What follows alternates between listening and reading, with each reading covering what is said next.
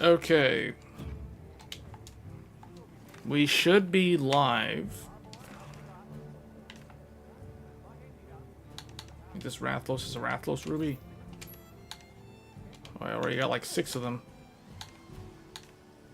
We will do the Uduna hunt. Alright, so this is going to be a different type of stream, but not really that different from the gaming streams.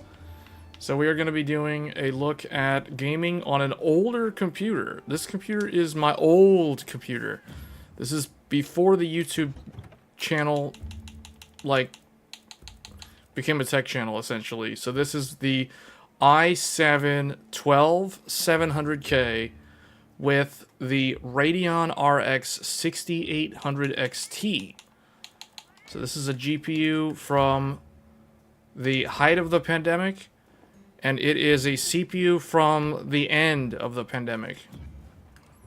So we're going to go ahead and take a look at how it handles playing one of the most demanding games to come out in 2025.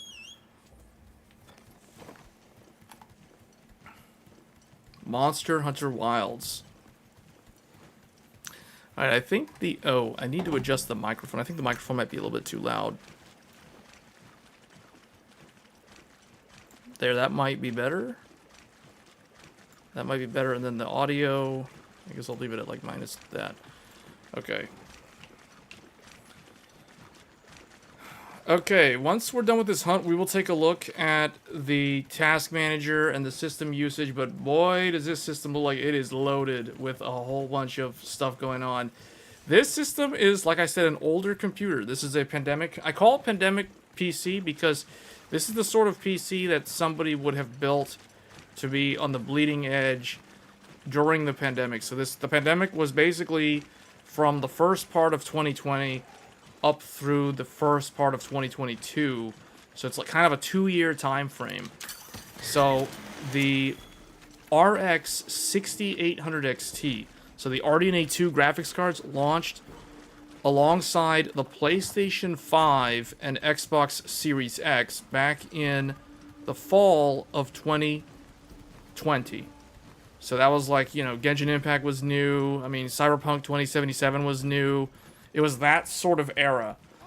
And the best CPU at the time was the Ryzen 5950X and the 5800X. Basically, the Zen 3 CPUs launched around the exact same time as RDNA 2. And then a year later, we got the CPU that we're using now, which is the Intel 12th Gen Alder Lake. This was the very first CPU from Intel to introduce the concept of big little, or P cores, performance cores, and E cores, efficiency cores. All right, let's start off with this thing. All right, here we go.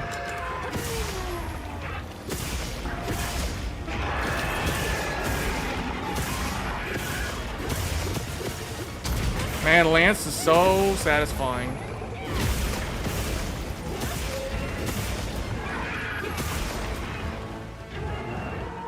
I can feel the latency. I can feel that DDR4 latency. Oh boy. This is what it's like to play on an older computer. We will go over the full breakdown of the settings and everything after this hunt.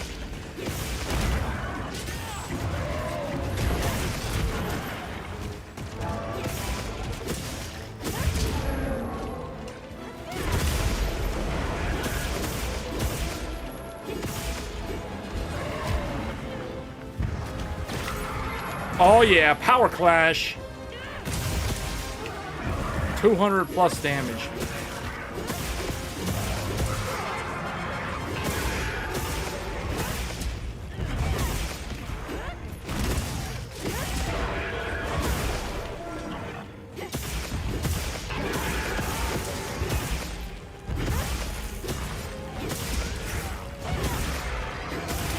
Using this older computer, we lose the power of DDR5, we lose the power of X3D, Instead, we have to rely on the power of E-cores to help. And then we also have lost the power of FSR 4. We are now relegated to FSR 3. Hey Mark, looks like you're the first one here. Or at least the first one in the chat.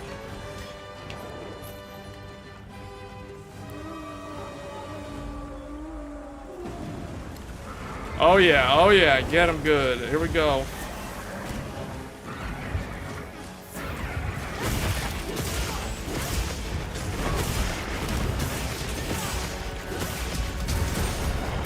Man, this game is showing like how older computers are struggling.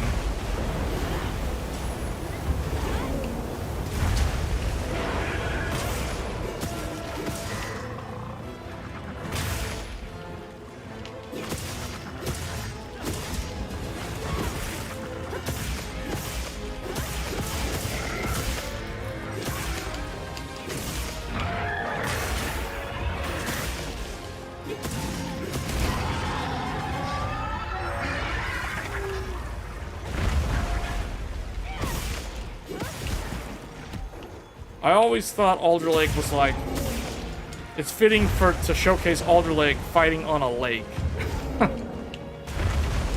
Hunting a monster on the lake. The Alder Lake.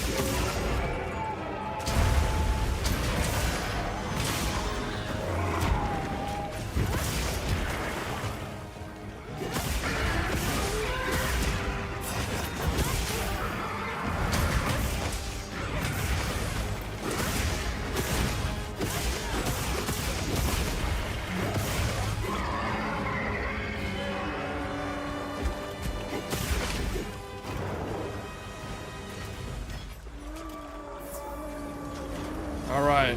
Where's he going now? Oh.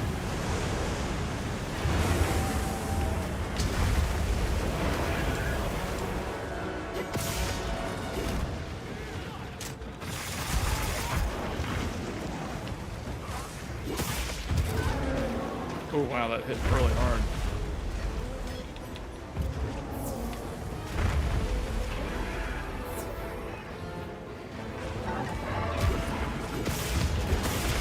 I've been meaning to showcase this older computer, or at least one of the older computers running Monster Hunter Wilds, to take a look at if all the complaints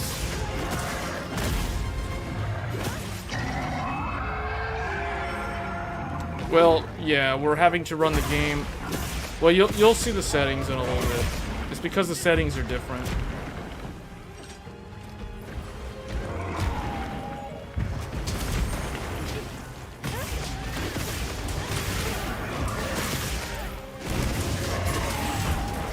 Got someone with a gun lance, a switch axe, and a longsword.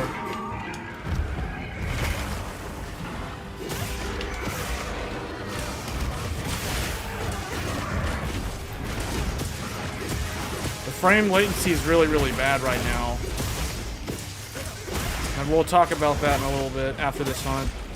This is kind of like the introduction to like the movie, and then it goes, it's like the prologue. Then after this, then we start talking about the actual settings and everything.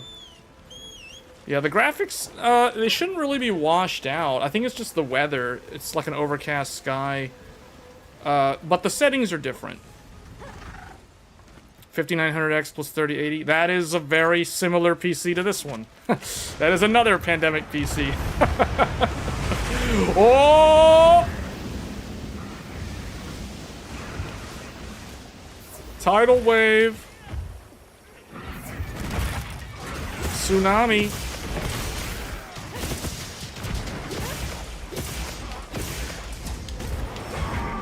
Oh man. What a way to start things off. The tempered Uthduna. The Uthduna of the pandemic.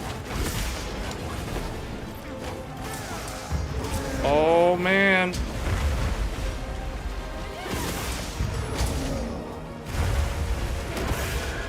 Here we go, people. Going all in. Going all in.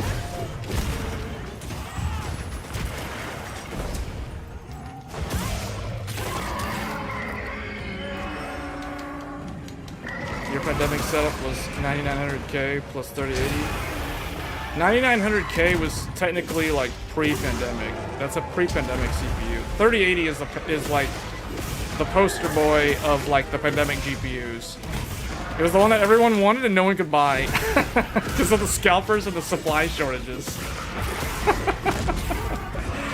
Oh man.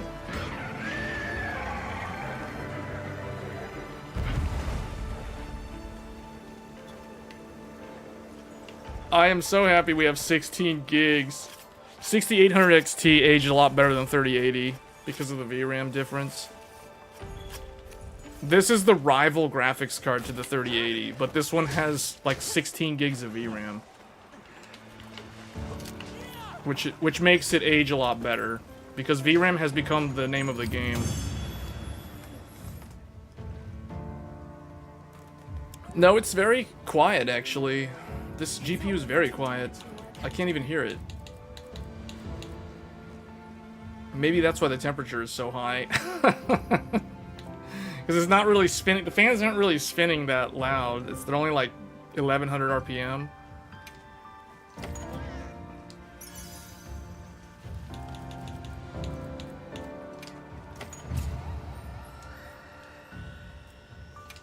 Hunter rank 110. Okay, now that that's over with, we can probably head back to the camp. Let me see. Oh, there's a Jindahad. And there's a Gormagala. I'm probably gonna hunt that Jindahad. But before I do that, let's just go here for now and let's look at the settings. Pandemic PC was i5 10400F and 10. All these people with 1080 Ti, I mean, that's what you had during the pandemic, so I get it. But technically, the 1080 Ti is not a pandemic graphics card because it didn't launch in the pandemic. It was 2017. So, but yeah, that's what you had. That's why I get it. But okay, so this, just to kind of show the settings or the specs. Here are the PC specs for the pandemic PC. So the 12th gen Intel was a CPU that launched at the tail end of the pandemic. It was still in the pandemic. It was like late 2021. So it was a year after the 6800 XT. The 6800 XT launched with Zen 3, so like a 5800X. I mean, I couldn't make up my mind. Like, I could have either streamed using the 5800X or the 12700K or even the 11700K. The 11700K is so garbage though that it would have looked pretty bad. So I mean, I've done the CPU benchmark video, so I know how all of them compare. Zen 3 has aged very well, in particular mainly because of X3D, the 5800 X3D. Now granted, 5800 X3D was at the very, very end of the pandemic. It launched in the spring of 2022. So it launched alongside the 3090 Ti, which was also at the very end of the pandemic. Because later that year, things got back to normal, and that was when we got 40 series and Zen 4 and 13th gen and all that stuff, and Intel's Arc GPUs. So that was definitely like post-pandemic, but like the very, very end of the pandemic was basically the 12th gen Intel, the introduction of DDR5, but no one purchased DDR5 back then. So this computer represents the typical sort of computer that someone could have built brand new in 2022, like early 2022, late 2021. That is what this computer represents. So we're talking 12th gen Intel i7-12700K with 64 gigabytes of DDR4, not DDR5. I know this CPU supports DDR5, but nobody bought DDR5 when this CPU launched, myself included. So this is the reason why I always pair this up with DDR4. So we're running 64 gigabytes of DDR4. Just to bring up Task Manager here. What happened to this? Oh. Okay, just to bring up Task Manager. Okay. So here is the CPU in Task Manager. The 12th Gen Intel Core i7-12700K. Alongside 64 gigabytes of DDR4 memory running at a speed of 3,000 megatransfers per second. So that's DDR4 3,000. Unfortunately, this CPU cannot do 4 sticks of dual rank. This is dual rank memory. This is DDR4. So DDR4 typically a 16 gigabyte DIMM was usually a dual rank DIMM until the very end of DDR4's lifespan when they finally got single rank. That was 16 gig sticks. Now, I don't have any single rank 16 gig. All of mine are dual rank. So that is the reason why we cannot do 3200 or 3600, because I will blue screen every single time I try to run the memory at 3200. Now, this memory is rated for 3200. So we're running 4 sticks of dual rank at 3000 because 3000 is stable with 4 sticks on a 12700K. Now, my 5800X has a much better memory controller than the 12700K. I can run the same exact memory at the full rated 3200 megatransfer, the XMP profile, with my Ryzen 7 5800X. So we may showcase that CPU in the future as well to show how that CPU has aged, because I really think that Zen 3, for whatever reason, has aged very, very well. In particular, it does really well in this game. It does really good in Final Fantasy XIV Dawntrail as well, when I looked at that game last year. So Zen 3 is like a magic CPU generation from AMD. That CPU launched in the fall of 2020, so it's a whole year older than the 12th gen. It is between the 10th gen and the 11th gen in terms of how old Zen 3 is. So you had 10th gen, then you had Zen 3, which is Ryzen 5000, and then you had 11th gen, and then you had 12th gen, and then you had Zen 4, which is Ryzen 7000. So it goes in that order. So 12th gen is actually a whole year younger than the 5800X, but I don't have a good memory controller on this CPU, so I'm stuck at like 3000 mega transfers for my 4 sticks of memory, because you know how I am with the 4 sticks of memory. So 4 sticks of memory is what we're running. So, hey Matt, your 10700K can only do 34 for DDR4. Couldn't even run 36. Are you talking 2 sticks or 4 sticks? Because I'm pretty sure if I was doing 2 sticks of memory, like if I take 2 of these sticks out and do a total of 32, then I'm pretty sure I can run 3200, which is the rated speed for this memory kit. But because you know how I am, we're running 4 sticks. We got to make things hard. 4 sticks of memory is just too much for the 12700K to handle. The maximum speed I can do is 3000.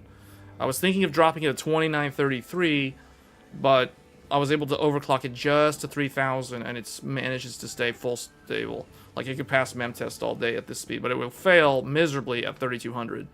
So, we're doing 4 sticks for a total of 64 gigabytes, and you can see we're currently using 24 gigabytes of memory right now.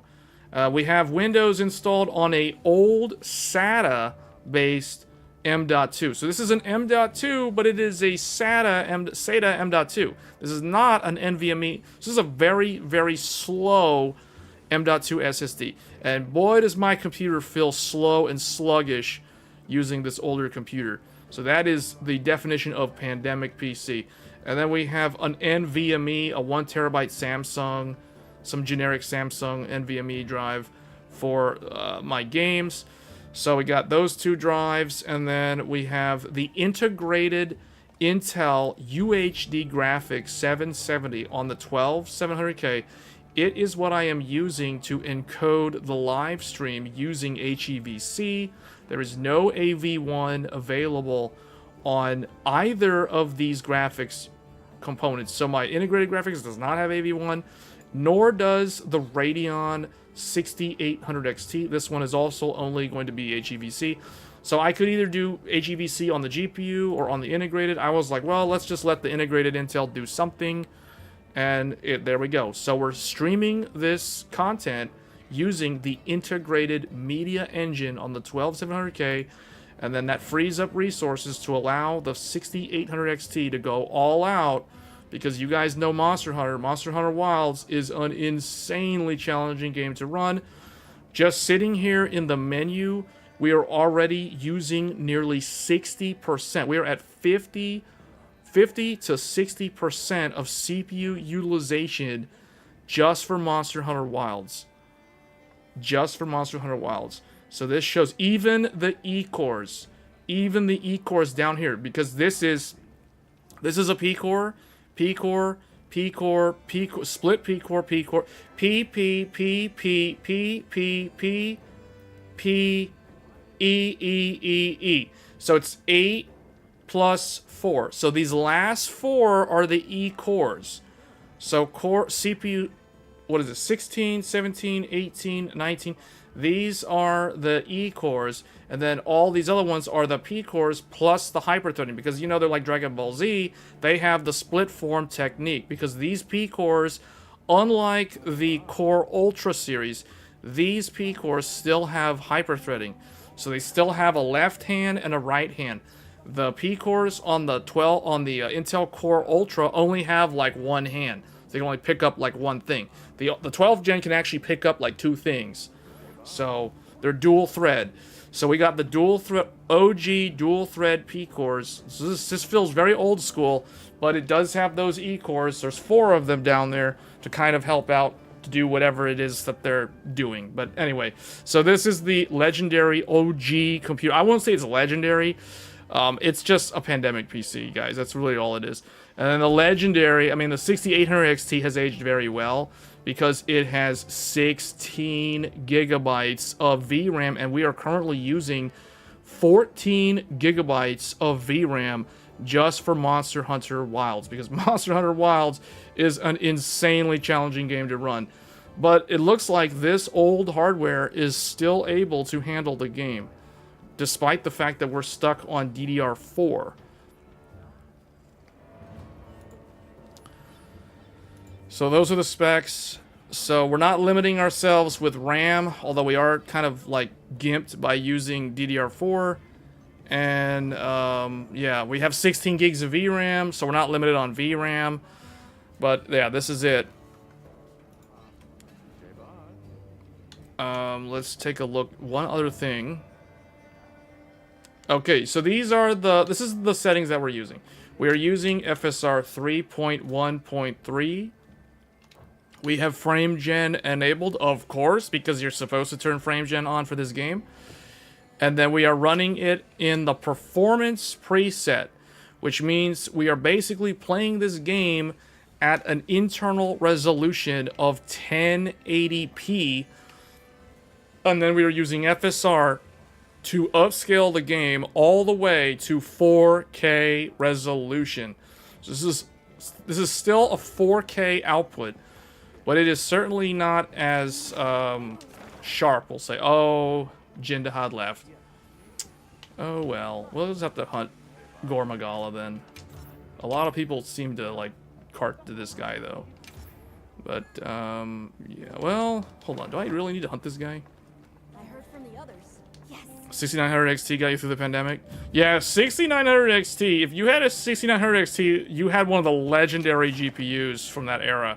That GPU, it held up against NVIDIA's most powerful graphics cards. It went toe-to-toe with them, and it was significantly cheaper than them, despite all of the price hikes due to scalping and supply shortages.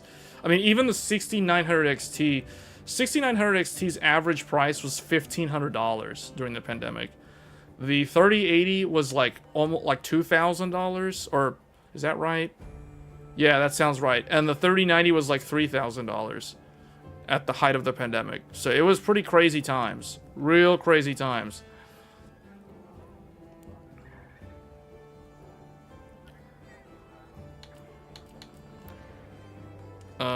Let's see. What are my investigations? Do I have... Oh, I have a Gormagala. I got a few of him, actually. So we got one left. So if he goes away, support ship will depart soon. Let me go see what they've got down there. But boy, I can feel the frame latency in this game. There is some insane frame latency with this older hardware. And I think it's a combination of DDR4 and the fact that this GPU and CPU are severe bottlenecks for this game. So just to kind of show the normal, like people want to see the natural performance. So let's remove frame gen to reveal the truth. Let's reveal the truth of a Pandemic PC's performance. So there we go, guys. There you go. Now you can see the truth. The truth has been revealed. The mask has been uplifted. Now we can see 40 FPS on a 12700K plus 6800 XT. And this is 1080p upscaled to 4K. 1080p gaming on a 12700K. This is the truth. The mask has been removed. Batman's mask has been removed. We can see the true performance now of a Pandemic PC in Monster Hunter Wilds. Oh man.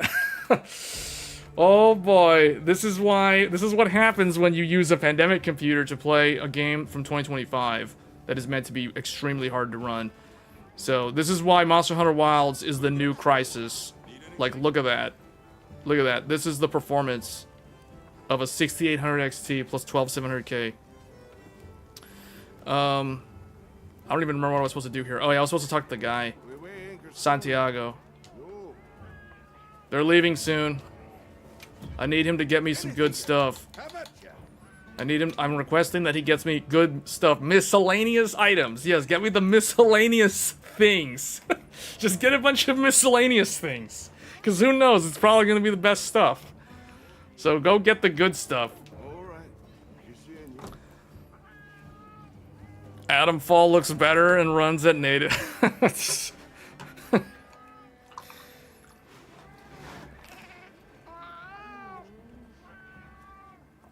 Well, Capcom was going for a certain look with this game. They weren't going for, like, realistic look. They were going for this weird, like, almost like a dreamscape style.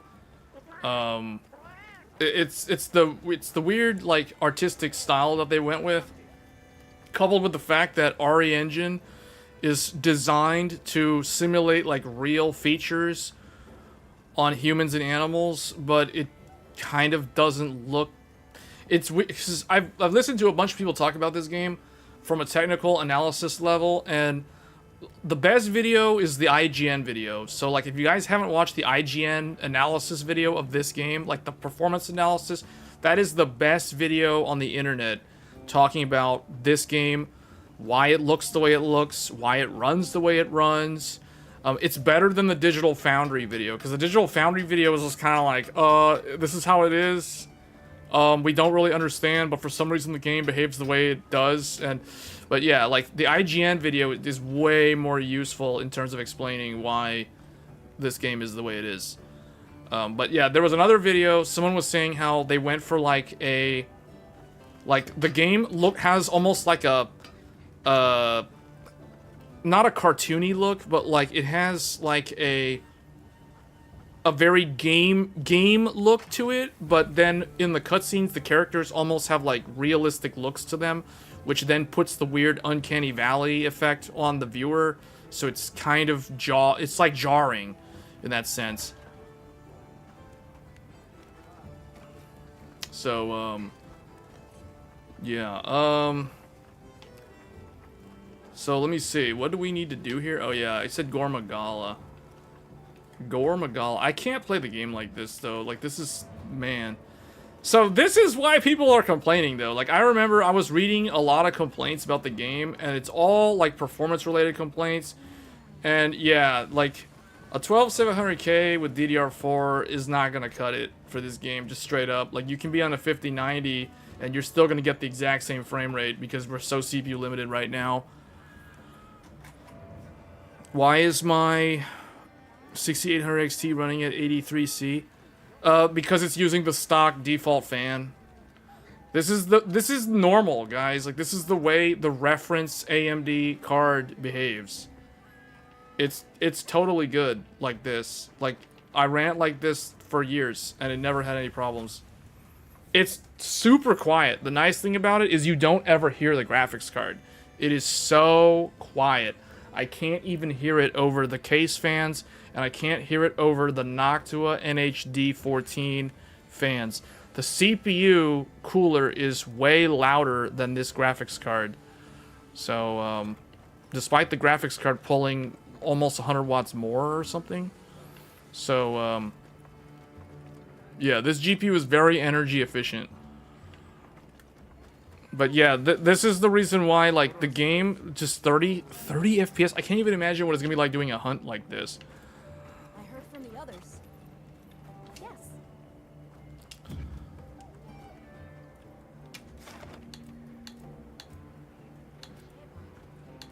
Oh, wait, I was going to go and hunt, if he's still available. Oh, he's still there. Let's get the Gormagala.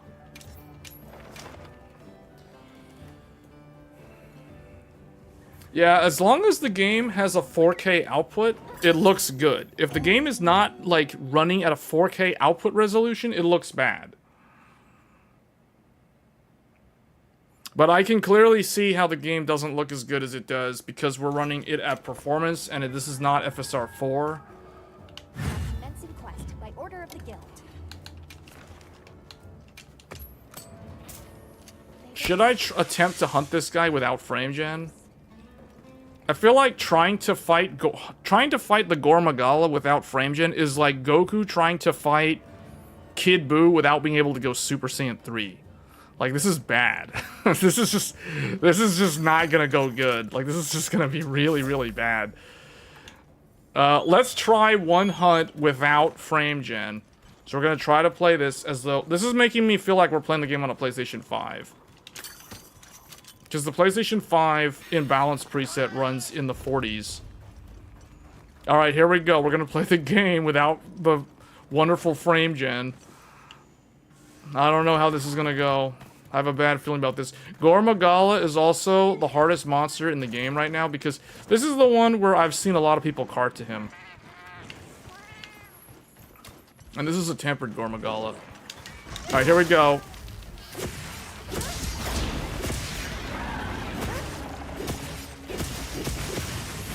Okay, at least it's not like sub 30 or anything. So far, 45, it's like 45 frames per second. We tend to also be more GPU limited in this scenario.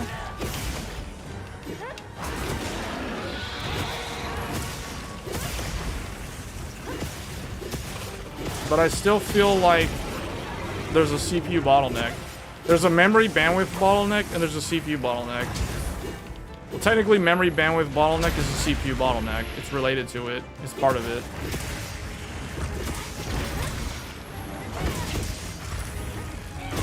Man, it does, like, the way animations look at 40 frames per second makes me feel like I'm playing the game on, like, a PlayStation 2.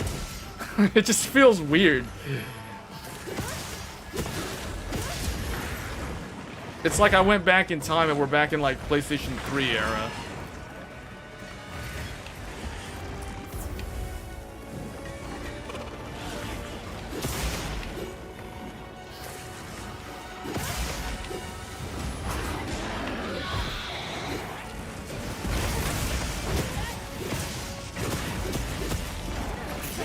The town is a CPU bottleneck. The whole town is CPU bottleneck. The graphics card doesn't actually matter at all in the town. It's all CPU. In fact, this game is more CPU and memory limited than it is GPU limited.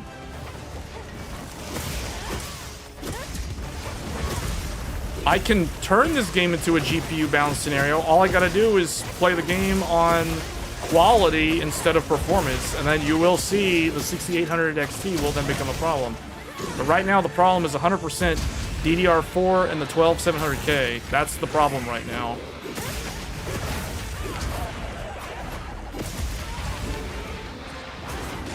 Because I could put the 6800 XT in the... Oh, he almost got me. Whoops, I don't want to do that. I could put the same GPU with a 9950X 3D, and we will gain like 30% improvement in FPS, even with the exact same graphics card. Assuming we're playing at the exact same settings.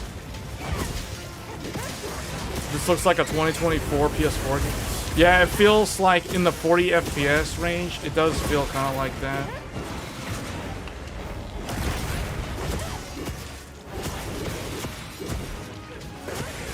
I can't see. I can't see. It's like everything is in slow motion. Everything has a very cinematic feel to it.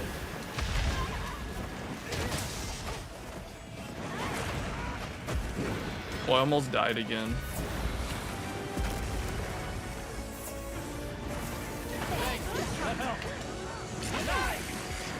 Oh, he got him.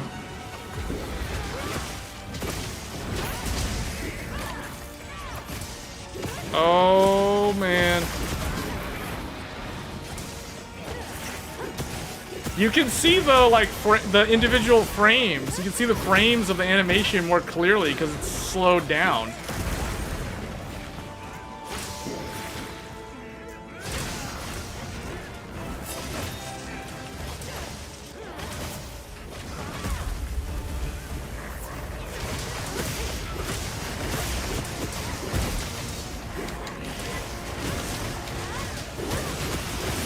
Oh, man. Well, I have to say, though, technically, I can't say this is unplayable. This is not a very good experience. It's not the best experience, but the game is playable. It is playable with a Pandemic PC without frame gen. It's just not ideal. It's not an optimal experience, but this is definitely playable. It's not like it's dipping below 30 or anything. So by Capcom's point of view, it's good. Like they would sign off and say this is totally fine. Yeah, somebody just died. Someone died? Oh boy. Oh, now he's going after me.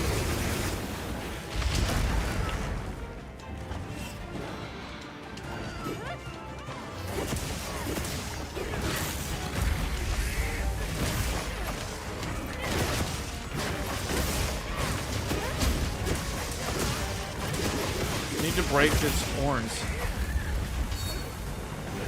Oh, he fell down. Now's a good time to heal.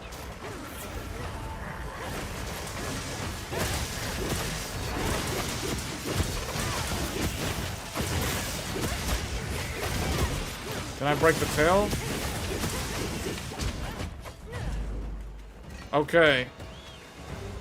This is playable. It's not how I would normally play the game, but it is definitely playable.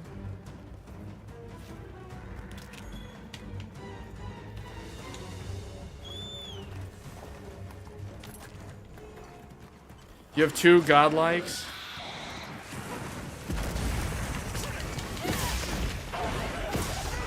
You have the Z790 and the X870E.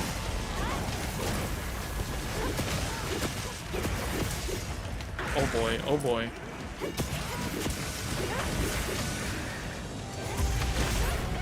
Yeah, Gormagala hits really hard. That's why I don't like fighting him without a shield. See what I mean? Look, I didn't block him, and I almost took 50% right there. Ooh, he's really trying to kill me. He's mad now. Alright. I used to put the friendship bracelet on so I could heal the whole group. I might need to put that back on.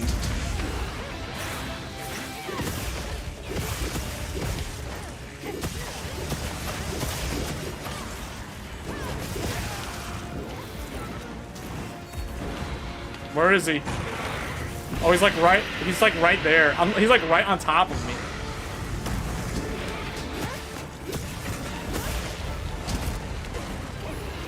This 30 frames per second thing is like scaring me, man. It's like I don't know what's gonna happen. He just killed somebody. Oh! What? Oh, I have no more potions. What? That was my last mega potion. He almost killed me. That would have been game over. We can't...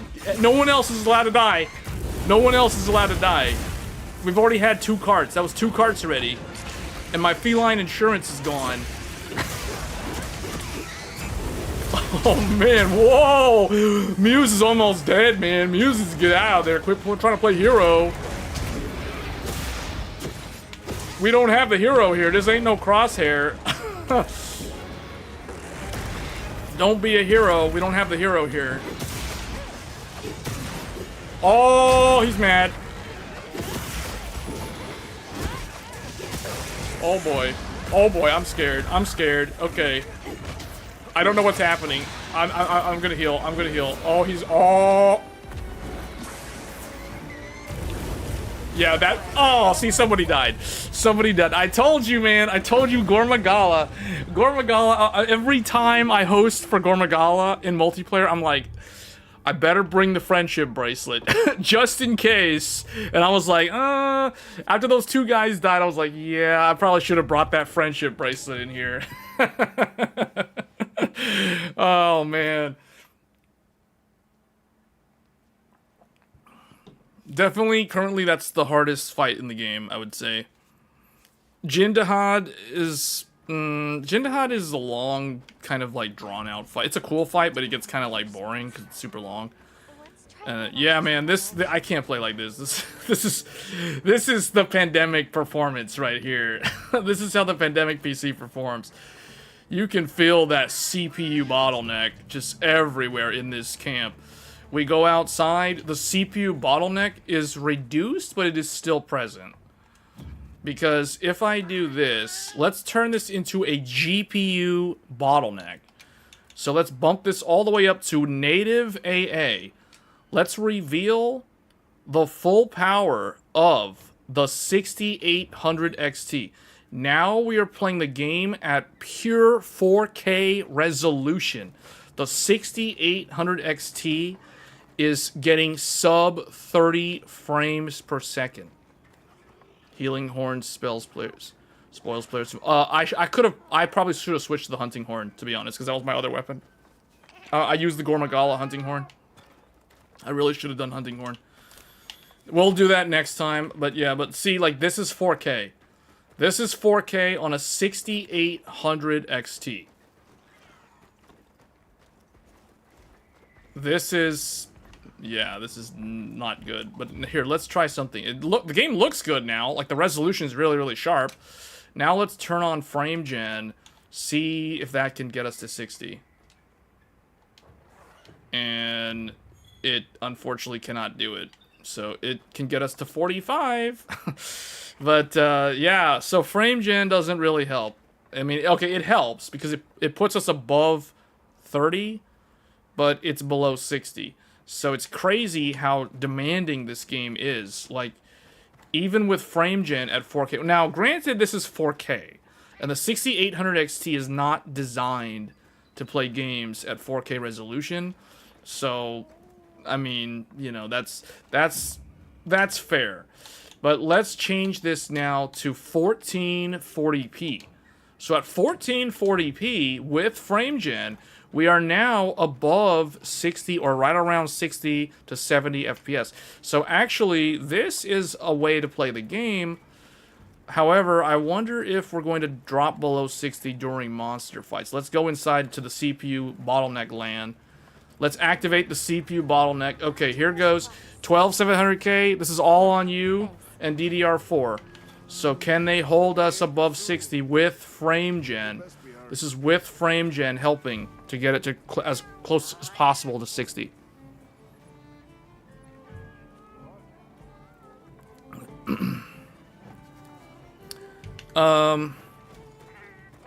So here we go.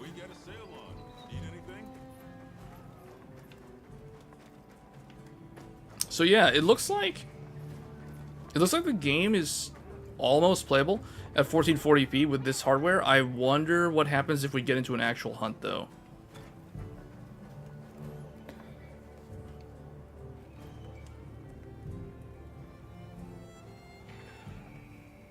Steam has a frame gen program called Lossless Frame Gen. What is that? I've never even heard of that. Steam has a program called Lossless Frame Gen. What is that? How do you activate that?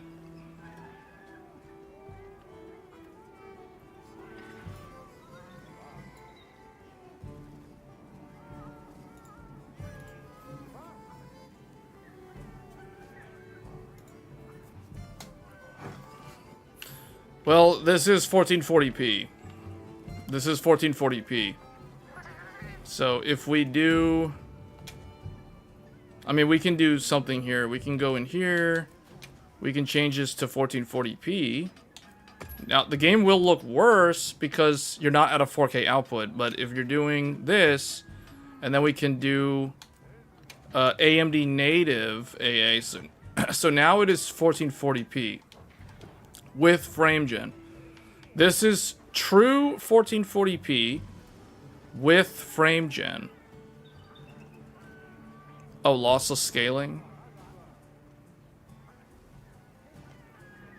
Is that like a setting or something that you turn on outside of the game?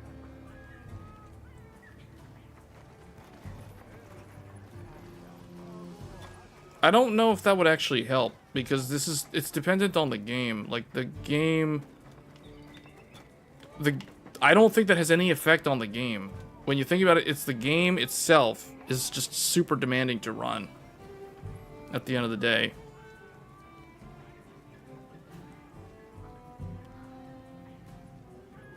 It's an open source scaling program that can run FSR on any window.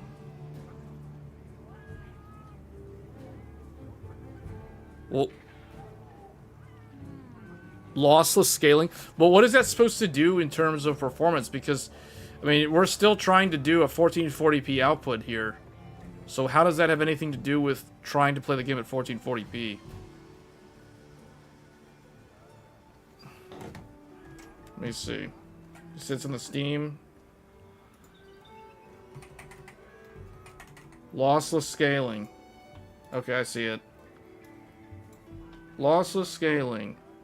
All-in-one gaming utility for scaling and frame generation.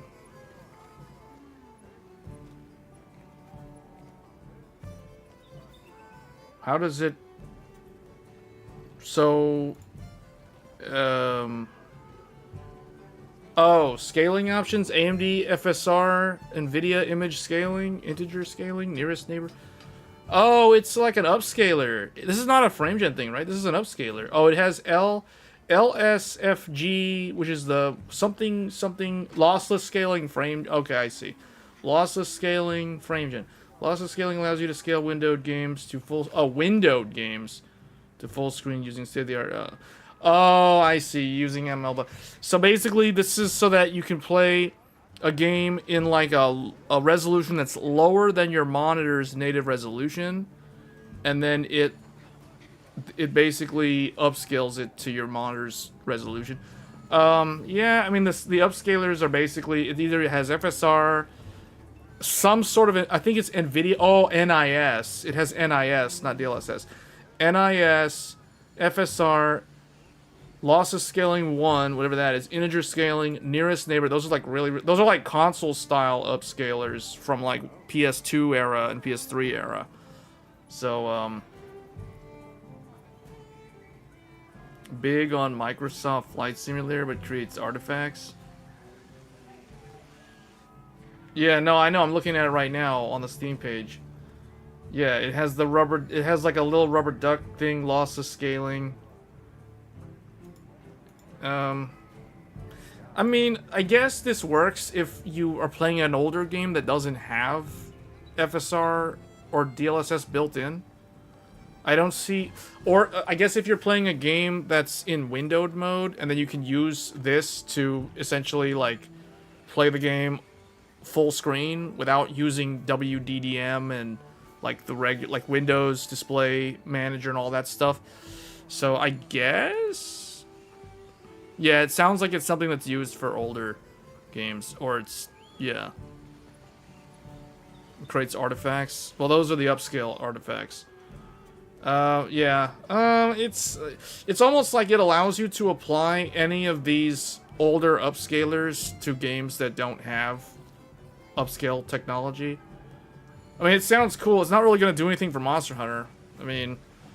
Like, you really want to play this game at, like, 680p or 480p or something and then stretch it all the way using one of these? It's not going to look good, I can tell you that right now. The game already has a hard enough time as it is to look good at any resolution lower than a 4K output resolution. So, like, the thing with this game, somebody pointed it out in one of the previous streams. This game only looks good at 4K output. So it doesn't matter if you're using, like, AMD, like, performance or whatever. As long as the output resolution, as long as this is 4K, it looks good. Like, anything less than 4K, like, this looks okay because it's 1440. Because 1440 has an okay amount of pixel information to begin with. You'll notice it coming from 4K. Yeah. Yeah, that's why I don't think that would really do much for this game.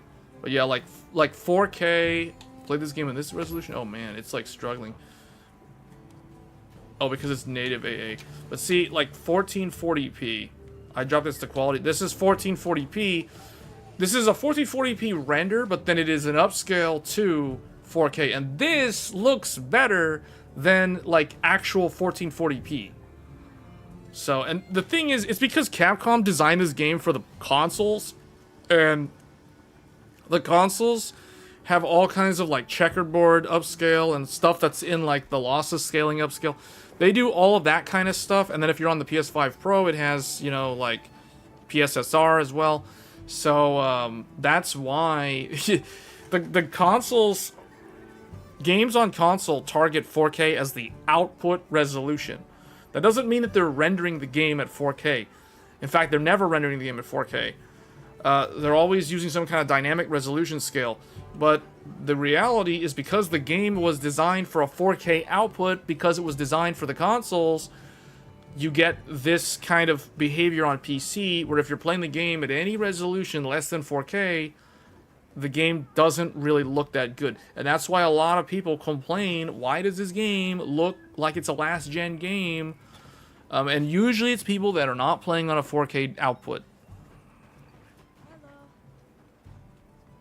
So, that's one thing that I've observed testing it with a bunch of different setups, a bunch of different resolutions. Like, so, okay, 1440p. I think this is probably playable. We're probably going to try a hunt with, see, but the fact that it drops to like 50 in the town is like very worrying.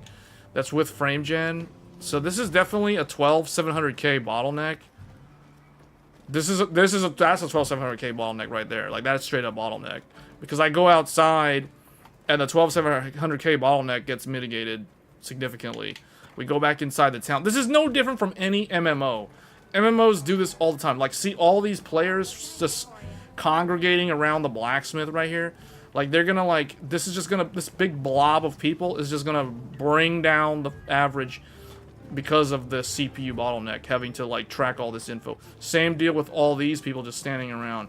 This is what's killing the performance right here. It's these other players standing around in the lobby.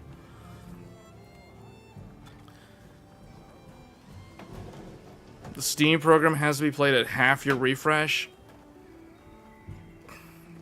Well, my refresh rate is 240 hertz, so I mean, I guess 120 hertz is not that bad, but still, yeah, you know.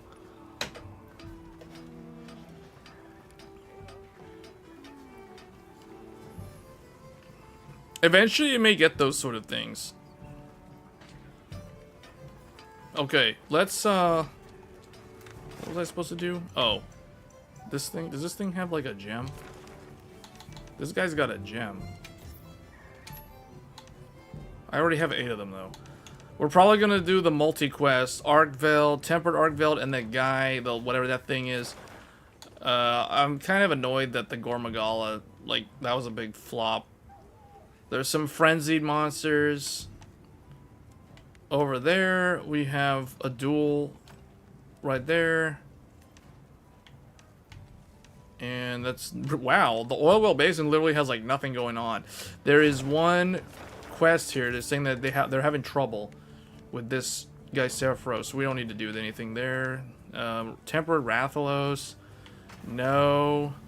Yeah, we're just gonna do this one, I guess.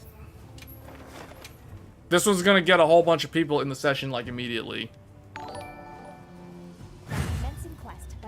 If you donate, it helps purchase hardware for this channel. Super chat your questions. Yeah, and that, yep, it does help. It also does help guarantee that you get your question answered, because sometimes the chat just keeps on scrolling and I can't see the question, guys. So, and depending on the question, sometimes the question turns into its own video. Like, that has happened a couple of times, where someone asks a question, I end up having to go into such detail where we have to use paint, and then that turns into its own video. So there is also the chance that that happens too. Oh wait, before we go out there, I need to restock. I heard from the others. Completely forgot about this. I got like no heal items. Where is the... Oh. Mega Potion. This is going to be a longer one because there's going to be two. Alright, let's try... Oh man, sub 60 again. Alright, let's try this hunt. We're going to try using frame gen plus 1440p upscaled using FSR 3 to 4K. So let's see how this goes. I don't think this is going to go well. We're already at 46. Okay, yeah, no. I'm not doing another one of these sub 60 FPS hunts.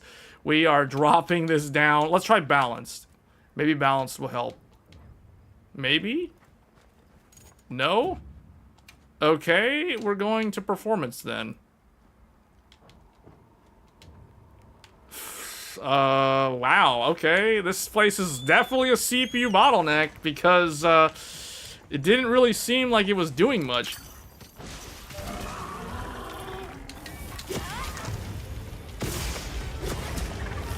Alright, here we go.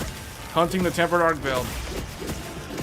This is the one that you host for this, and you get like 3 other people instantly.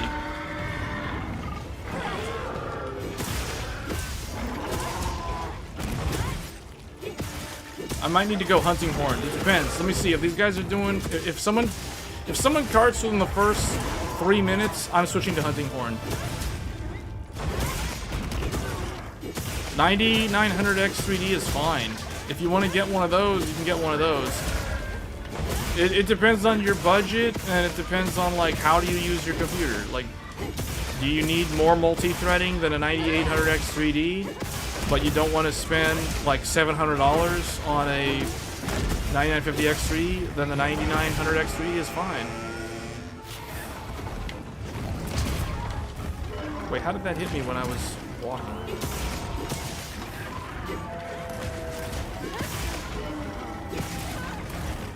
Oh wow, even I almost died there.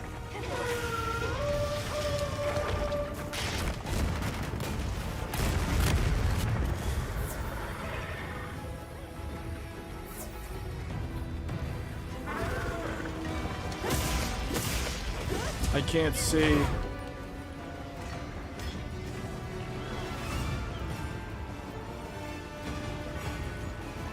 Did he take damage from the thorns? Did Arkville literally just walk into the thorns and take 100 damage?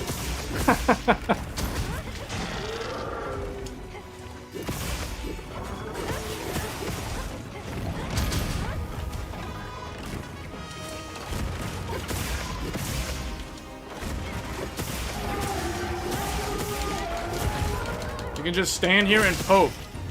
Just poke at him.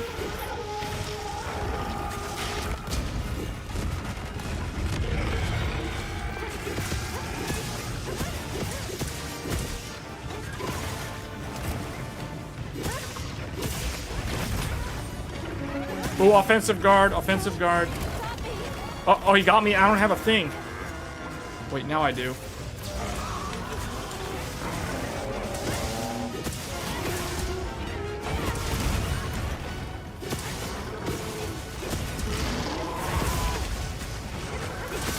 Get him.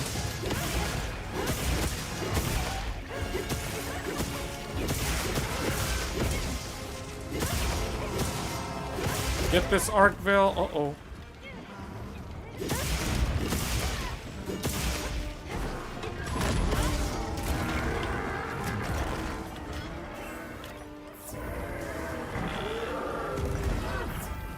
So it does look like 1080p, the 6800 XT is good for 1080p for Monster Hunter. With frame gen. With frame gen.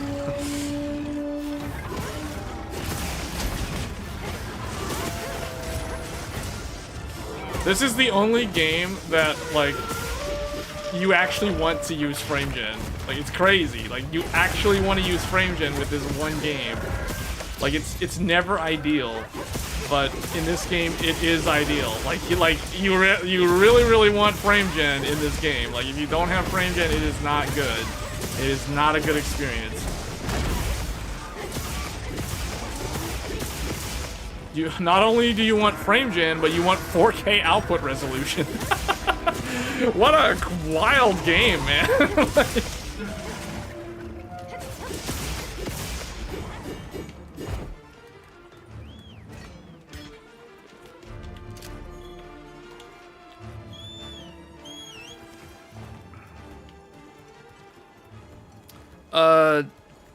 9950. Wait, what are we talking about? 9900X 3D is fine. Uh-oh, somebody got him. Hold up. Wait, what?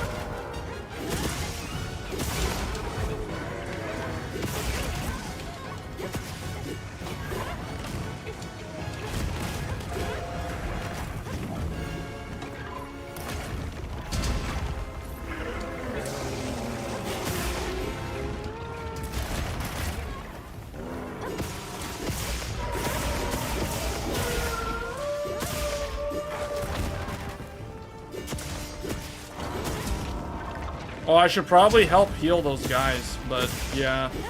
Should I switch to the hunting horn to heal them? No one's died yet, though. I feel like Arkvale, for some reason, Gormagala, everybody dies to Gormagala.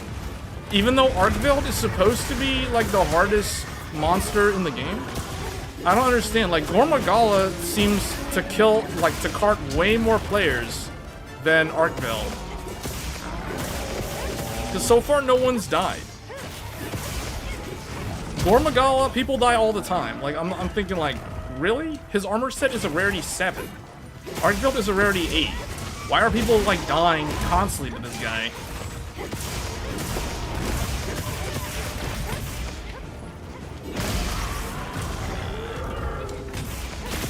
There. Did 800 damage on that. Poke. Poke.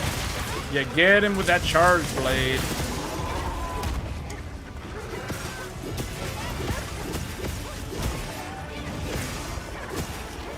Oh, man. Oh, whoa, he did some damage to me somehow. I'm not even sure how. Oh. Doshiguma showed up. Someone dealt 1,500 damage. There's 2 Doshigumas. Who keeps on flashing? Why?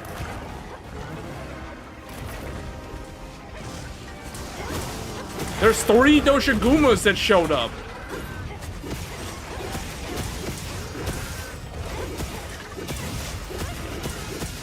This is like, we're like Krillin and Gohan fighting, like, Vegeta on Namek, and then, like, the Ginyu Force just shows up and starts beating up Vegeta. That's what this feels like. Like, what? Okay, Captain Ginyu, I'm out of here.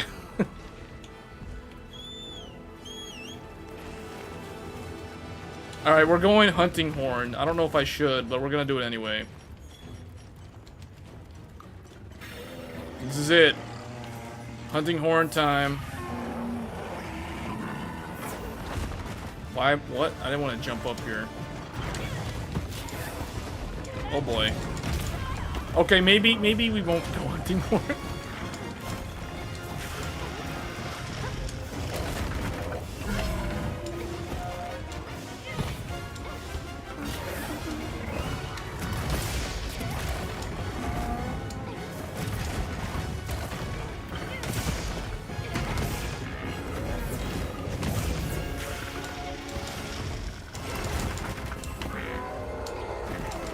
I need to get affinity up and health recovery up.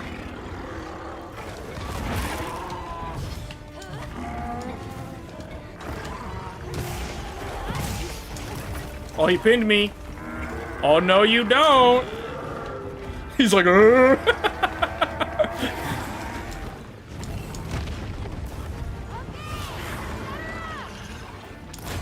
All right, we're going affinity up. Affinity and a health recovery up. Earplugs L. Here we go. Why is he flying like that? He's flying into a wall. Wonderful. Oh, he fell down. Okay. Someone's gonna trank him. It's over. It's over.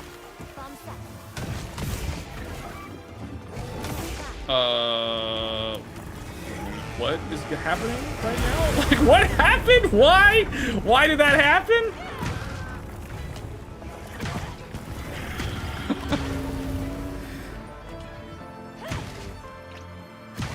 Play the music.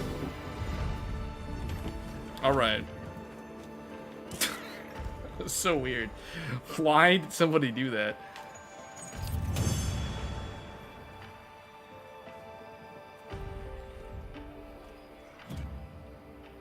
Well done, Hunter. Now let's continue our The only thing that I needed was this thing, the Hunter Symbol 3. Although these are good to have.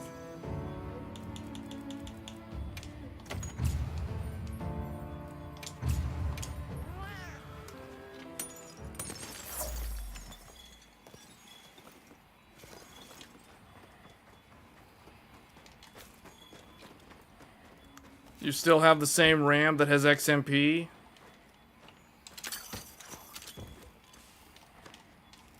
There's nothing wrong with XMP. You want to know if you should get RAM with it. No, you don't need to. No, just use the same RAM.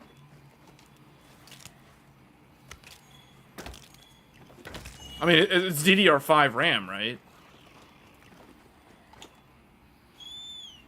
As long as it's DDR5 RAM, I mean, there's no reason... Like, what is the speed on it? Is it old DDR5? From the pandemic era? Like, DDR5 5200, 4800, 5600? That type of speed?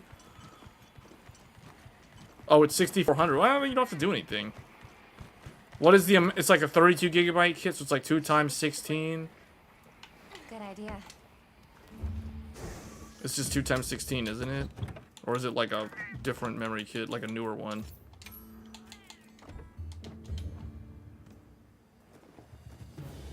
Oh, it's 64. Oh, then you don't have to do anything. Yeah, you don't have to do anything. Like, that will work fine.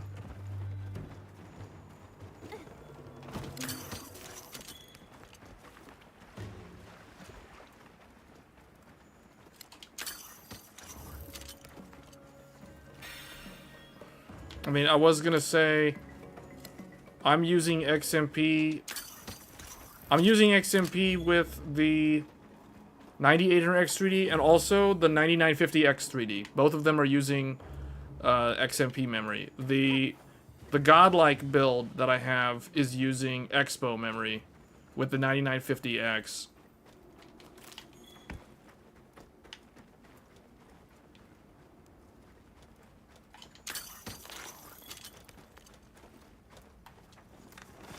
The fact that this game hugs 60 FPS, like, in the field, is very telling of the experience of playing the game. No, DOCP is not the same as Expo. DOCP is an Asus thing. This is 4K output. This is 4K output, but we are playing the game at 1080p. So this is 1080p using FSR3 upscaling all the way to 4K resolution. And then for the stream, we're downscaling it back to 1440p.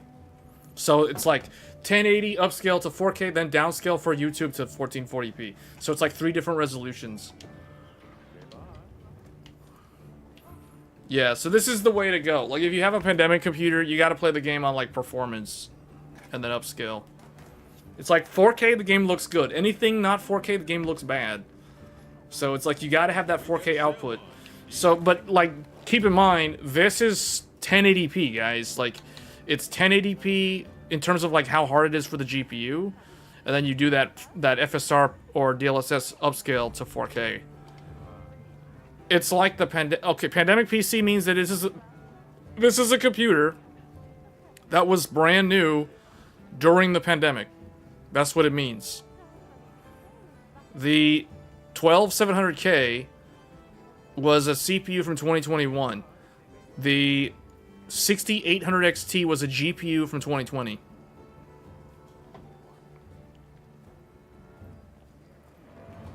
You heard the news concerning the AMD Zen 6. I have not heard anything about Zen 6. All I know is, like, Zen 6 is supposed to have more cores per CCD. That's the only thing I know about it.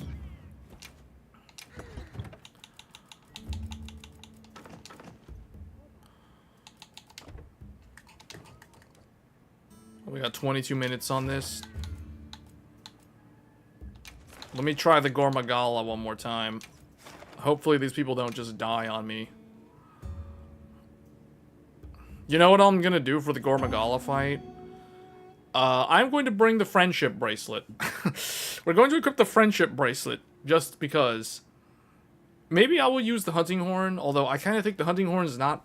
It shouldn't be necessary. Order of the guild. But maybe we are gonna need it, actually. They've issued us supplies. Now let's put them to use. Oh, another thing that they need in this game, they need this thing, wide range 4. They need to have something where, like, in Monster Hunter World, you could go to, like, a box to change your items. They need to have that in this game. Like, having to go into the tent every time is really annoying.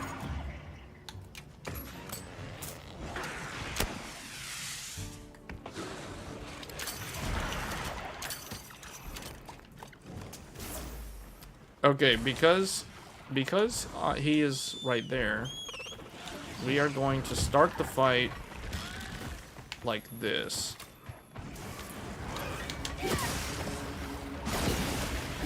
We're gonna start the fight with the Rocksteady and the Lance.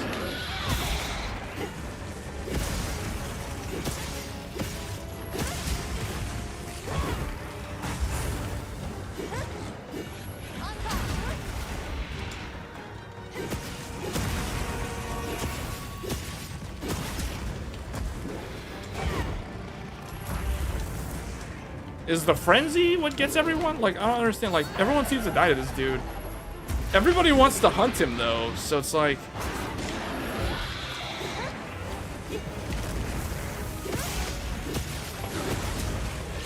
What's the news with Zen 6? Or is that it? That's gonna be like 12 core CCDs. Or up to 12 core CCDs.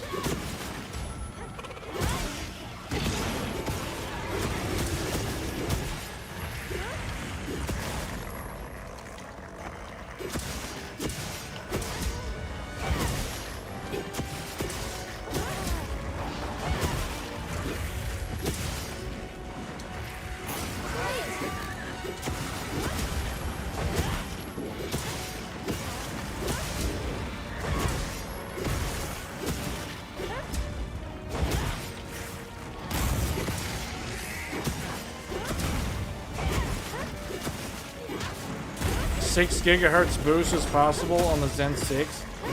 Well, they're all going to be on new process nodes, so I would imagine it would be capable of doing something like that. Yeah, but Zen 6 won't be out until like 18 months from now.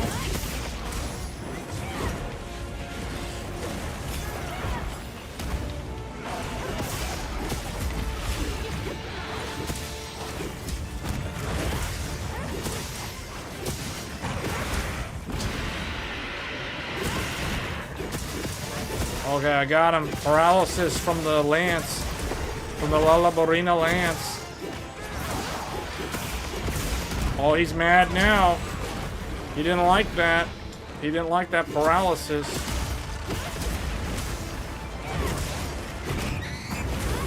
Oh, wow. Whoa, that's a lot of frenzy.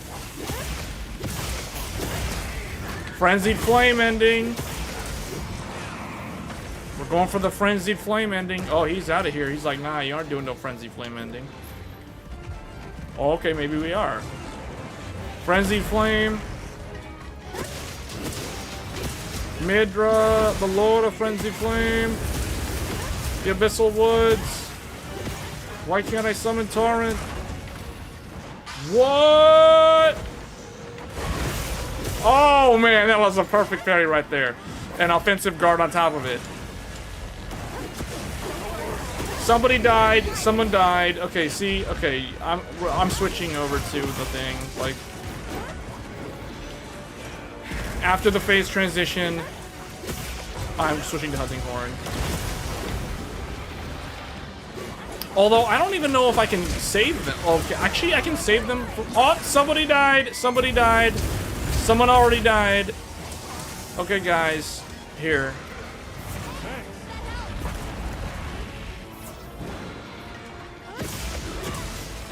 If someone else dies, it's game over already. See what I mean? Like, Arcvale was, like, so easy. This dude, it's like, I don't know, man. He just, like, one-shots people. He just, like, steps on someone and they die. Paralysis. Paralysis. Why am I missing all those pokes? Oh, yes. There goes that tail. There goes the tail. He's mad. He's really mad now. He doesn't like that. Oh, yeah. Get off. Here we go. 1, 2, 3. Fall over. Humpty Dumpty. 1, 2. Here, poke, poke. Oh, man. This frame rate, it's like right around 60. I can feel it. And this is with frame gen. This is kind of weird. Latency feels so bizarre.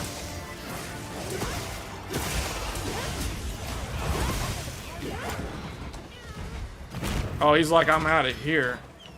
All right, we at least wait. This is not the tail. What is this? This is some random deer. Like what?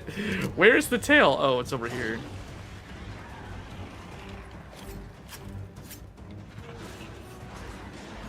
All right, at least the tail dropped.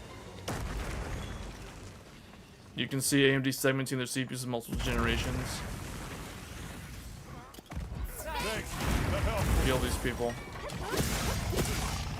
I'm kind of scared to go Hunting Horn against this guy, just because people get one shot to him. I'm thinking, like, what if I get one shot?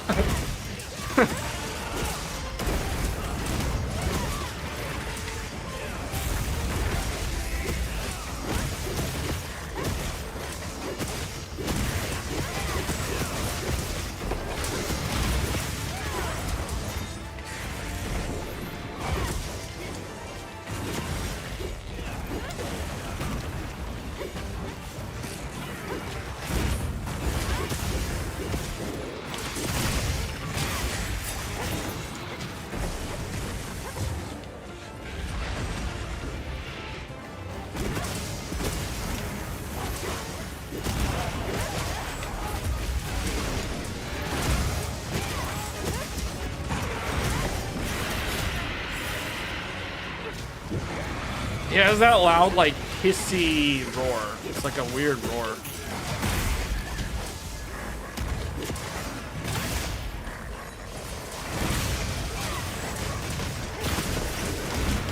Got him.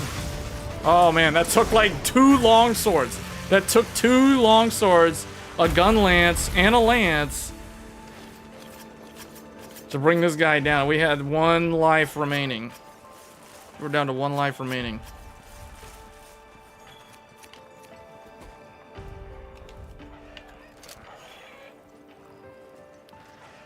Desktop's supposed to be 1224 32. Wow, that's going to further encroach on Threadripper's market segment. Because Threadripper starts at 24. Actually, technically, there's a Threadripper Pro that has 16 cores. But, like, Threadripper generally is, like, 24 cores, 32 cores, and up. So, if they offer a 32-core Ryzen, that is definitely going to cannibalize, or at least reduce the reason for someone to get a Threadripper. I mean, Threadripper is still going to offer better PCIe lane count and bandwidth and stuff, and like quad channel memory, 8-channel memory. Unless AMD or Intel, I feel like if AMD and Intel really wanted to do something really to change up the desktop market, they should introduce quad channel for like a consumer platform. I don't understand why we don't have quad channel memory on desktop outside of like Threadripper. To me, that's bizarre. In 2025, that the desktop platform is still dual channel.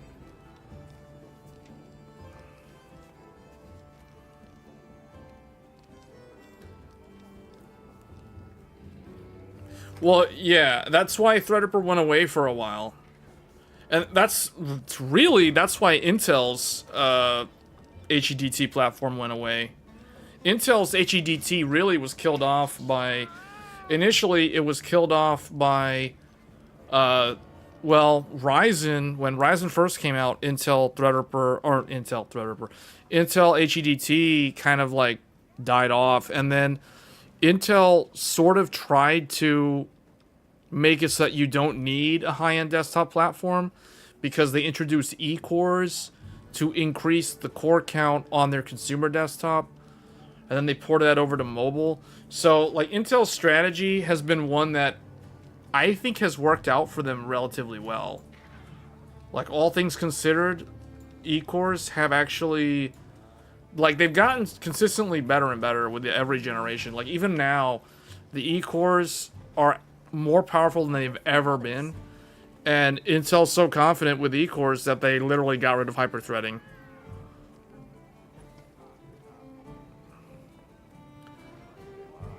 You just got 9800X3D. Would you say is good with the 9950X3D have been better? Or 99... Okay, when you say 9950, what does that mean? Are we talking... Are we talking 9950X, or are we talking 9950X3D? There's literally like two different ones. There's two different 9950s. So it's like that. I assume you mean 9950X3D in the context of the question. But the answer lies in, like, do you actually need more multi-thread? That's really all there is to it. If you need multi-thread, then yes, the 9950X3D is just straight up better than the 9800X3D. In gaming, they're about the same. You'll never really notice the difference. They're basically identical in gaming, and the 9950X3D is significantly better at, like, any sort of productivity-related task. Well, then, in that scenario, then you did the right thing, I guess. I mean, I don't know. Like, you say you just game. I assume that means that you don't do anything with the computer outside of gaming, which means that you probably don't need a 9950X3D.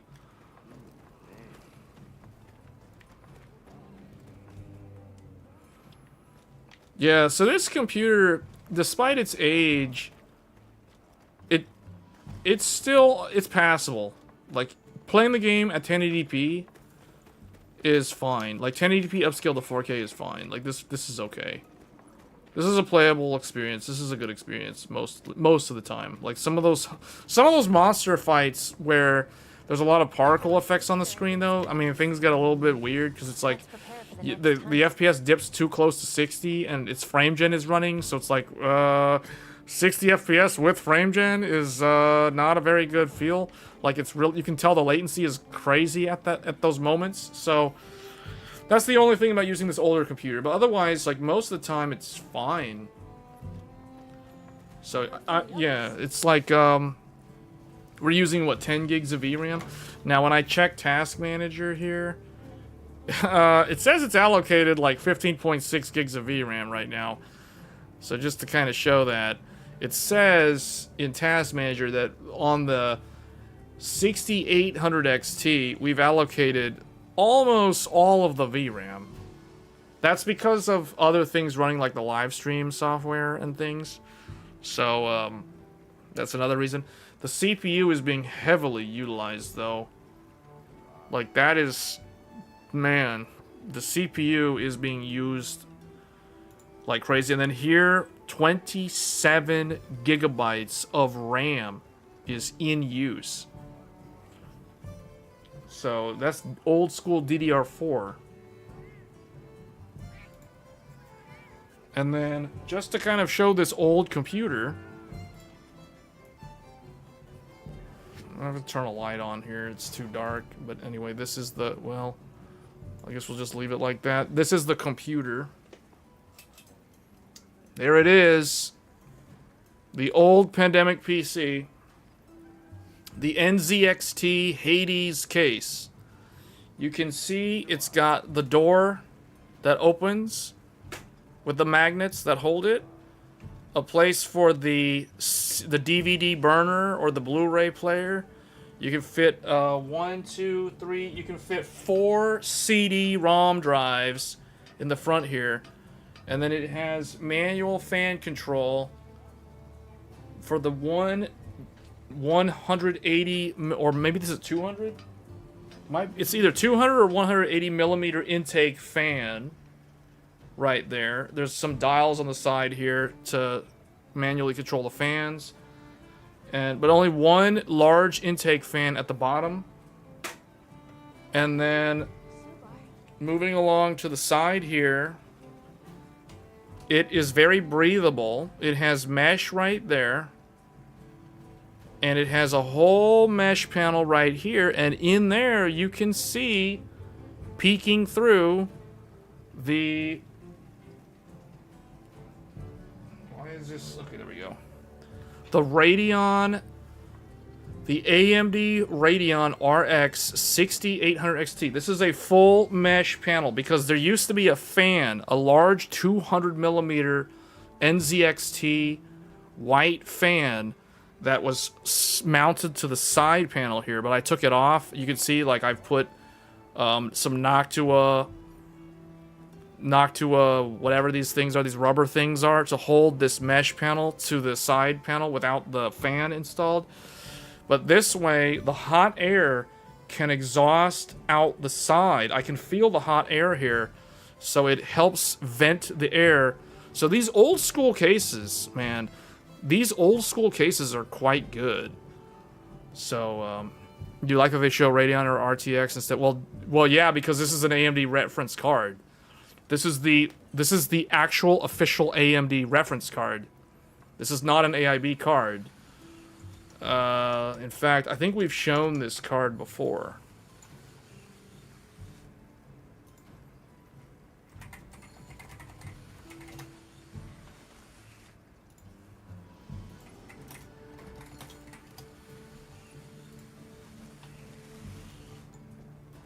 Yeah, this is the card. Where is the thing?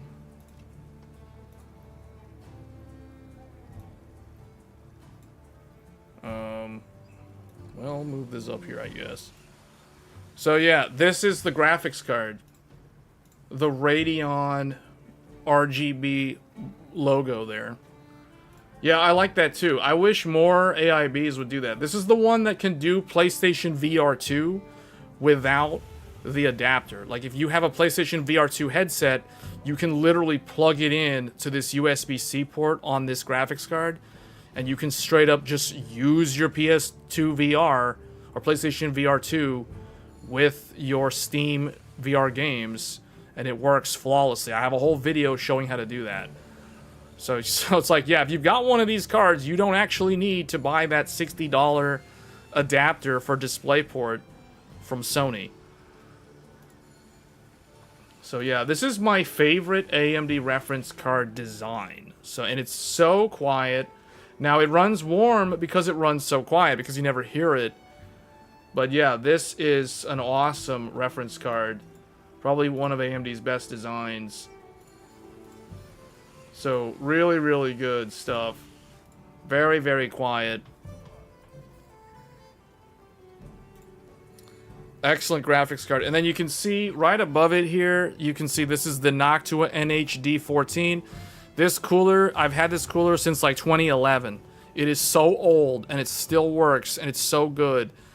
I had to get the LGA 1700 mount so I could mount this to the 12700K because this cooler was so old that it did not support, not only did it not support 12 gen, it also did not support AM4 and therefore AM5. So I needed to get Noctua's new mounting mechanisms so I could use this with a Ryzen CPU as well as Intel's 12th gen, 13th gen, all those CPUs. 14th gen, Intel Core Ultra, all of those. So the fan curve by default was not aggressive enough to run good temps for the 6900 XT reference.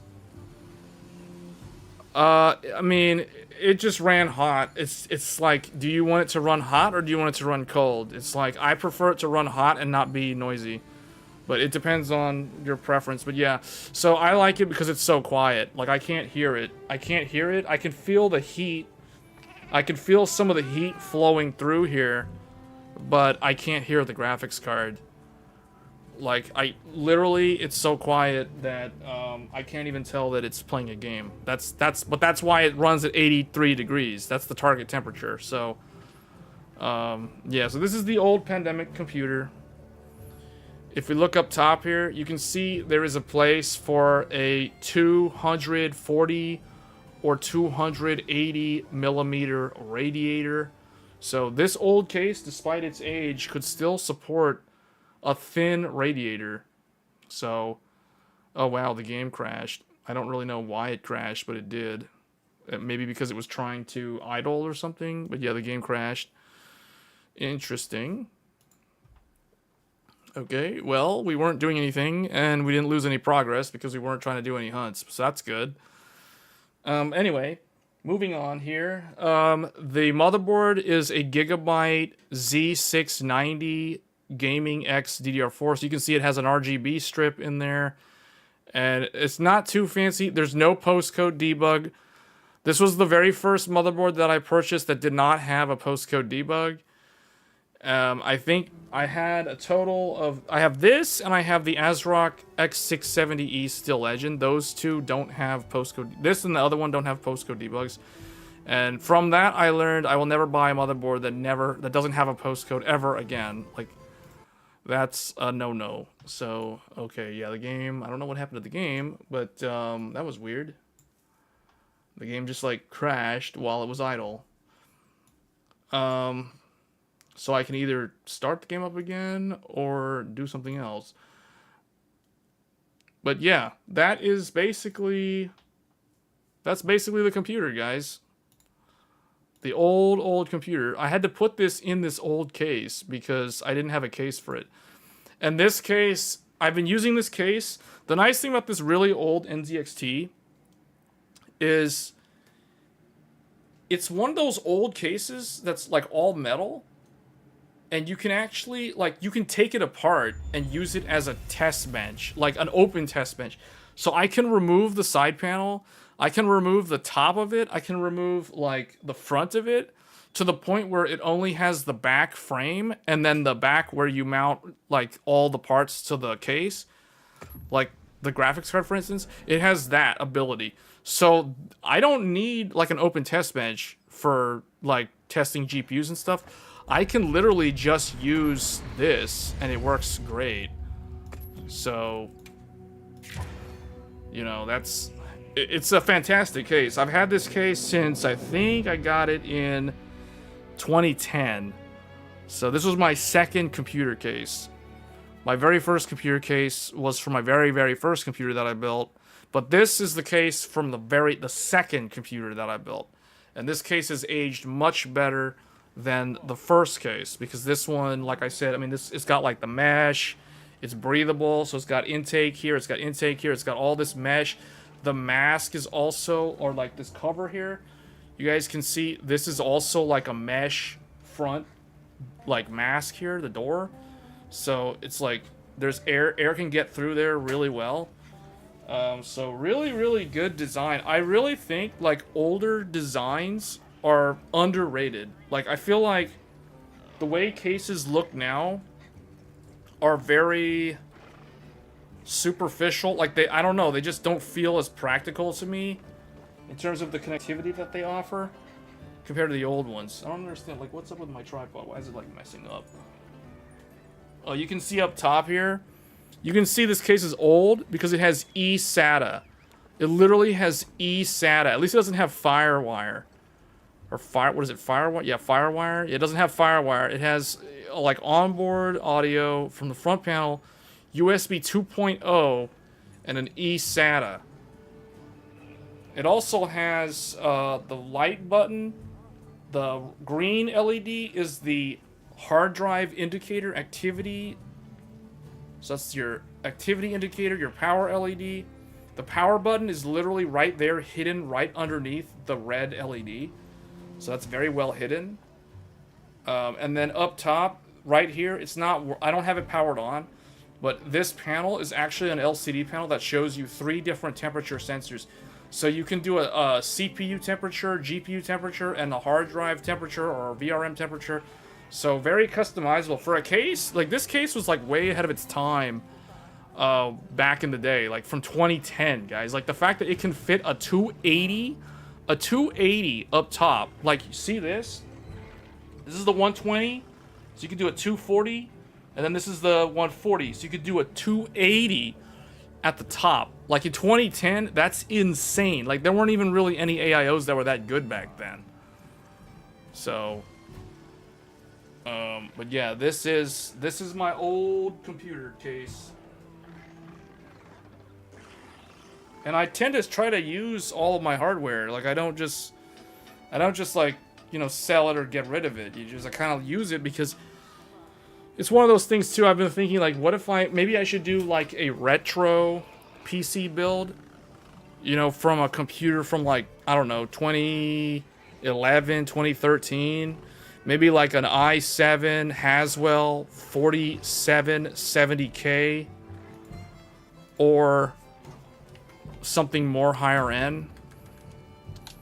I see that when the game crashed, it did not save the output resolution. Oh, but it did save this though. Okay.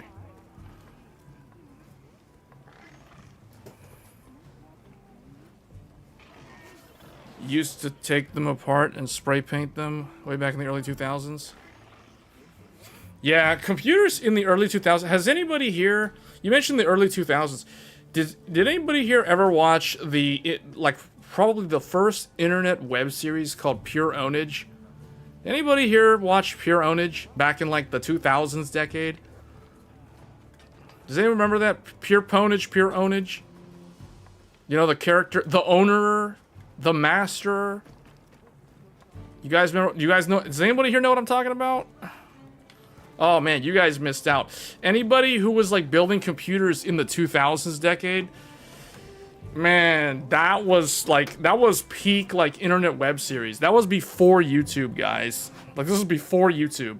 This was like the first half of the 2000s. Well, no, it was. I think the web series went from like 2004 to 2008, or 2005 to 2008, or 2007, somewhere around there. It was like the middle of the 2000s. I was a kid back then, but I remember my older cousin, who was a bit older than me, he showed me the Pure Ownage web series, and I remember it was like episode 8, LAN-ageddon. It was like a LAN party. Dude, that show was so good. That show captured like PC building, DIY, gamer, like that whole archetype, like in its prime in that whole decade. Like it just encompassed everything about like being a gamer, being into building computers and everything. There's literally a music video in the show called Building a Computer. It is hilarious. It is hilarious.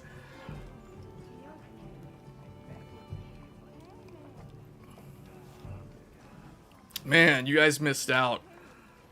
Anyone who was building computers in the mid 2000s, early 2000s, that whole decade, pure ownage is literally the definition of like that subculture in that time frame. That whole era was encompassed in that show.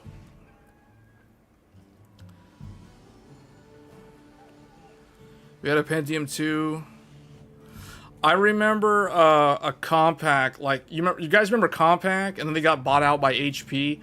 I had like a Compaq, like one of the schools donated like an old, like I guess it was a computer lab.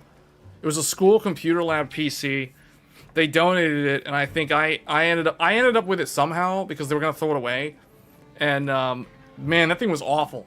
It was I think it was an Intel Pentium 2. It was either a Pentium 2 or a Pentium 3, and it was like terrible at loading Warcraft 3. Like I remember trying to load that thing up to play Dota, like you know the Frozen Throne custom game, Dota, not Dota 2. I'm talking Dota, like the actual game from Warcraft 3, the custom map. Man, loading up Warcraft 3 games on a Pentium 2 was awful. It was like, it took like 3 minutes to load into the game. It was bad. It was bad. And I remember my cousin got a Athlon. So one of my cousins got the Athlon, not the Athlon 64. It was the Athlon that came out before the 64. And then my other cousin got an Athlon 64, and he was going to play World of Warcraft. And in fact, he started playing World of Warcraft with that. And man, I was so jealous. I was like, are you serious? My cousin, he was like, yeah, man, I could play WoW, and it's so smooth. And I was like, because I was trying to play WoW on my laptop, and playing World of Warcraft, this vanilla World of Warcraft, in like 2006 or 2005, it was so rough playing that on a laptop. It was bad. It was a Toshiba. It was like some kind of Toshiba laptop, and it was just garbage at playing the game. It would like overheat. It was just like, I was getting like 15 to 20 to 25 FPS, somewhere around there. It was just really bad. And at that time I was like, man, no, I have to get a computer. I have to like build a computer or something.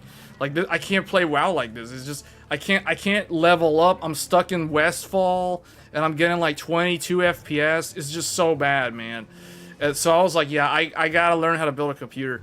So I learned how to build a computer in like 2006. I think it was like summer 2006.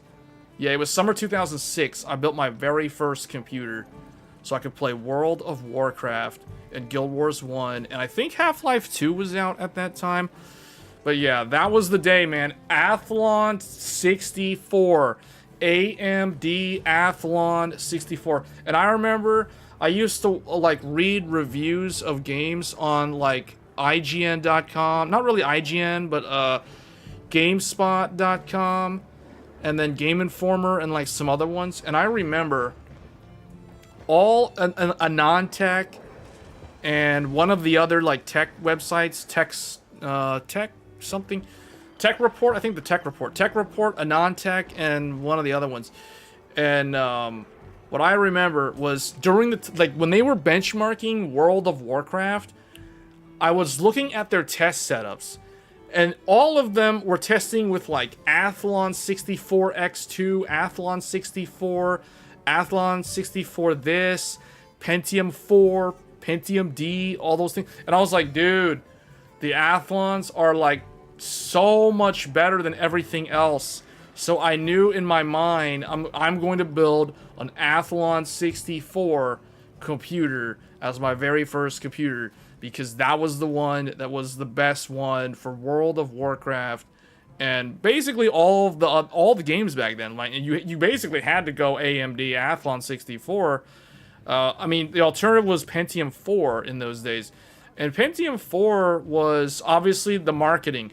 I remember the commercials on TV of that guy. Do you guys remember the dude, you're getting a Dell commercials? Dude, you're getting a Dell. Remember those commercials? Like, I remember seeing so many of those commercials. And then you'd see the Intel inside, din, din, din, din, din, Intel inside thing with the Intel logo. And I was like, man, Intel, maybe I should get an Intel. But then I was like, no, I'm gonna build my own. So I was so dumb back then. I thought, you know what I thought? I thought that if you wanted to buy a computer that was already assembled from Dell, it was Intel inside. But if you wanted to build your own, it was AMD Athlon 64. That sounds so retarded now that I think about that. Man, I was so dumb. Like, seriously, like, if you wanted to buy a computer, it was a Dell Intel inside.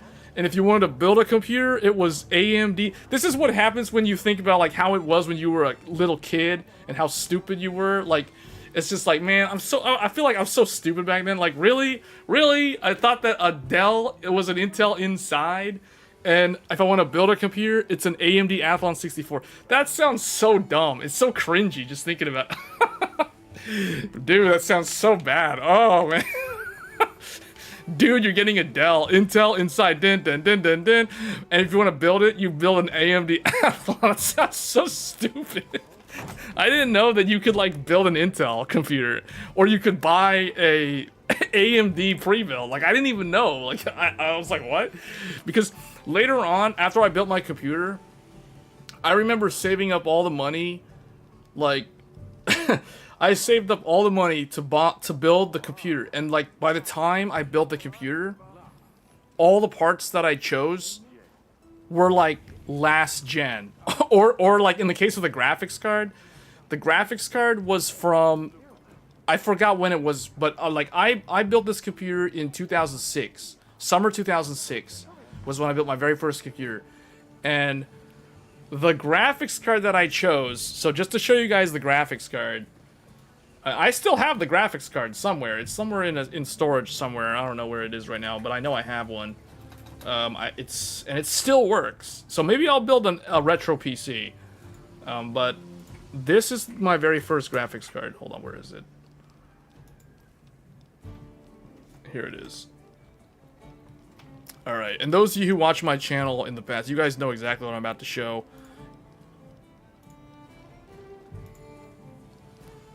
What happened to the oh. Hold up, what happened to the thing? Oh, there it is. There it is. There it is. My very first graphics card. There it is.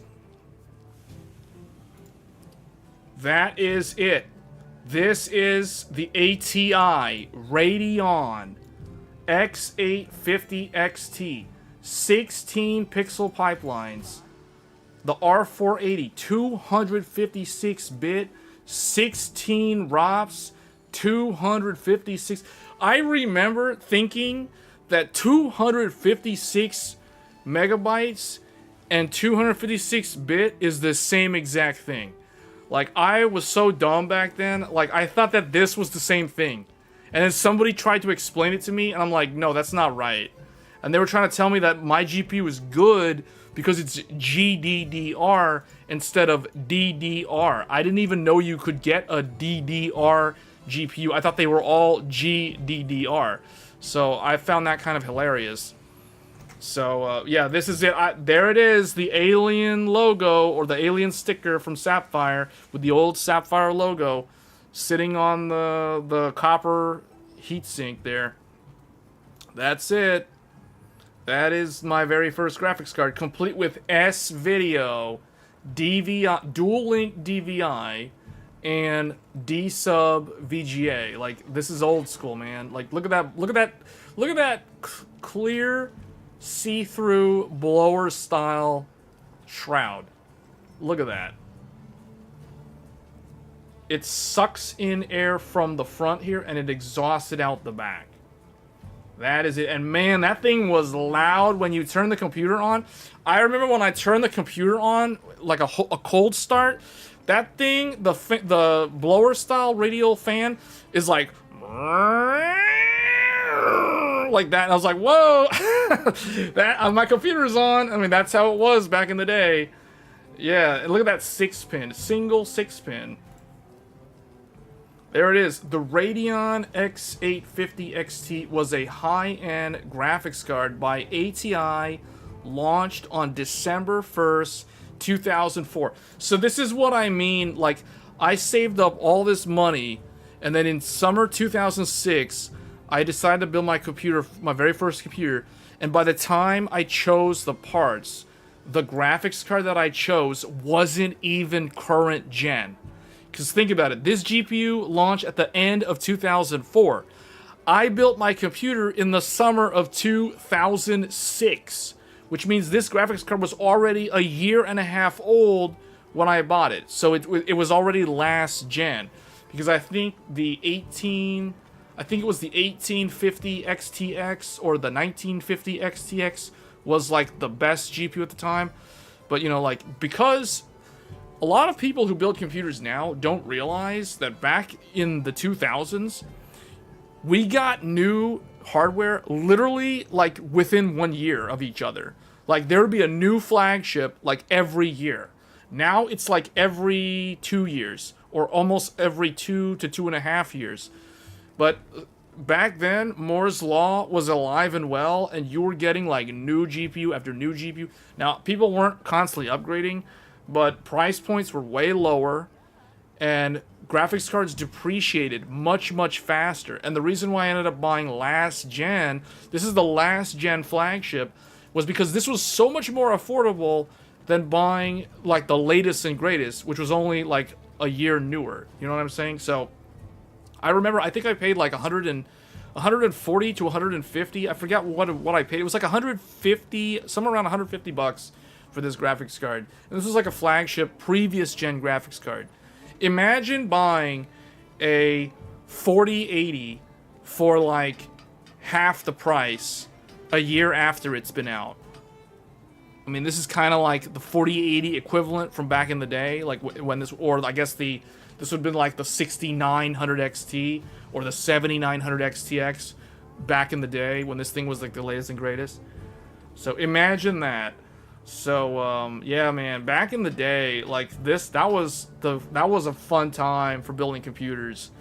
And I didn't know anything back then. I was so dumb. Like, I thought that if you get a Dell, it's an Intel inside. That sounds retarded just saying that.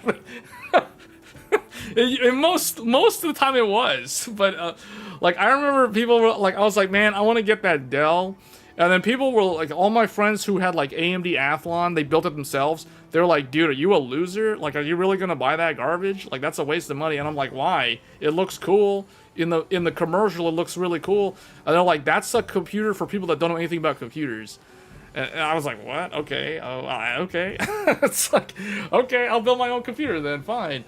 So, I mean, that's how I ended up building my computer.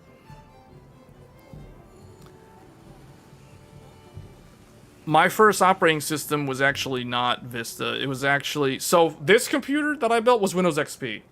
It was Windows XP. The very first computer that I used, which was like a hand-me-down from a relative, was a Windows 98... I think Windows 98 First Edition or Windows 98 Second Edition. Was like the very, very first computer. But that was a computer that I never built. That was a computer that was like given to me as a hand-me-down. And the only games that I could play on that computer were Age of Empires 2, which did not run well at all on that computer, and StarCraft, which did run okay on that computer, because StarCraft could run on potatoes, man.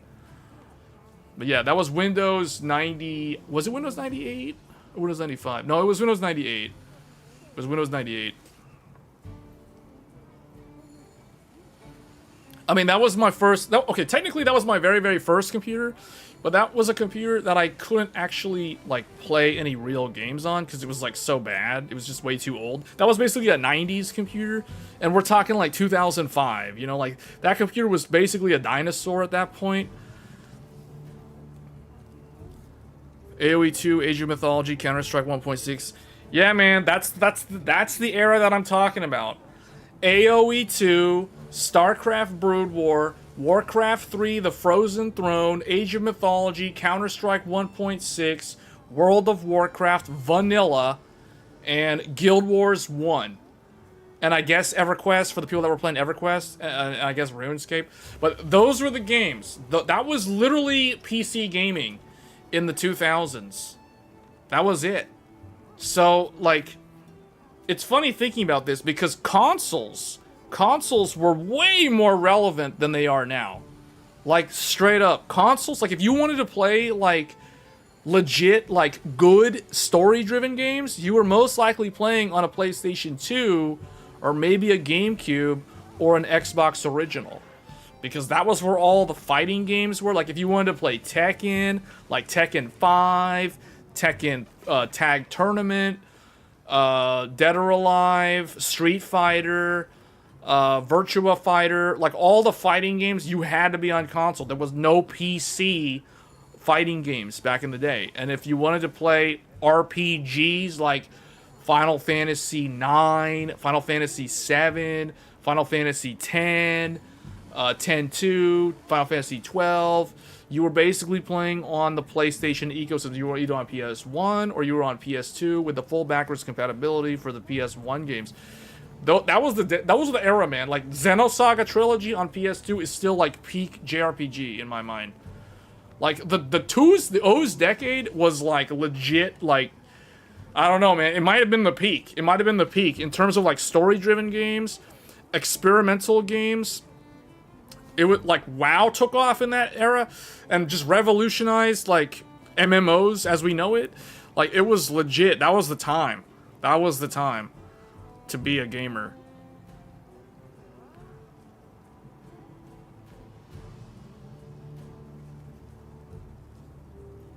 You still got XFX 8800 GTX. Dude, XFX was making NVIDIA cards back then. That's right. You guys remember BFG? BFG and XFX, man. And remember 8-bit? Who here remembers 8-bit motherboards?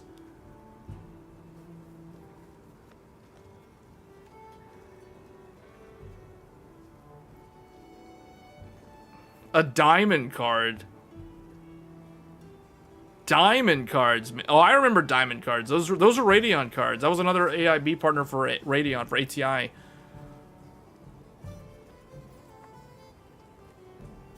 CS 1.6. Do you guys remember Unreal Tournament 2004?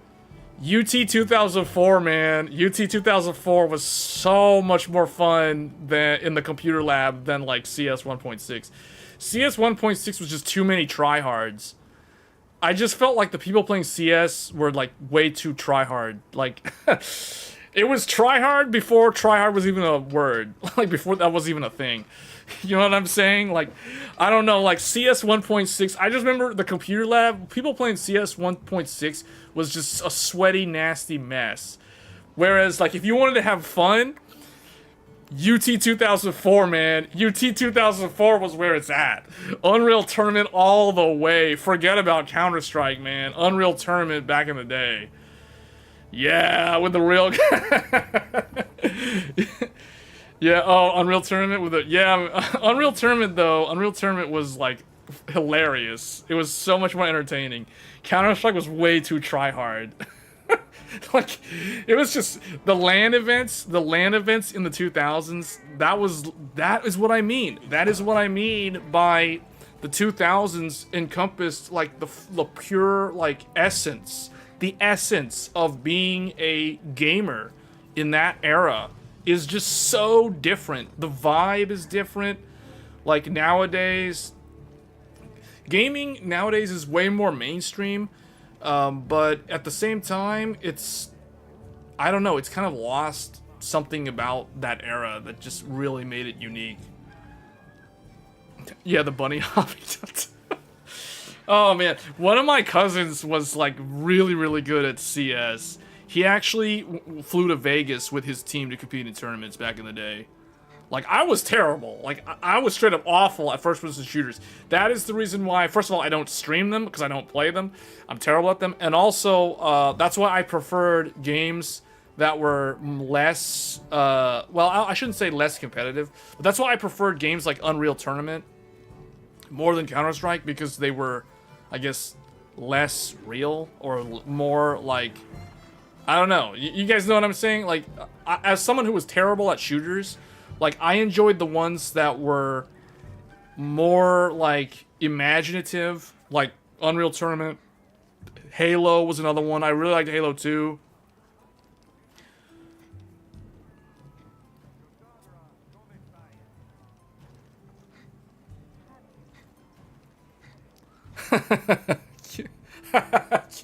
Yeah, dude. Yeah, the rail guns. And the rocket launcher in UT and the Quake ones as well, and Doom. Oh yeah. Yeah. 450 megahertz over. Celeron. Wow, that's a name I haven't heard in a long time. The Celeron and the Sempron. Celeron was the Intel, and then Sempron was the AMD equivalent. Yeah, Half-Life was there. That was in that era. That was another one of the games that was in that whole era. Did anybody play Guild Wars 1? You guys remember Guild Wars? I still think Guild Wars 1 is better than Guild Wars 2. Even after all these years of all these updates to Guild Wars 2. I still think Guild Wars 1 was the better game. I played a ton of Guild Wars 1. And I tried to get into the competitive scene with, like, the guild GVG, Guild vs. Guild. That's basically PvP. I remember trying to come up with the most broken builds, like, as a healer. Being a healer that had the shields, and, like, you could literally tank so much damage. As a healer. I remember healers tanking. Healers tanking in Guild Wars was hilarious, because they were better tanks than the tank. They were better tanks than the tank. Oh, I played WoW as well. I didn't play WoW. I wasn't into the PvP in WoW. I played WoW PvP like casually. I didn't really play it competitively. But I was more into the raid scene in WoW versus like the PvP scene in WoW.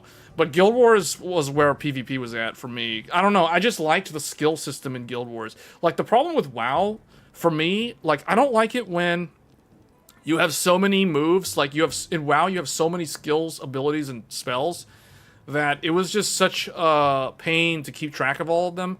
And then when you go into PvP, like trying to figure out your build, the optimal build for PvP, like for your class. Whereas with Guild Wars, you only have 8 skills. The game literally has hundreds of skills, spells, and abilities, but you can only equip 8 at a time. So to me, that was easier to manage, coming up with like a specific build where you're only limited to 8 skills, because everyone's limited to only 8 skills. So it's up to you to be creative and figure out, like, obviously people had metas for different setups, but I think it was just easier for me to handle versus like WoW, where WoW is like, oh yeah, you have like your entire hotbar with like all this stuff. It just didn't click with me when I tried to do PvP in WoW.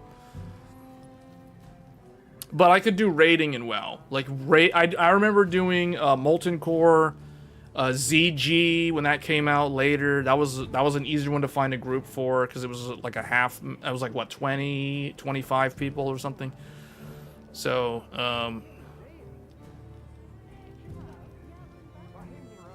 Half-Life, it is not that. Oh, you consulted to FX briefly, and yes, I knew a bit the owners and ran the front. Oh, wow.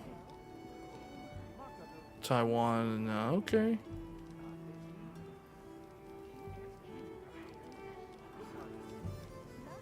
Dedicated GPUs changed gaming forever. Before that, they were using... Yes, definitely. Well, 3DFX, I remember the Voodoo 3. What was the other competitor? There was NVIDIA, there was ATI, there was Voodoo, there was 3DFX. Wasn't VIA also making GPUs? Or am I wrong? I thought VIA in the 90s was making GPUs also. Man, 90s was crazy though. Like 90s is before my time. All I know about 90s was that was when CPUs were not even 1 gigahertz. They were like less than 1 gigahertz. And so that was like 90s is like the megahertz era of computing. And then nothing was really standardized. There was a lot of like custom silicon. So like for example, the consoles were all like custom silicon. I think IBM was involved in a lot of designs for some of the earlier consoles. I don't know who did like Sega Saturn and all this. I think Nvidia did Sega Saturn or something. Like all I know is the 90s was like 90s was an era where like hardware was transforming constantly. Like Nvidia would do like one type of GPU design, and then like 3DFX was doing something with the Voodoo. VIA was doing, I'm pretty sure VIA was doing something. ATI popped up and started doing stuff. So it's like everyone was doing their thing, and then obviously you had Sony and Nintendo and Sega doing the consoles, and they're trying to get the right partner to design the chips and stuff. So it was an interesting time, but because it was so like mishmash, not really standard, like there's a lot of different vendors, which is actually a good thing now that I think about it compared to the way it is now. Now you basically have like a two-party system, whereas in the past you had like a whole bunch of different choices. IBM was the Fremont outpost. 90s were dial-up, yeah, but 90s was like the tail end of the arcade scene, and that was like when internet started getting into the consumer market. But yeah, 90s is definitely different. 90s is definitely different. 2000s was when things I think like changed a lot, because you think about games that came out in like 2000, and then you look at games that came out in 2009, and it's like night and day. Like, well, now granted, if you look at a game that came out in 1990 versus a game that came out in 1999, obviously it's night and day. But it's interesting to think, like, the way games improved in the 2000s, you went from mostly single player, like no internet, to or I guess like multiplayer games in the early 2000s had either dial-up option, local area network connection options, and possibly maybe server, like if we're talking like BattleNet, for example, for StarCraft. But that was rare. That was definitely rare. It was only like a few handful of companies that had like server-based games. And then you had, by the end of that decade, it was like the complete opposite. You had, Call of Duty. You had like multiplayer lobbies. You had like, the WoW was on like the Cataclysm expansion. Like there was like so many different things that have changed in just 10 years. It's crazy to think about. Think about like the fact that 2000 was like PS1 and like 2009 was PS3. So think about that. Like you had Final Fantasy 9 at the start of that decade in like 2000. You had Final Fantasy 9 on the PS1. And then in 2009, you had Final Fantasy 13 on the PlayStation 3, at least in Japan. It came out in 2010 in North America, but it was out in Japan in 2009. So you went from Final Fantasy 9 PS1 to Final Fantasy 13 PS3. Now compare the graphics and sound of Final Fantasy 9 to Final Fantasy 13. That is a massive, massive difference. So, just crazy to think about it. 90s console. Well, consoles were super relevant back then because, there was no like high-speed internet. There was no high-speed internet back then. So people were typically playing on consoles. And the thing is, the consoles had all the really good games. Consoles had the games like Final Fantasy. They had the games... I mean, even Final Fantasy 11 was an MMO that you had to play on the PlayStation 2. So things were definitely less standardized and more experimental back then.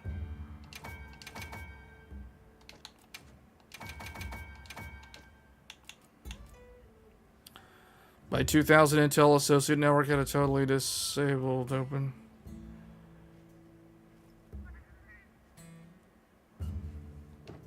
Well, you're talking like Y2K era, the year 2000. You're talking about what? Ethernet-based LAN networks? I'm not following what you're referring to.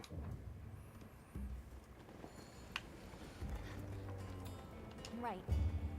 Counter-Strike and Diablo paved the way for modern gaming? Did they? In what way? In what way did Diablo pave the way for modern... I guess the top-down view for games like Dota and League of Legends? Or loot-based games like Neo? And I guess the more recent Berserker, the first Kazan Berserker, or the first Berserker Kazan?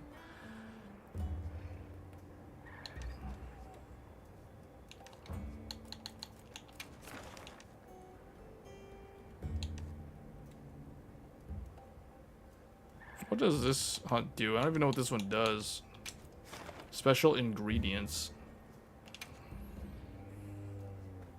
They made RPG popular.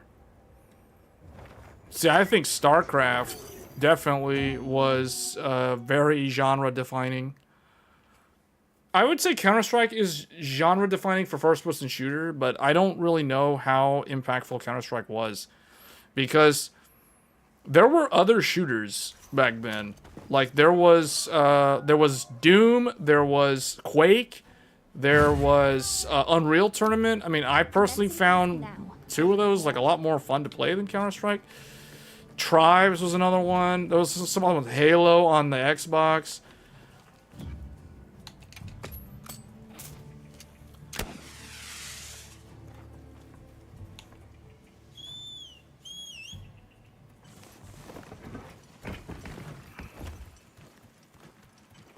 Well, originally, wait, what is that? Originally, the PC was IBM. What is this thing? Oh, that's just one of those. I thought I didn't have that fish.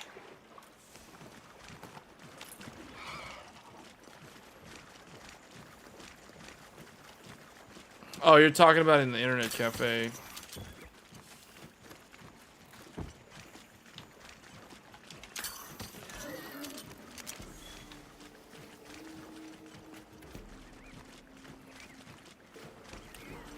There it is. Oh no, for me, like when I think of my history of gaming started with PC. Good. I made it in time. Then went to console, then went back to PC, and then became like a hybrid of console and PC. And now it's mostly PC, but sometimes it's still PlayStation also. Depends on the exclusive.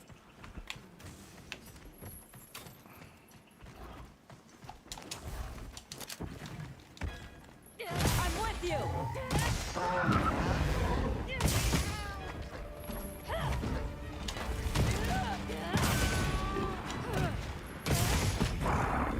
Do you think Halo was way better than the other FPSs at the time? Yeah, I agree. See, I thought Halo, I think, was my favorite one. I liked Unreal Tournament a lot, though. There was also this game that was on the Xbox original called Unreal Championship. Unreal Championship and Unreal Championship 2. Unreal Championship 2 in particular was my favorite shooter. Well, it was a shooter, but you could also play it in third person. And that might have also been one of the reasons why I like it so much. Because you could literally use melee weapons in a first-person shooter, and the melee weapons could literally... You could literally, like, deflect and bounce back gun attacks at the person shooting. So you could literally kill someone with their own bullets. It was hilarious. So a lot of people who liked first-person shooters like Counter-Strike did not like it for that reason. But I liked it a lot because I prefer melee combat, if you guys can't already tell from the type of games that I play. So the fact that I could use a staff to bounce back a bullet at the person shooting at me and it would kill them with their own bullet, that to me was like peak first-person shooter. So that was probably my favorite first-person shooter from that era. And that was on the Xbox original. It's called Unreal Championship 2, The Leandry Conflict. Such a good game. It had a hilarious story, hilarious voice acting, over the top. It was Unreal Engine 2, I think, or Unreal Engine 3. I think it was Unreal Engine 3. Or so, I don't know, maybe Unreal Engine 2. It was just so good. It was so hilarious. It was like a game show, cutscene style. It was all about like a tournament thing, hence the name. And the main character was Anubis, and there was also like his wife or whatever who hated him. I think her name was Serkid or something. And Malcolm was in the game. Man, that game was hilarious. That game was so good. It had so many different game modes also.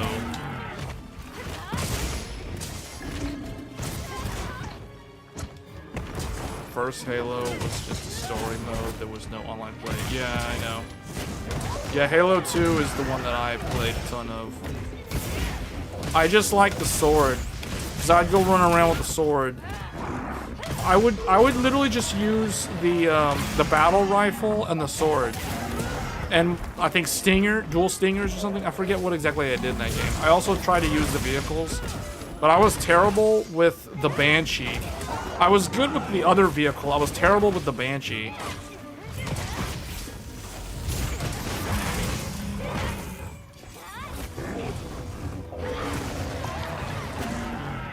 Oh, now we got some humans in here. We gotta fix this. I gotta heal them up.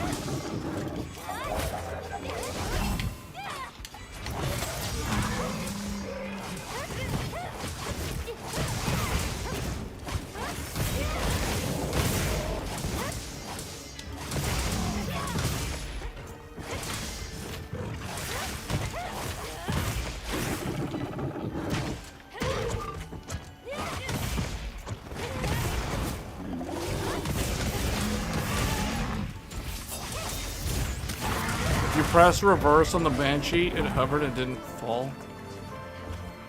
Yeah, I know. I was just terrible at driving those vehicles for some reason. I don't know why.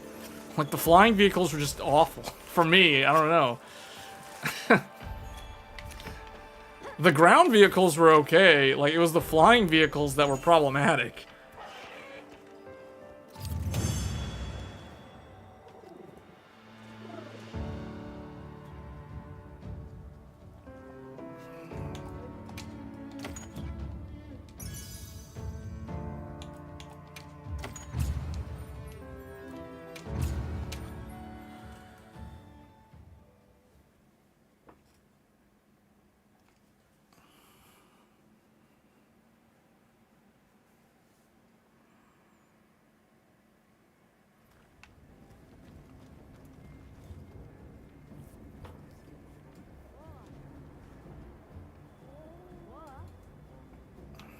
Battlefront? Battlefront, was that PS2 era? You're talking about Star Wars Battlefront? From the others. Oh, there's a Jindahad. Jindahad's in here. Maybe I should hunt this Hirobami stuff. Like, it says Jindahad has appeared. I don't see him. Did he leave? Yes. You just start going through these investigations.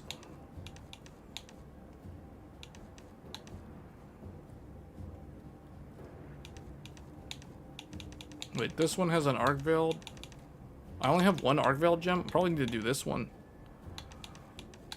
I need to do the ones that I only have like one left. Oh, like this guy, for example. Just hunt this hero bummy. 2004.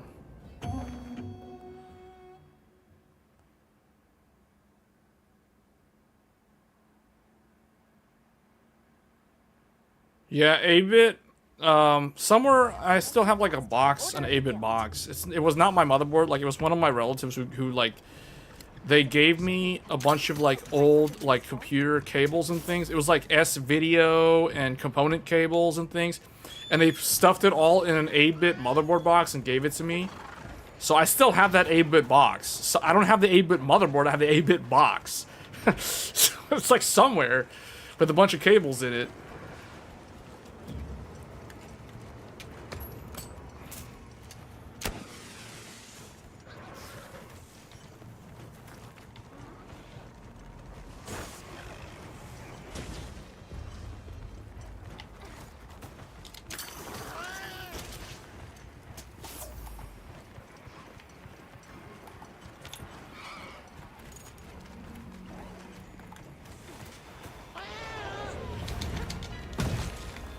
Maybe I should hunt this thing with the lance because it's floating. This is one of those flyer enemies.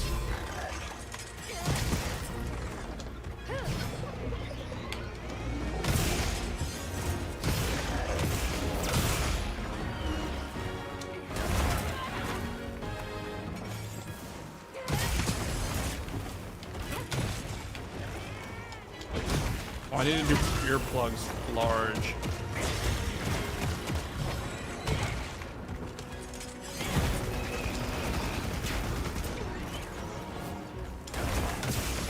I think the first Monster Hunter was, what, 2007? Wasn't it on the PSP?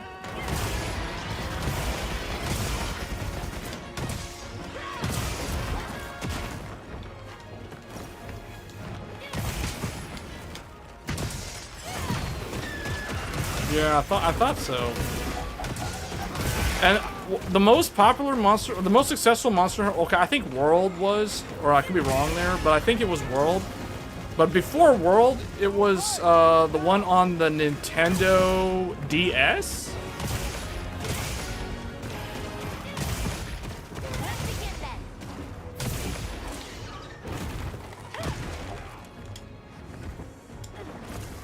See if I can jump on this guy. There we go.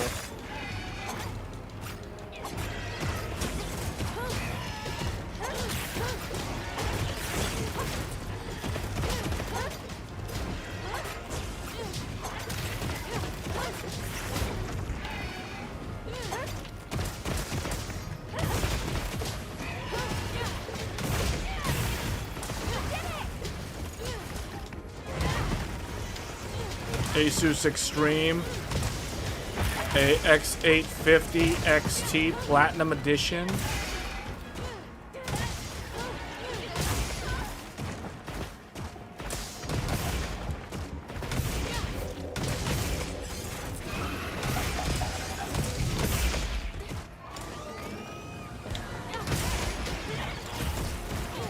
Oh, I need to get the affinity up. I thought I did that already.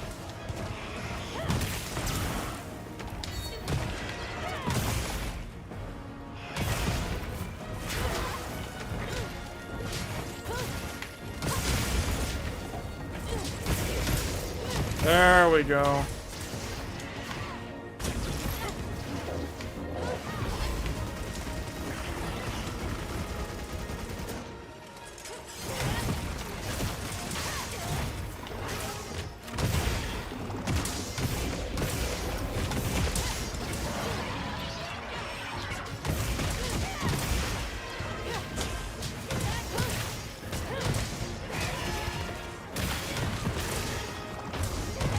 Yeah, but those of you who never saw Pure Ownage, man, you guys missed out.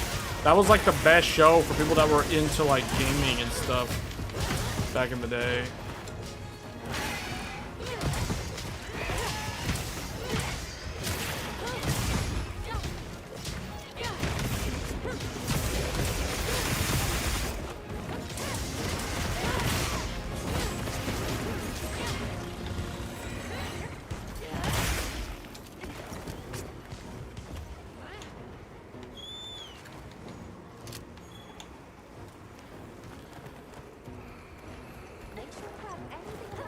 Pure Ownage existed before YouTube. It was like pre-YouTube. So it was like I think mid 2000s. It was definitely before YouTube became popular.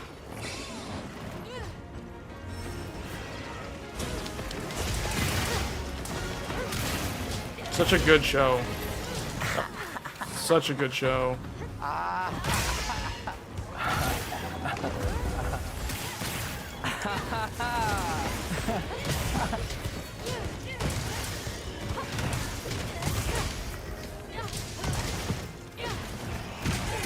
Alright, here we go. Affinity up.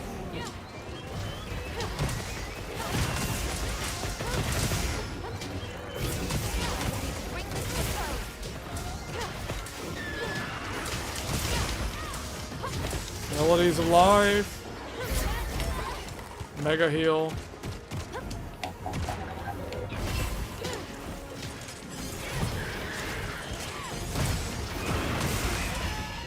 Oh, I gotta learn how to do that one move that that guy did with the insect glaive. At some point I'm gonna start building the range weapons in this game.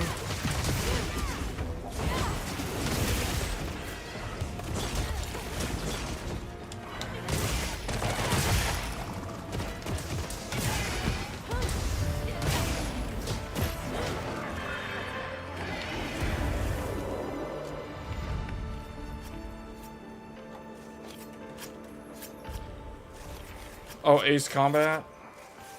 That's a series that I know about, but I never played.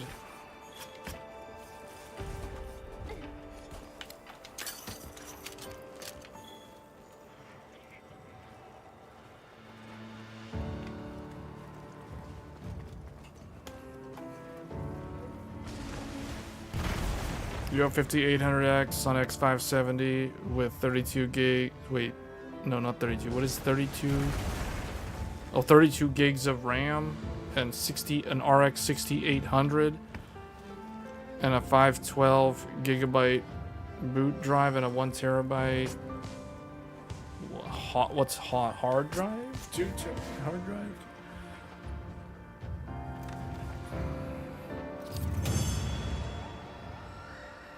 Oh yeah, the 2900 XT by Diamond. Man, there used to be a lot more AIBs than there are now. For both GeForce and Radeon, there used to be more. GeForce used to have a company called, well, obviously EVGA, but there also used to be BFG. There used to be XFX. XFX is still around, but we know that they're Radeon now. But then on the Radeon side, there used to be Diamond, HIS, VisionTech. I mean, you never hear about those guys anymore. Like, VisionTech, technically, I think is still around. I don't know why they don't sell any of the higher-end cards anymore. They sell mostly, like, legacy, like, very, very, very entry-level stuff. How come it said that Jindahad is around, but it's like, I can't question, quest creation unavailable? Why? A Leviathan that sits at the peak of the ice shard cliffs. Why is the quest unavailable? Like, what? What does that even mean? I'm supposed to go and, like, hunt him manually or something? Yes.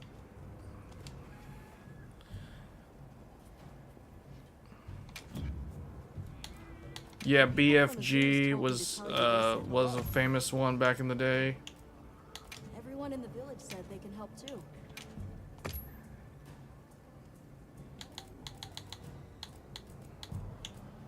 I need to get... Let me see, what am I low on? This thing? I guess whatever the lowest one is.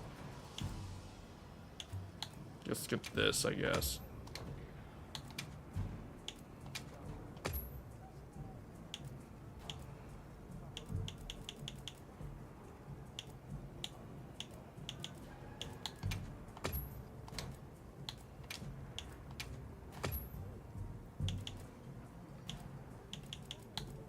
Wait, one of these only there's 35. Oh, 35 of Ivy.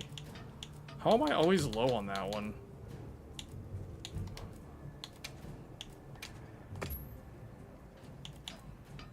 Bombberry.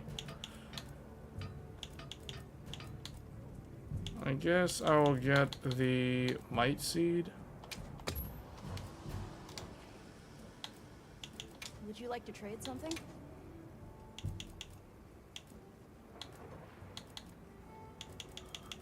I need to be on the lookout for some of these, like, rare stuff that these guys have.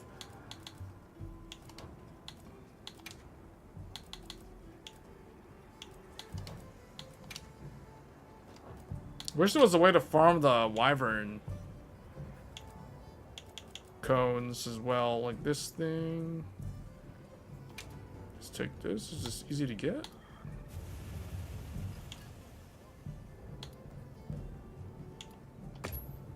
Okay, actually, I don't think that's that hard to get.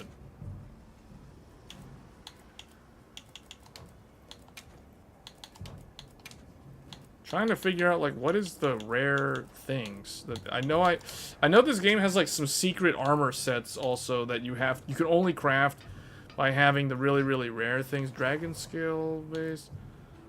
I have 4 of those. I don't have any of this thing, so maybe I need to get this.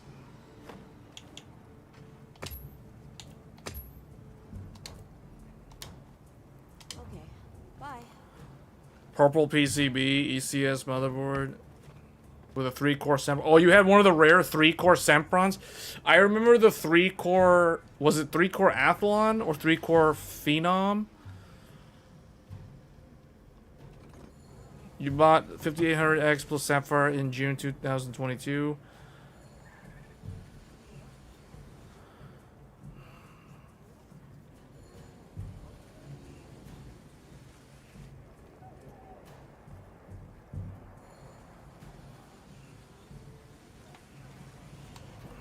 Yeah, Phenom had a 3. Well, I thought Athlon had a dual core. Sempron actually had 3 cores. Sempron I thought was like 2 cores max. And eventually, so Athlon was Athlon 2. Phenom had a quad core and a 6 core. I don't think Phenom had a 3 core. I think Athlon was 3 core. Phenom was quad core and 6 core.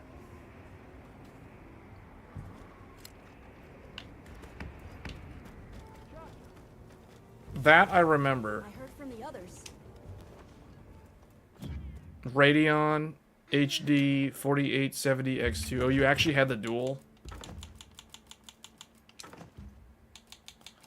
I never had the dual GPUs. I always wanted, like, one of them. I never had any of them. It's like, I did Crossfire, though. But only, like, toward the end of Crossfire's lifespan. So my Crossfire setup was dual. It was 7850s. I had two 7850s in Crossfire. Or was it no, it was 7870 plus 7850. They were both from XFX.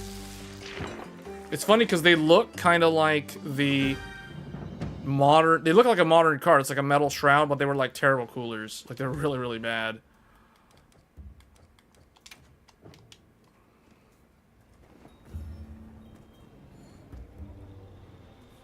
If the frame rate was really high, you wouldn't notice it, though.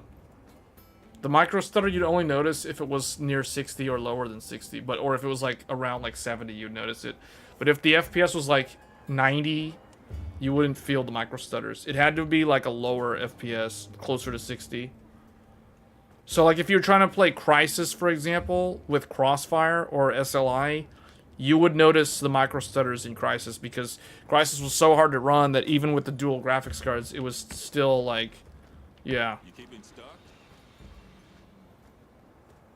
Yeah, I ran a Crossfire, so I had dual of this card. Let me see if I can find the card. 7870. It was this one.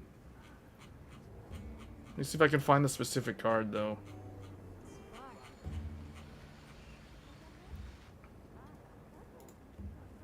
Yeah, this one. Here, wait, is that it? I think that's it. Yeah, this is the card that I ran. I ran two of these in Crossfire back in the day. There it is. The XFX. Double D HD 7870 Black Edition. The HD 7870. I had one of these. So, and I still have the card. And I had an identical looking card to this, but instead of a 7870, it was a 7850. It was the cut down variant. So that would be like if someone tried to do a Crossfire with a 6800 XT and a 6800. That's basically what this was back in like 2012, I think was when I was running this. Yeah, it was like 2012. 2012 and 2013 was when I had this set up. So it was actually kind of late. It was definitely like after the 2000s decade. It was like, now that I think about it, yeah. I didn't do any Crossfire like in the 2000s. It was definitely like 2010s was when I did dual graphics cards. So man, Pitcairn had... This is like one of the longest lifespan generations of AMD Radeon graphics cards.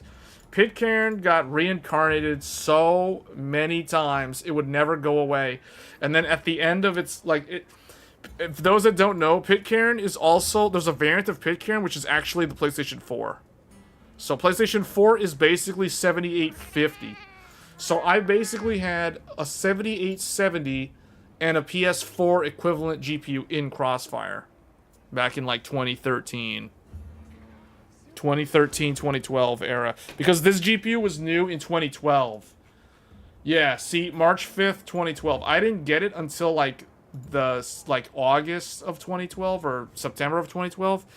And the only reason why I upgraded to to this was for Guild Wars 2. I was trying to play Guild Wars 2 and my computer couldn't handle Guild Wars 2. In fact, I was using a Phenom...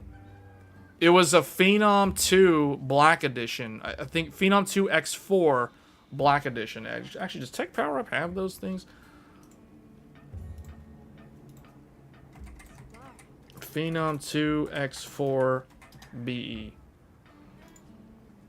Phenom 2... No, it was a 965. There it is. This is my CPU from that era. From like the 2010 era. Phenom 2 X4 965 is a quad core, 125 watt TDP. Deneb. Yeah, that was it. Socket AM3. I still have it. There's the chipset. The 890. I had a 990 FX chipset, and then I ended up getting an FX 8350 later. But yeah, actually, no, yeah, this is it. That's right. This is it. I think my chipset was actually the lower end 870. I think it was an 870 chipset, and then I upgraded to an FX 8350, and then for Guild Wars 2, I realized AMD's CPU bottleneck was just too much for Guild Wars 2, that the developers literally told me to get an Intel CPU. It was very sad. It was very sad, because I was like, really? The developers are telling me to buy an Intel CPU. So I bought an Intel CPU. But I mean, I kept using the FX 8350 as my second computer for a while, but yeah. So the only reason why I ended up switching to Intel was because Guild Wars 2 developers told me to buy an Intel CPU. Otherwise, I would have just stuck it out with the FX 8350. So basically, this was my second computer, for those that don't know. My very first computer that I built was the Athlon 64 3200 plus. No, it's not socket AM2, it's socket 939. No, that was not it either. This one? There it is, socket 939. That's my very first CPU. There it is. There it is. AMD Athlon. I remember the sticker. The AMD 64 Athlon sticker. There it is. That's the OG right there. One core, one thread. Task Manager was literally just one core, one thread. So instead of, where is it? Instead of this, my CPU was this. This was my CPU. My very first computer was literally one core, one thread. That's it. You got one core, one thread to do everything. That was it. Now you got all this multi-core, E-core, P-core, hyper-thread, SMT, CCD, dual CCD, X3D. You know, you got all this random technical jargon. Like, that's not how it was back in the day. Back in the day, it was literally one core, one thread, 89 watt TDP, 2 gigahertz, codename Newcastle, socket 939. That is it. Socket 939. The original. Because I remember my cousin who had. So I got this. And man, he was jealous. He was so jealous. He had this one. He had socket 7. Wait, no. He didn't even have this because it wasn't even like. Is this it? Hello. He had the one that was like not 64. It was like Athlon, but not 64. So I forgot what the socket was. Maybe it was this. I don't know. It was like the older one, and it was like worse. And then I built this one, and he was like so jealous. He was like, dude, what? Seriously? Because this thing played World of Warcraft so good. Oh, man. I remember going into Ironforge and getting 60 FPS as you go in, and I'm like, yeah, this is it, man. This is it. This is how you gotta play the game. That's how you gotta play the game. Right here, Athlon is the way. So, this was the first CPU, the first computer ever that I built. I built this in the summer of 2006. So it wasn't even the latest and greatest. Like, this was like the previous generation socket. Also, AMD and Intel changed sockets like literally all the time back then. Like, you bought one CPU for one socket, and then after that, it was done. Like, you wanted to upgrade, you buy a whole new motherboard, you buy a whole new everything. In fact, in some cases, this was like DDR1 memory, but DDR2 came out like shortly after I built my computer.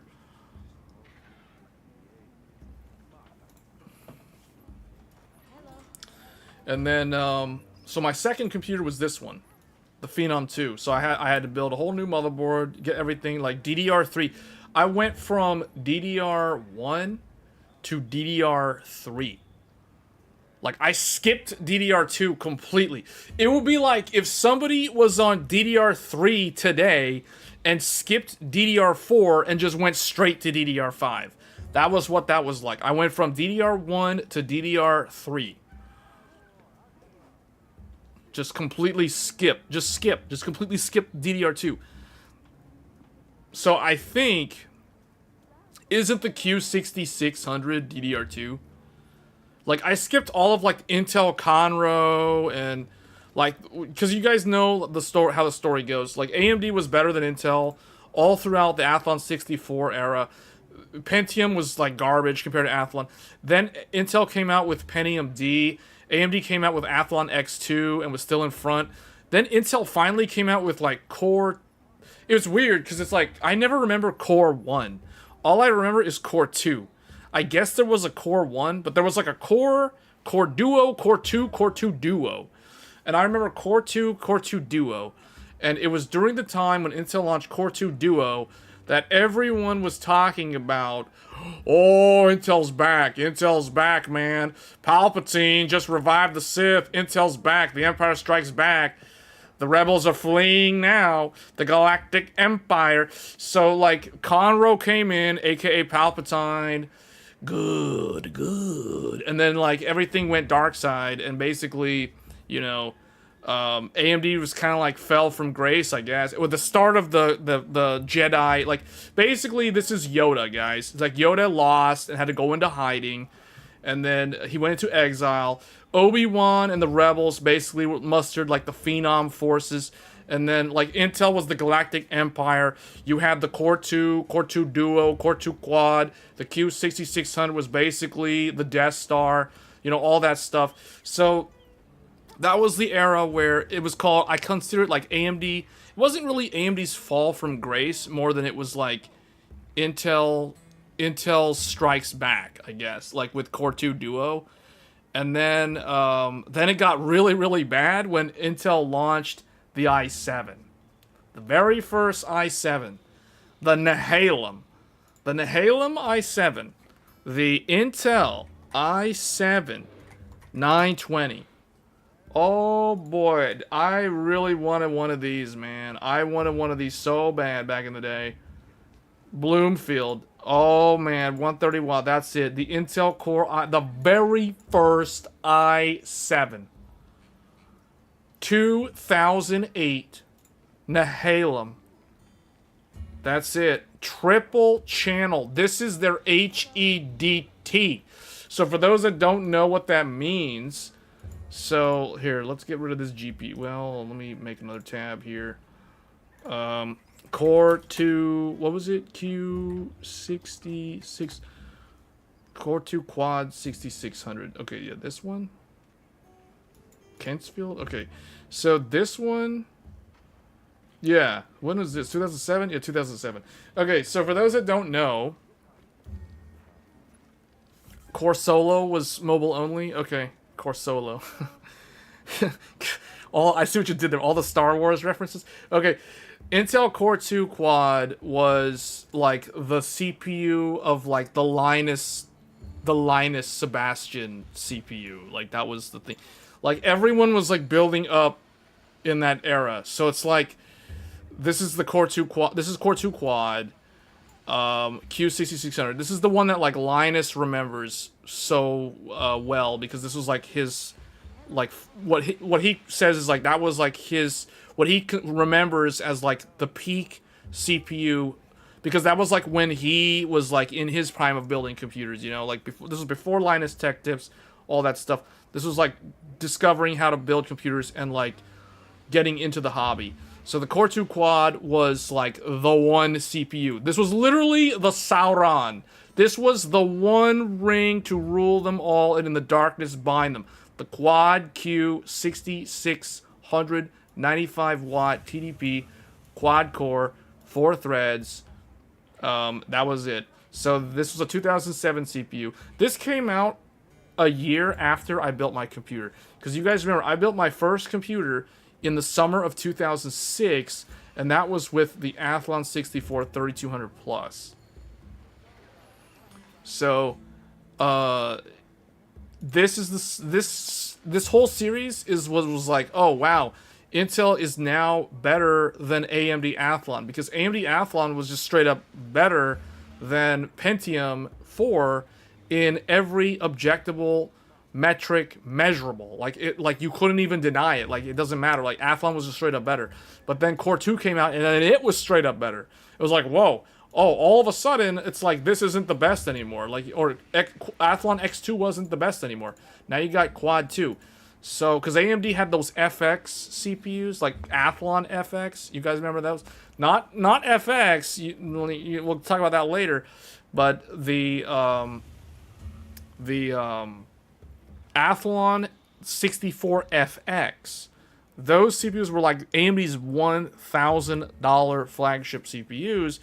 And then all of a sudden, Core 2 Quad came out. It was like, whoa, man.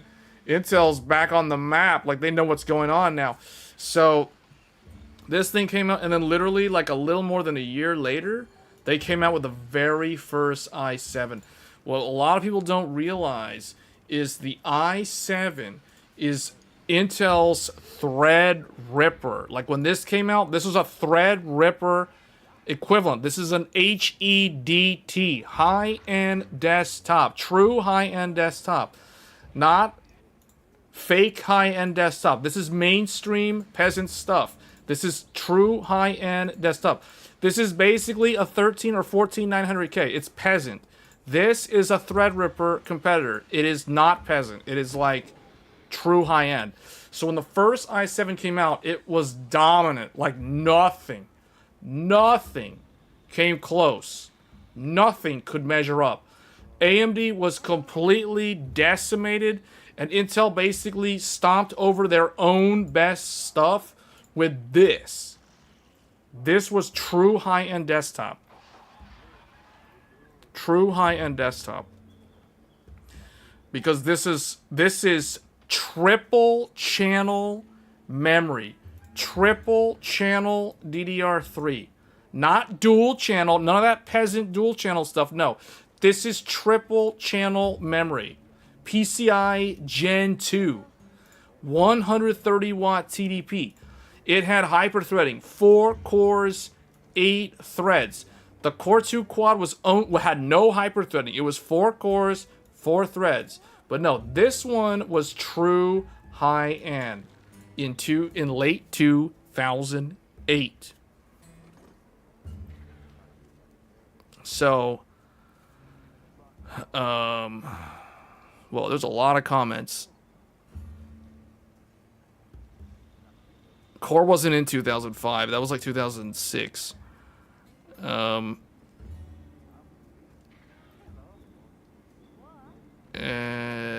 the antitrust thing. The 930 followed the Q6600. That's because they're not in the same category. 965. Was that a thing? So what I remember was when this came out, it was like in a class of its own.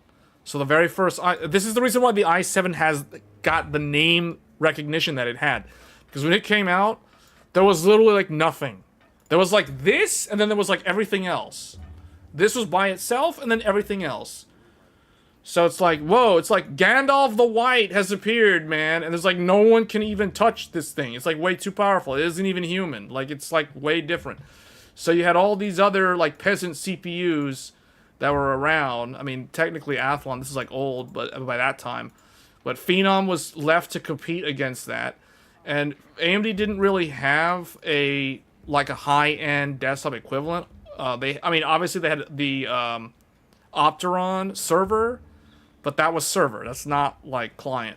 So it was different. So like, AMD was kind of in a rough spot, man. They eventually came out with the Phenom 2 X6. So AMD did crank out the AMD Phenom 2 X6. 1090T. So they came out with a 6-core, 6-thread, the Thuban. Oh yes, the Thuban. There we go.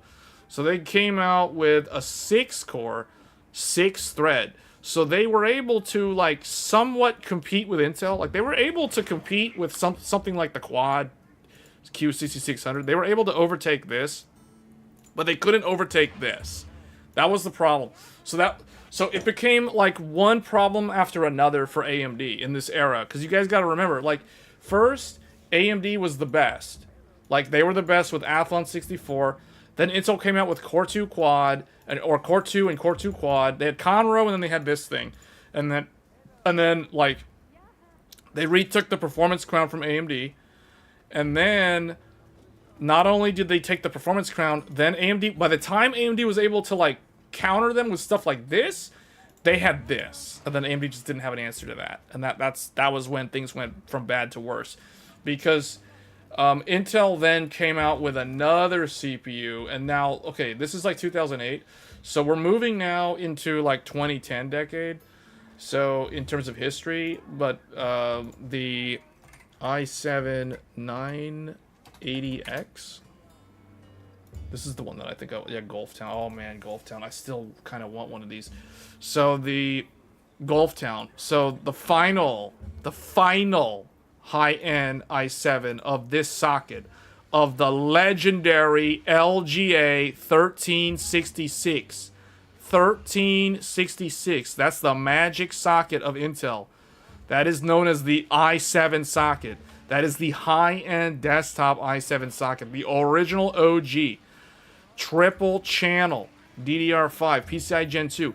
This was it. This was the big one. 6 cores, 12 threads in 2010. March 16th, 2010. There you go. 2010, nothing matches up. There it is. This was the most powerful CPU for high-end desktop in its time. Nothing else could compete. Not even Intel's other stuff could compete. Until Intel did another thing.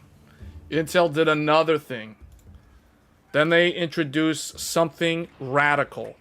The most radical CPU they have ever introduced. This one. There it is. There it is. The true legend. This is the true legend. The true legend, because in some ways, this was the CPU that really made the i7 like a name brand recognized thing in a lot of households, even among people who knew nothing about computers.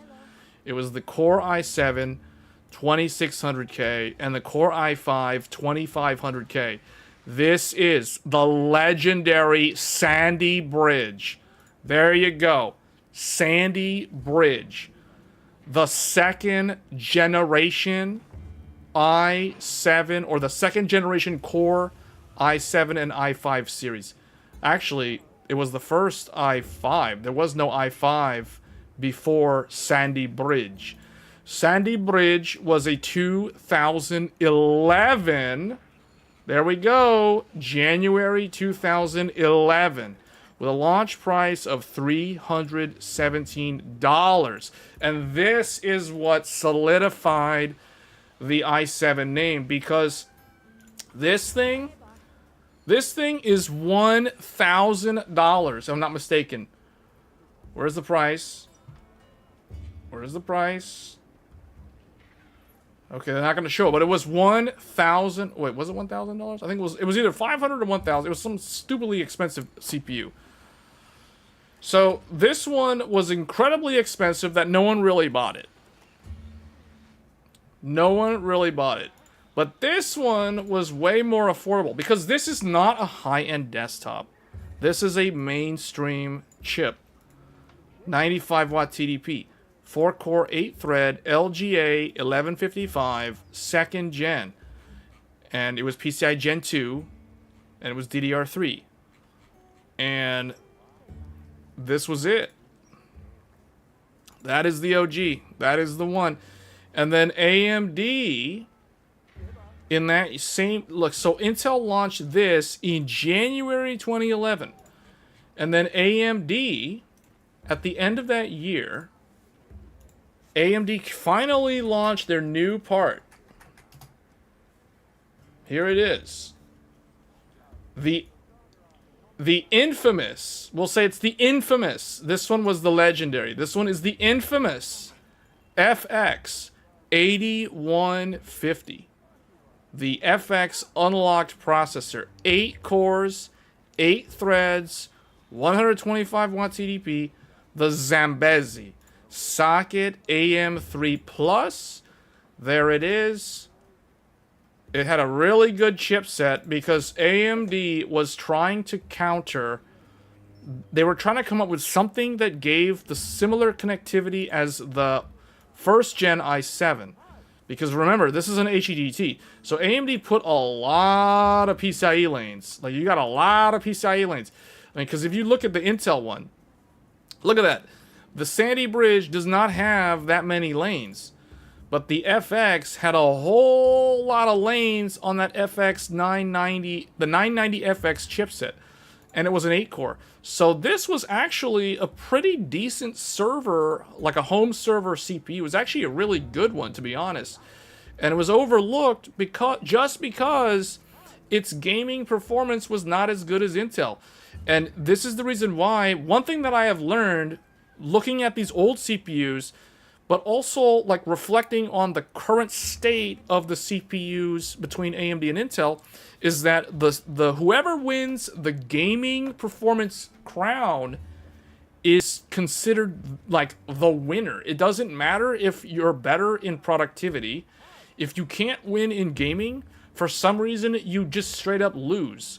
Because when I think about Intel's current CPUs, so, you know, things like this thing, the Intel Core Ultra, and then I compare it to the 990 or the 9950X, the recent 9950 actually, which is a very, very hard CPU to compete against.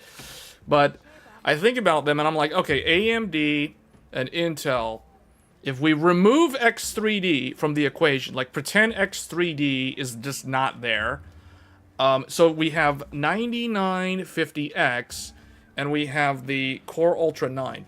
These two CPUs, and I can say this because I've tested both of them. Maybe we'll do a video comparing these two directly because I consider them direct competitors. The 9950X and the 285K are very similar priced. The platform motherboards are basically the same price. You're getting the same thing regardless of which one you go with. The reality is, in productivity, they're basically the same, and in gaming, they're basically the same. So AMD and Intel currently are tied. As far as I'm concerned, their power efficiency is very similar. AMD's a little bit better, but not always better. But in terms of energy efficiency, you know, Intel's definitely gotten a lot better. So productivity, gaming, Intel and AMD are currently at parity until you add X3D. If you ignore the fact that X3D exists, and obviously no one would do that, but hypothetically, if you pretend that X3D doesn't exist, currently AMD and Intel are very similar platform-wise. So where AMD wins in the consumer market is in gaming. Because of X3D, AMD is recognized as the best right now. And then if you look at productivity, it's like, oh, well, they're kind of tied in productivity. Well, yes and no. Technically, they are tied, but then don't forget that AMD currently has Threadripper as an option for even better productivity performance for those that actually need the CPU or the PCIe lanes and the cores and threads and all the memory bandwidth, the quad channel memory, for example. So right now, it feels like the roles are reversed.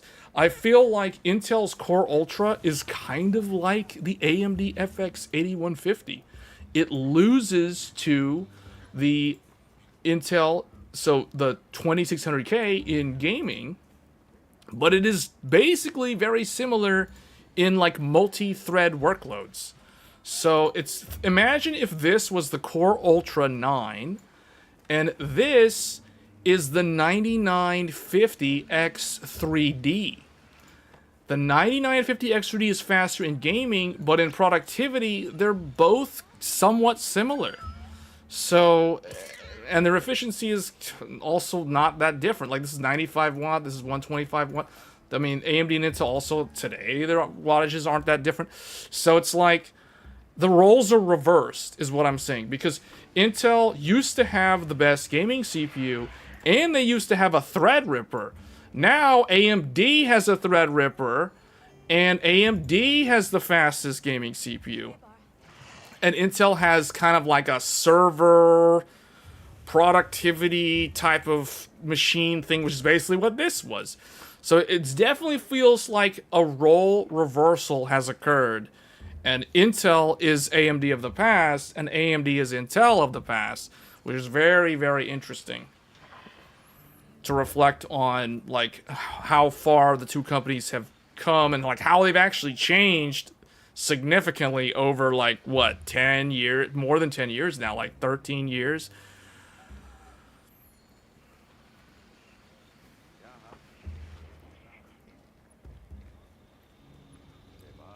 But anyway, that is, I don't know where I was going with all of this entire discussion on these CPUs, but basically, my CPU journey was Athlon 64, Phenom 2, the quad core, not this one.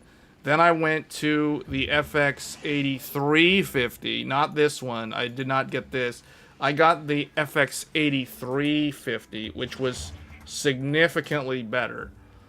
That was like a fix for like a lot. Yeah, this one. This is the one that I got. I still have that metal tin case. That thing's really rock solid. So I went with this. And then because of Guild Wars 2, because this came out when Guild Wars 2 came out, like this was like fall 2012. So I was like, man, okay, this is like barely better than my old Phenom. The only difference is my Phenom was a quad core. This is an 8-core, 8-thread. So it's like I have way better multi-thread, but it's like my gaming performance is like barely any different. It was better though. Like, to AMD's credit, a lot of people said Phenom was better in gaming. Phenom was only better or equal to like 8150. 8350 was like 15% better than 8150. So AMD was able to like at least jump in front of their old Phenom chips with the 8350. But then they were basically stuck with 8350 for like 5 years, which is an insane amount of time in the CPU world. So this was my third CPU. And then my fourth CPU was Here it comes. Here it comes. There it is. The legendary, the Haswell, the controversial, the Fiverr, the i7-12700K, the toothpaste between the IHS with no solder. Yes, the Haswell i7, the controversial 4th gen Intel, the one that ran really, really hot and was super hard to overclock because of that. Because it had toothpaste between the IHS and the core. They did not have actual solder. So the CPU ran really hot, really fast. And and they, on top of that, Intel integrated the voltage regulator onto the CPU. So the motherboard sat there and did nothing. And then they eventually took that off with Skylake. But this was the controversial CPU for that reason. This is my first Intel CPU. And it is my 4th CPU total. Because we have Athlon, then Phenom, then FX8350, and then we have the i7-12700K.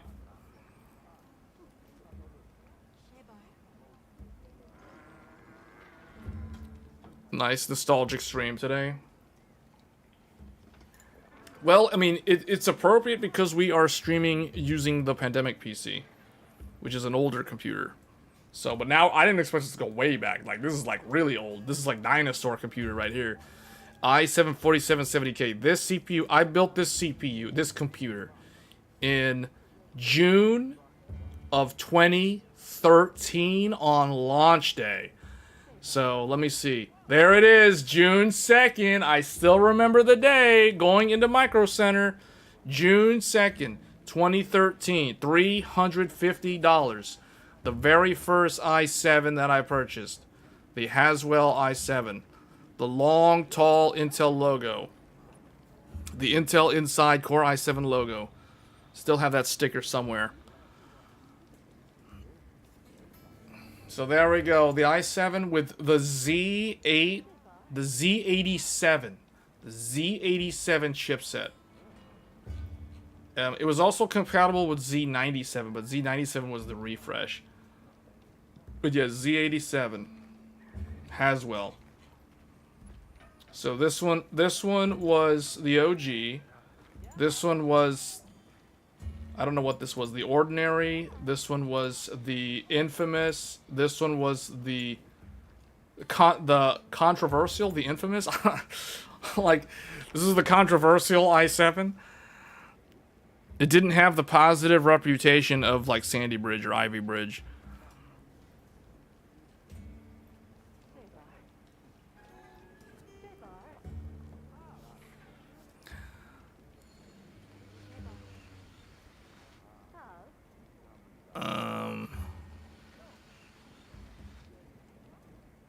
I don't know what that's in reference to. Intel MP what?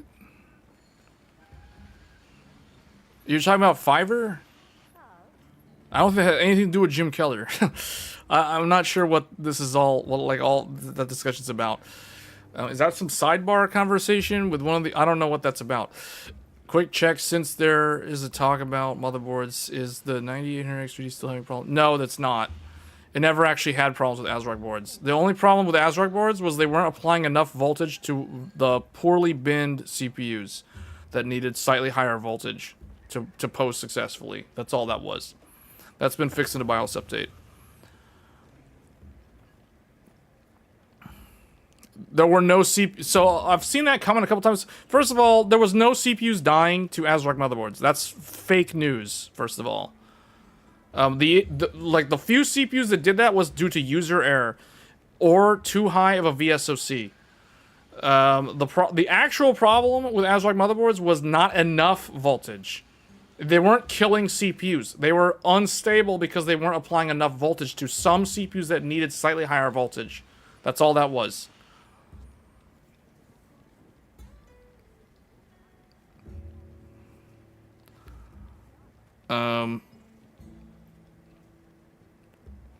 You're still on the i7-4770? Oh man, that must be slow. Like I can't even imagine trying to run like Monster Hunter on an i7-4770K. Like what would that even be like? I don't know. You know, I could try that. I still have the motherboard, the RAM, and the CPU. I could technically whip out my ancient dinosaur i7-4770K and try to run Monster Hunter Wilds on that thing. I do not think it would run well at all.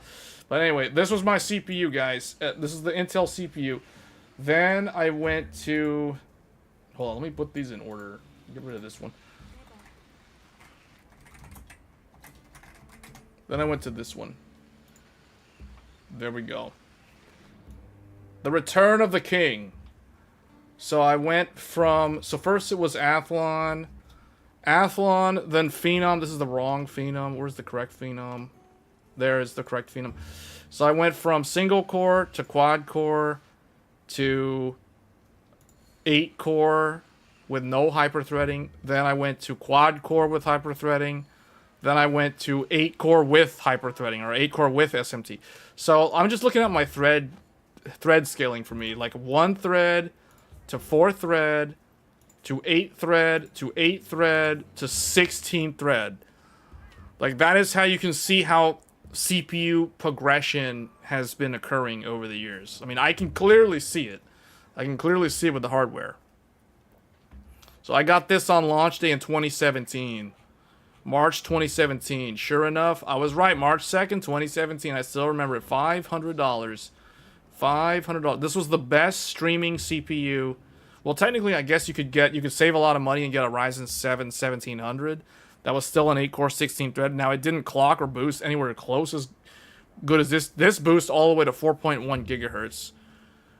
So base frequency was 3.6, boost was 4, and then on the 2 best cores, they would boost to 4.2. So you would get an average of around 4.1 on lightly threaded workloads. So this was the best one to get back in the day.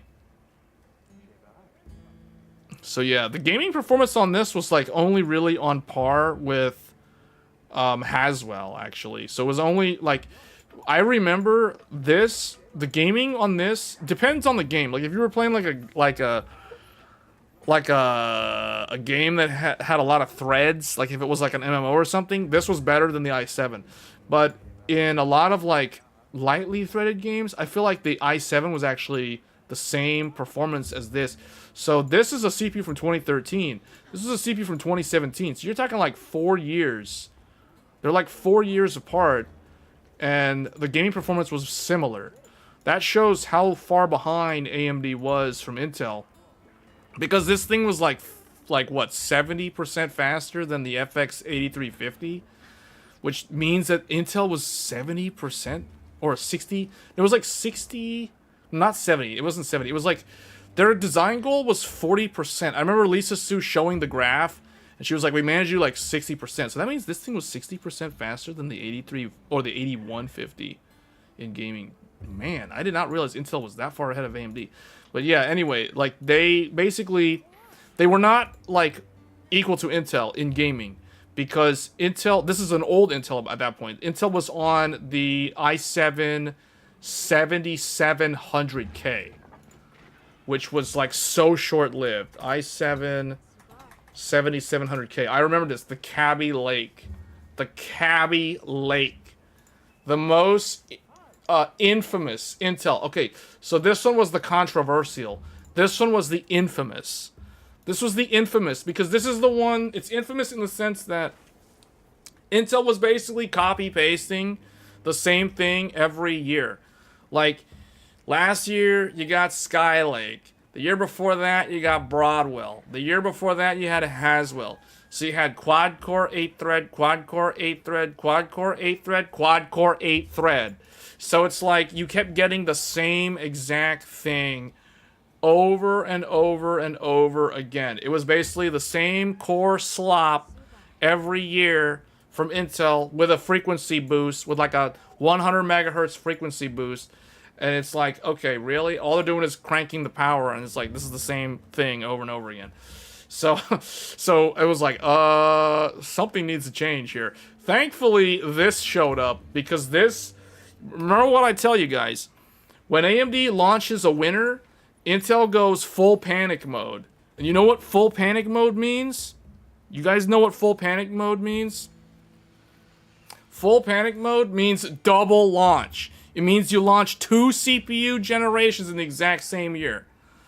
It's like everyone starts screaming like their hair's on fire, and then they stop for a second, and then they launch the thing that's not supposed to come out yet.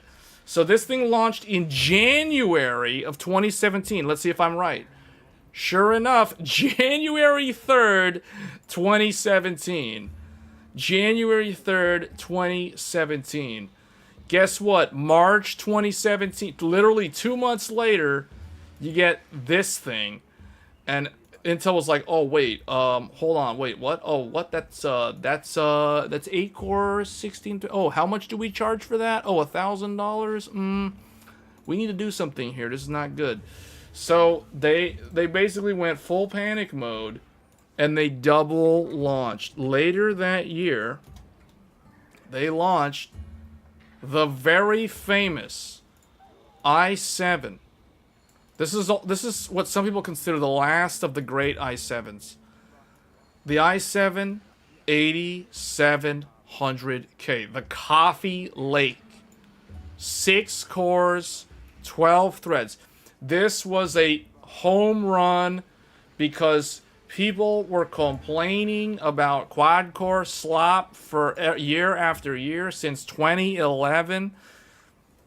They were getting the slop for like, what is that, 2011, 12, 13, 14, 15, you got nothing. 16, 17, you got like 6 years of the same CPU, like core count, thread count, TDP, everything, same thing every single year for like 6 years straight. Then finally, because of this, they're like, okay, release the Kraken. Here we go. Here's something different, boys. 6 core, 12 threads. Everyone was talking about it. The 8700K. The Coffee Lake. The first consumer Intel, a consumer mainstream CPU from Intel that was 6 cores, 12 threads, and not 4 quad core, 8 thread. So, this was it. They basically, yeah, I remember this weird color packaging. And then, people were so mad because, they had the audacity to release it on a new socket. So, they did this on a new socket, then they did this on a new socket again in the same year. And people were like, wait, what? So, all those people who, like, bought a brand new motherboard for this, they couldn't use it with this. Like, and this thing came out, I think, in like September, August. Oh, it was a little bit later, October 2017. Okay, so they always do that Q4 thing. Okay, so they did the same thing, and okay, so yeah, 8700K was like 2017. So basically, you had 3 CPUs launch in the same 3 generations of CPUs launch in 2017. You had this, and you had this, all in the same year. So crazy year. 2017 was the year. It was a crazy year for the CPU because you had so many launches. And then you know what GPU launched in 2017? You had GTX. So you know what launched alongside the Ryzen? There was a GPU that launched right next to this guy, and it is known as this. Hold up, where is it at? It is known as a GPU that many know to be a legend. There it is. The GeForce GTX 1080 Ti. The fastest gaming GPU on the planet. 1080 Ti. Accompanying the launch of the Ryzen 7 1800X. This is known as the return of the king. So, and this is basically like Shadowfax. So you had this March 10th, 2017. March 2nd, 2017. So if you were going to build like the best computer of the 2017 in March was the magic month because you got the streaming computer right there. You got the streaming CPU right there, the all-in-one plus the 1080 Ti. The 1080 Ti.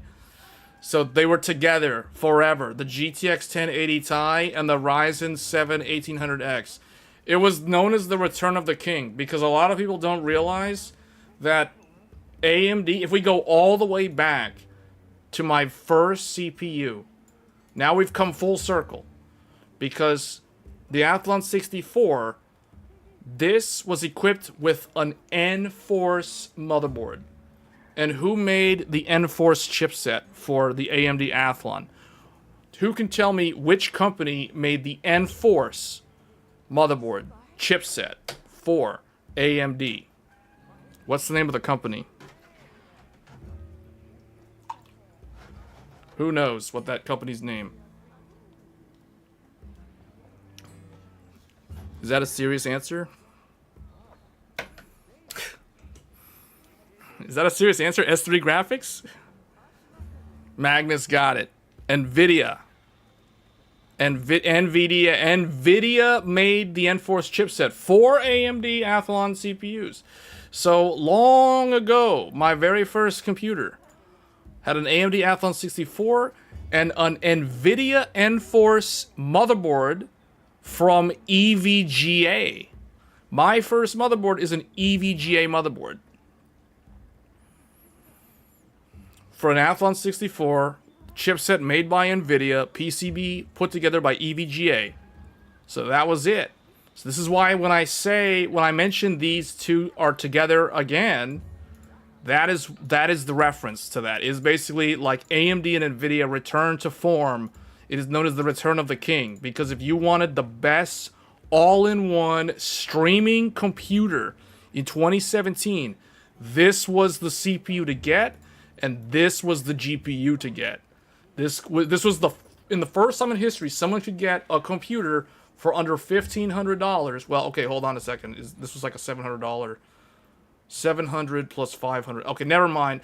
Around $2,000, you could build a true like all-in-one single PC stream computer in 2017 that could do everything.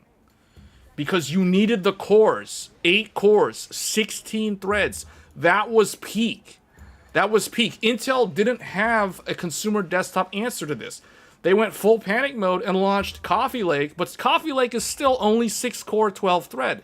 AMD still had a thread advantage, and in multi-thread, that matters. Back then, people were still doing CPU encoding for live streaming, and the productivity was still very CPU dependent.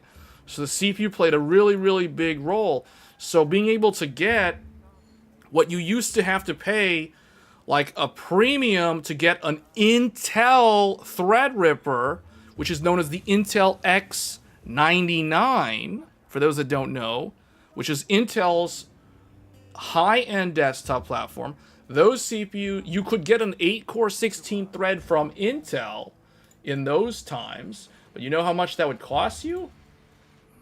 i7-12700K. The 6900K was a Broadwell E socket 2011 8-core 16-thread 140 watt TDP with 3.7 boost, big socket, big CPU, because this is a true high-end CPU. This is not a mainstream peasant CPU. This is the successor to what used to be the original i7 that we talked about earlier in the stream.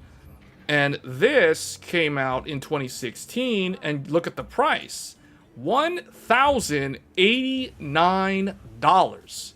So basically $1,100. You have to give Intel $1,100 for an 8-core, 16-thread CPU back in 2016, 2017.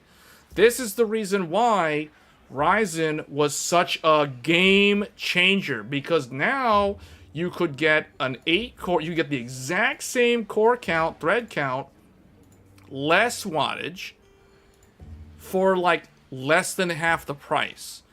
And on top of that, the Intel motherboard for this is very expensive. We're talking $500 in 2016 for a Asus Rampage LGA 2011 Rampage 5. So, yeah, the platform cost of the Intel high-core was very expensive back then. So, not a lot of people even bothered with it. Because this is basically Threadripper, guys. This is Intel's Threadripper platform, which doesn't exist anymore. So, now you can get what has Threadripper core count for, like, way less money.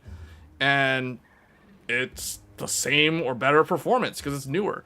So this was a huge game changer when this came out. That was the reason why this is basically the return of the king right here in 2017.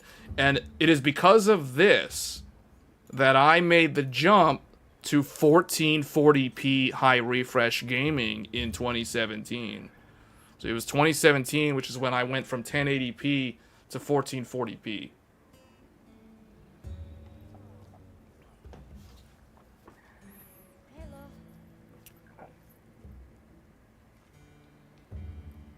So, I don't know what people are thinking about all of this, because this is like a crazy history lesson on like CPUs and how the market has changed over the years. But what I'm pointing out here on this stream, and I wasn't expecting to do this, but this is what I call the inflection points. These are inflection points in the industry. The launch of Ryzen was definitely an inflection point, because it shook up the market in such a way. Ultimately, this stuff forced Intel to bring out things like this. And then eventually Intel brought out the very first i9. In response to AMD, they weren't going to allow AMD to slowly but surely like chew up market share from them. So they finally struck back with the first i9 of all time. The Coffee Lake -R, the i9 9900K. This was Intel's first 8-core, 16-thread consumer CPU, not high-end desktop, because they had high-end desktop 8-core for a while, but they were charging $1,100 for that. This is basically Threadripper, but they brought us finally like normal mainstream desktop CPU with 8-core 16-thread. And this was a very popular CPU, and it was a really good CPU too. 2018. Yeah, and that was a good price too for what it was. So, yeah, Intel, man, AMD, guys, you guys got to give credit to where credit's due. AMD shook up the market with this thing, because like that forced Intel to start making like better CPUs instead of giving us this slop year after year. You know, like, it changed, because we would have never gotten this, I can guarantee you that, if Ryzen never came out. Like, the 9900K was a really, really good CPU for a long time. It's funny, because someone could have rode this thing out through the pandemic and they would have been fine. And now that I think about it. Zen 2 was the actual kicker. Yeah, I would... okay, so the cool thing about Zen 2... So even up until this point, guys... This was the inflection point, but as Nero is saying, Nero brings up a really good point. So let's talk about the. We'll leave this. We'll get rid of this. Actually, let's move this guy over here. We're starting to get too many CPUs. Get rid of the Core 2 Quad. We don't need that anymore. So the yeah, you're talking about this one.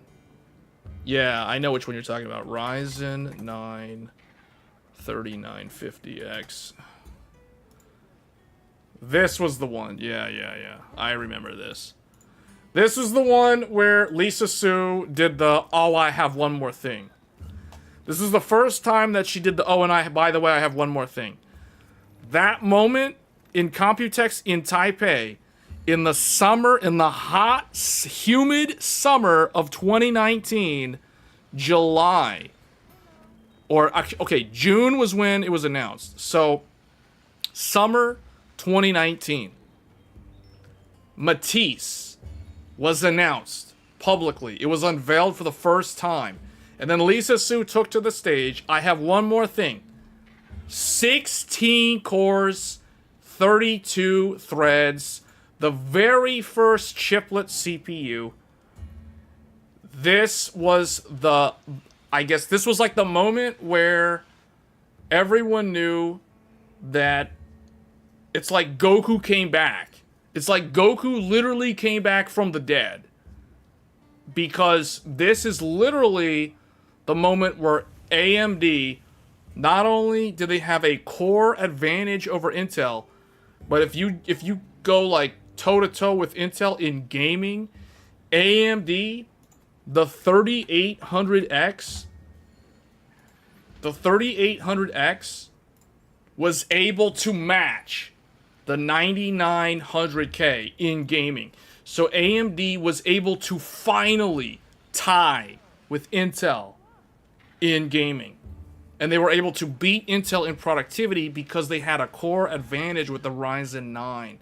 So for the first time in history, AMD was finally able to equal Intel in gaming, which means they finally closed the gap on single thread performance. So this was it. That was the moment. It was summer 2019. So you guys, we're getting closer to the pandemic here. This is the whole theme of this stream is the pandemic PC.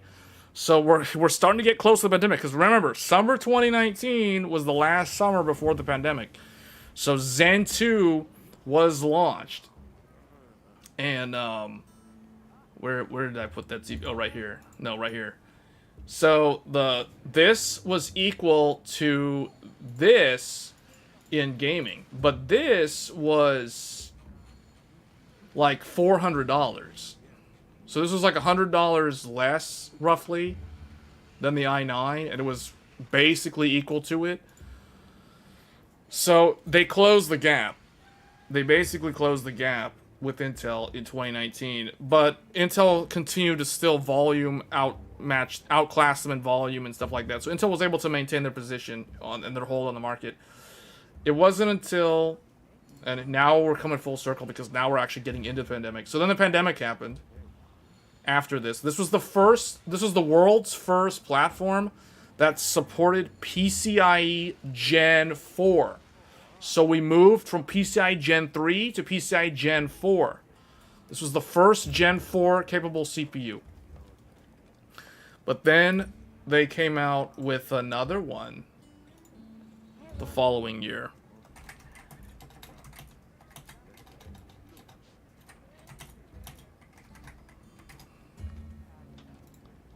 The 5800X, and this was Zen 3, and this was like the magic moment. And I've talked about this many times already, so we're not going to talk about it too much again. But basically, when Zen 3 came out the following year, so this was now in the pandemic, at the tail end of 2020, so this was November 2020, for the first time since my very first CPU, AMD was once again the fastest CPU on the planet. They had the best energy efficiency. They had the fastest single thread performance, which means they had the best gaming performance, and they had the best multi-thread performance because they still had a higher core count in the Ryzen 9 lineup with the 5950X compared to Intel.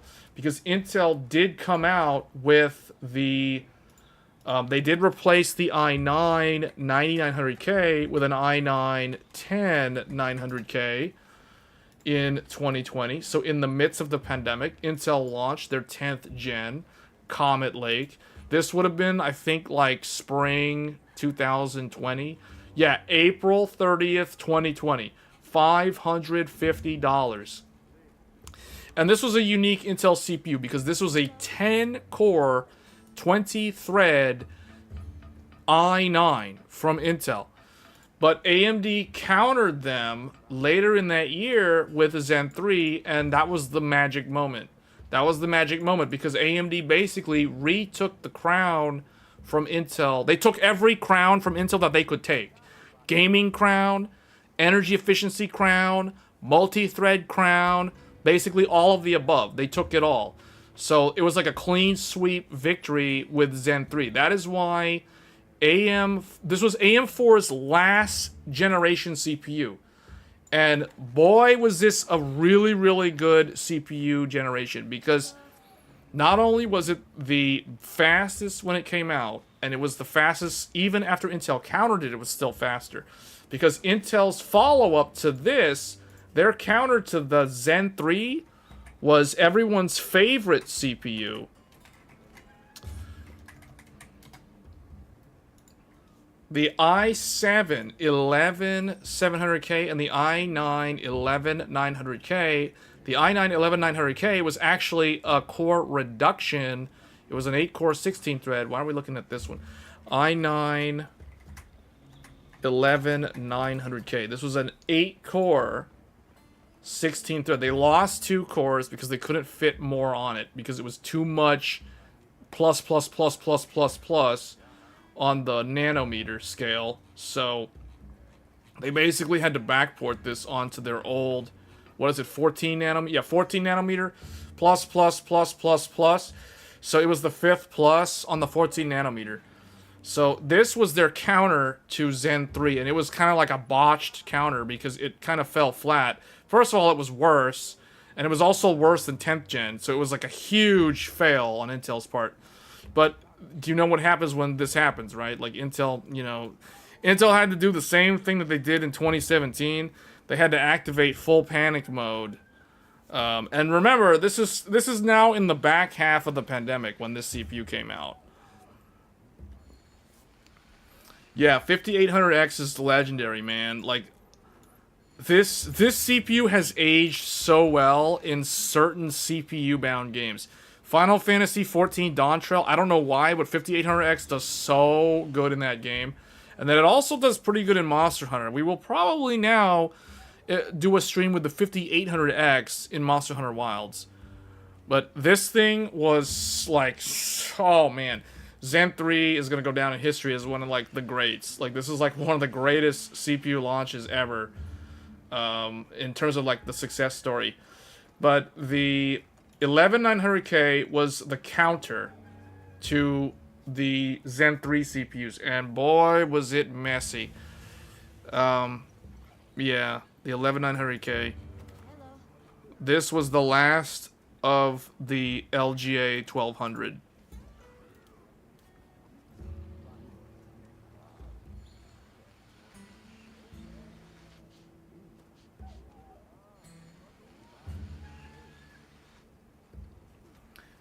'11th gen is still kind of unique though, because it's the story of I don't know what am I trying to say here. Like 11th gen, I don't consider it a waste of sand. First of all, I know a lot of tech people consider this a waste of sand. I think there are some cool things about this CPU that are often overlooked. Now, of course, I'm going to mention again, it has AVX 512. That doesn't really matter anymore, but it has AVX 512. In fact, it's the most modern Intel mainstream desktop chip that still offers AVX 512 support. So it's like it's one trick pony that it has. And then the other thing is that it was the first Intel CPU that introduced the concept of gear ratios for memory overclocking with the memory controller. So that's the other cool thing about it. You didn't have this on all of the previous Intel CPUs. It started with Rocket Lake. And it was interesting because it was backported to the 14 nanometer plus node, but it lost the ability to gain the core scale because that node was so old. There was not enough space to fit the amount of cores that they wanted to put on it. So it was basically stuck at 8 cores. And There were some interesting things about it. It was the first one I think it introduced thermal velocity boost, and other things too. Like, so the better your cooling, like it could dynamically boost. It basically was Intel trying to copy AMD in that sense, because AMD had already done the whole, like, for every 10 degrees you drop, you gain 100 megahertz automatically. Like, Intel tried to do something like that with the 11th gen, but the 11th gen was not energy efficient, so it couldn't really scale the way Intel wanted it to when it came to overclocking. But it's an interesting one. It's an interesting CPU, the 11th gen Rocket Lake. I actually like it.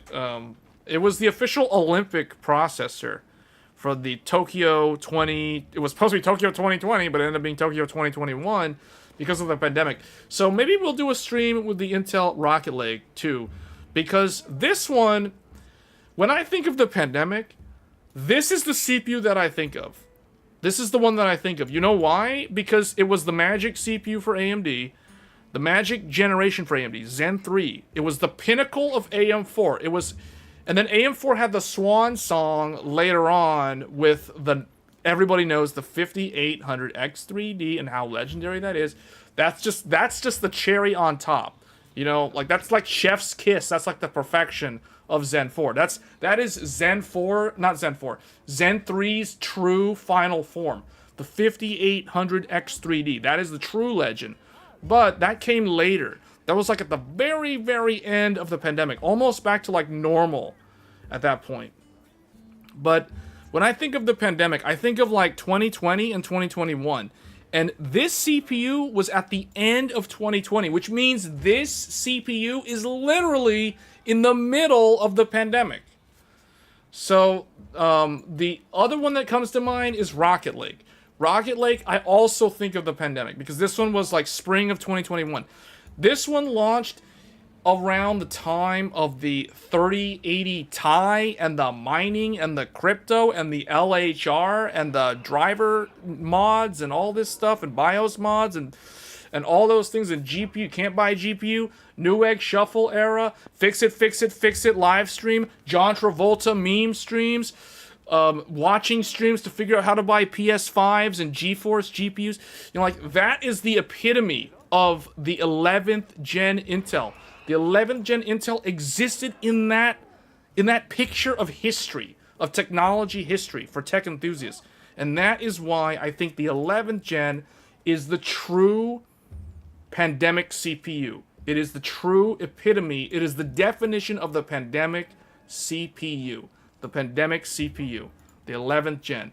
Even though Zen 3 was literally in the middle of the pandemic. But these are definitely pandemic CPUs.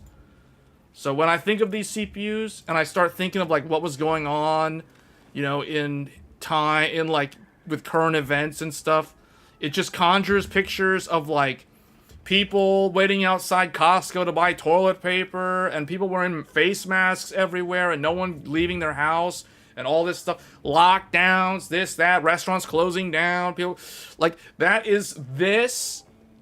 And then this one was like, you can't buy GPUs, and Newegg Shuffle is a thing now, and Best Buy subscriptions, and like, this is the pandemic, guys. Like, that is the pandemic right there. Like, Rocket Lake and Vermeer are literally pandemic CPUs. Now do you guys understand the purpose of this stream? This is the pandemic PC stream. So, Zen 3, Rocket Lake, definition of the pandemic. Those two CPU generations. It's funny because like AMD was on top. In that whole era, AMD was on top. Until the very, very end. Well, okay. So let's continue on because we're getting close to the modern era now. So Intel had to make a comeback. Intel went full panic mode. Full on panic mode. Bring it out. Bring it out, full power, go all in. Bam, double launch. You guys remember, when Intel goes full panic, they double launch. This was a complete fail because of this, so Intel went full panic mode and launched the 8700K in 2017. So this was a complete fail. But the funny thing is, this launched first, this launched after it, and then Intel responded with the Coffee Lake. This time, this launched first. Intel like countered with a fail. It basically like fumbled the counter and like completely like lost it, and then like literally followed up with Alder Lake in the exact same year. So that's straight up panic mode, man. That's how you know when they go panic mode, because they launch things like this. So every time AMD does something, but this is the cool thing. You gotta think about it like this. Every time AMD does something amazing, so like with this, for example, and then with this, Intel does counter with something pretty good. Like, Intel's good when they counter. Like, Intel comes back with something really, really good. The Alder Lake was a very good CPU, all things considered. Now, it was kind of weird when it first launched because you had compatibility issues with anti-cheat software and games and stuff like that. They had that whole thing that, you know, anyone who owned a Alder Lake at launch knows exactly what I'm talking about. With the whole P-core, E-core problems. So, but, you know, they've eventually ironed all that out. But the Alder Lake was cool because this was the first node shrink. Like, Intel finally shrunk the node. Finally got rid of 14 nanometer. This thing is 10 nanometer. Intel called it Intel 7. It was the Intel 7. And this was a pretty good CPU. Like, it was backwards compatible with DDR4, and it was the first consumer CPU to support DDR5. So it had DDR5 and DDR4 support. And it was pretty good. It was very intriguing. It was very interesting. It was so interesting that I bought one. We're streaming on one right now. 12700K, name of the stream. Streaming on 12700K literally right now. It was such an intriguing CPU. The concept of P cores and E cores was very intriguing. And that was Alder Lake, and it retook the performance crown because Intel stumbled against Zen 3, and finally they're like, okay, finally we have something that's faster than Zen 3. Because yeah, this thing, Intel retook the gaming crown from AMD with Alder Lake at the end of 2021. When I think of this, I think of Final Fantasy XIV crashing on me because of the E-cores until I disabled the E-cores in the BIOS, and then it worked. And Endwalker queues were terrible. Just saying. That is my memory of Alder Lake's launch. So that was like end of 2021, which means this was like, what, November? I got it, November 4th, 2021. So it was the very end of the pandemic at this point. And then a few months later, NVIDIA launched the 3090 Ti. And then AMD, for the first time, AMD pulled an NVIDIA. Because you know when I say pulls an NVIDIA, you know what that means? You guys know when AMD launches a GPU that's faster than NVIDIA, then NVIDIA will immediately launch one that's faster than AMD's best and retake the crown. NVIDIA played this game with AMD all the time in the early 2010s. Case in point, AMD launched the 7970 gigahertz, or 7970. It was faster than NVIDIA's GTX 580. Then NVIDIA launched GTX 680. Then AMD launched 7970 gigahertz edition and retook the crown. Then NVIDIA launched the first Titan. Then NVIDIA launched the GTX 780. Then AMD launched the 290X and retook the crown because the 290X was faster than the 780. Then NVIDIA launched, they basically pulled an NVIDIA and did the 780 Ti. And then AMD, at that point, then AMD wasn't able to, AMD was able to compete, but not anymore.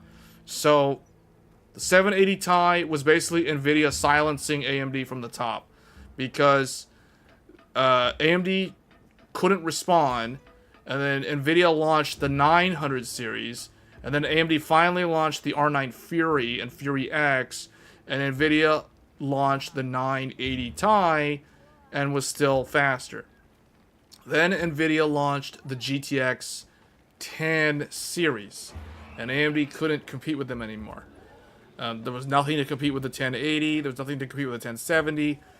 Then NVIDIA launched the 1080 Ti with Ryzen, and that to ride the coattails of the big Ryzen launch.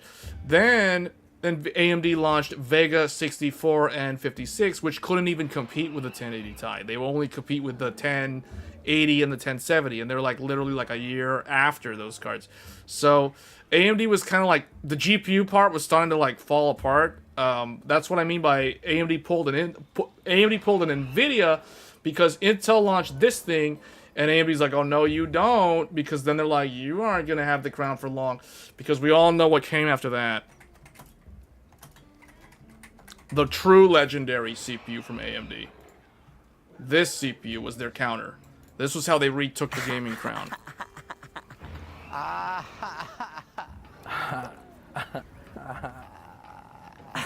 Because Intel was like, no, we're the fastest with the gaming. Then AMD's like, oh no you aren't. No you aren't. Not anymore. So they went and they did this. Now in reality, this was mostly like in a lot of like really CPU bound games, this was faster than the 12900K. But in some games, the 12900K was still faster, especially if somebody actually spent money on DDR5. But the 5800X3D was insanely good. This CPU has aged so well, it's like not even funny.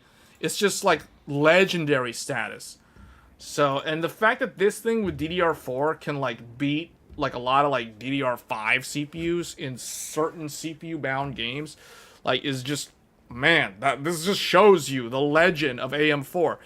This was the final end of AM4, because this came out in the spring of 2022 alongside the RTX 3090 Ti. So once again, AMD and NVIDIA together again. RTX 3090 Ti. So just like in 2017 when there was the 1800X with the GTX 1080 Ti, these two. Then we had the 5800X3D, which was in like April 20th. Right there with the, you couldn't buy one because of scalpers, the 3090 Ti, the $2,000 Ampere true flagship. So you have these two together again. So 2022 was another like massive year for computer hardware, because you had people that could just do a drop-in upgrade if they're on AM4. You had like this thing come out, and then you had all the people who bought one of these from scalpers, and it was like RIP 3080 Ti owners, because we all know what came out later in the exact same year. That was when like everything came out, like all the stuff at the end of that year. Yeah, the 3090 Ti and the 5800X3D were in the first part of that year. So this was like the enthusiast gaming, like this was basically the Star Citizen PC, guys. Like I know a bunch of people that came to me asking me to help them build Star Citizen computers.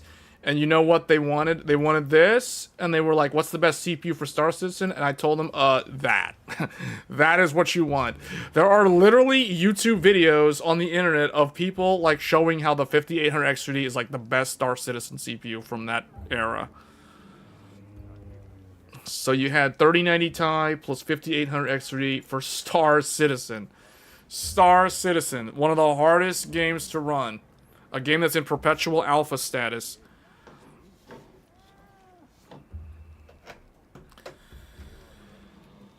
But then later that year, we got other CPUs, new things, new sockets, new everything. In 2022, this is the first part of 2022, were these two things. But the latter part of 2022 had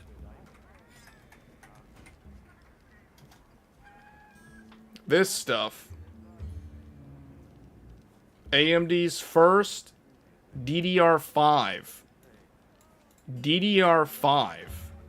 AMD finally made the jump to DDR5. They finally went to LGA on consumer desktop. So no more BGA. They went LGA. And they were DDR5. And they cranked the speed really high. Like 5.7 gigahertz boost on the faster CCD. Or on the, the 7700X. So this was... I don't know. I feel like this was almost like a return of this to me, but not in a good way. Because the 1800X, when it launched, it needed BIOS updates. It needed like lots of BIOS updates, especially for like memory things, like DDR4 things. And when this launched, it felt to me, as someone who bought this on launch day in the end of September 2022. Let me see if I'm right. September 27, 2022. I got it. There you go. Okay, so I'm on a roll with these like release windows. So the 7950X. This was my very first. This was my very first 16-core, 32-thread consumer desktop Ryzen 9. So up until now. Up until this point, I had been using 8-core CPUs. So I had this, then I went to this one. No, not this one. The non-X3, this one. So the 5800X. This is my current CPU. So you guys know my history now. It's like this one, this one, this one, this one, this one. This one, no. Why do I keep going to the X3? This one, and then this one. So I finally made the jump. So I had been on like 8 cores since the first AMD Ryzen. Like the first Zen 1 8-core. Zen 1 8-core. So I finally made the jump with Zen 4. I went to a 16-core. I doubled up my cores and threads. And went to the first Ryzen 9. I never had a 3950X or a 5950X. No, I skipped all of those. I waited till the socket change to AM5. So I was on Zen 3, which was the last, and it was the best of AM4. And man, this was such a mature platform. Like, those who got Zen 3, they had no problem with like running DDR4, like 4 sticks DDR4, dual rank, 64 gig total, at like 3200. Some of them could do 3600. It was crazy, like how this memory controller like got so much better compared to the previous ones. And then Zen 4 felt like it was back to like square one, because this, just like first gen Ryzen, this needed BIOS updates. This had like memory, the memory training stuff. It was very, very reminiscent of the early days of like first gen Ryzen. So it was, and that's not necessarily a good thing. That it made me feel like, oh boy, we're back to being like early adopters again. So, yeah, that was the 7950X in 2022. So I was on this. And then Intel launched their counter to that. Our servers... Oh, wow, tech power-up's down. Okay, that's why they're having trouble loading this. Anyway, so we're actually kind of at the end now, because now you guys know my path in terms of CPU upgrade, because at this point in time, I basically had AMD and Intel. So I went from the 5800X to the 7950X, and likewise I went from the 12700K that we're streaming on right now to the 13900K. So I went from a Ryzen 7 to a Ryzen 9, and likewise I went from an Intel i7 to a Intel i9. So we did the whole like 7950X and 13900K dual PC stuff. And then, so you guys know what we have now currently for the channel. We have the best of the best, the 9950X3D, and the Intel Core Ultra 285K. So I have the fastest, the best, newest Intel CPU, and the fast, newest, best AMD CPU. So that is my PC upgrade journey, whatever you want to call it, as a tech enthusiast. So that is the whole history. So it started with Athlon, and then there was like the switch to Intel in the middle there with Haswell, and then the return of the king with Ryzen coming back for the first time, and then basically it was really Alder Lake. Really got it. I have to give credit to the 12th gen Intel. 12th gen Intel got me back to Intel but I never abandoned AMD at that point. I basically stuck with both platforms since that time. But it was really like, started AMD, swapped to Intel, went back to AMD, and was going to stay with AMD, but was intrigued by the E-cores on Alder Lake that I bought into Alder Lake because I got tired of waiting on Threadripper. And then that's basically how I now have both AMD and Intel.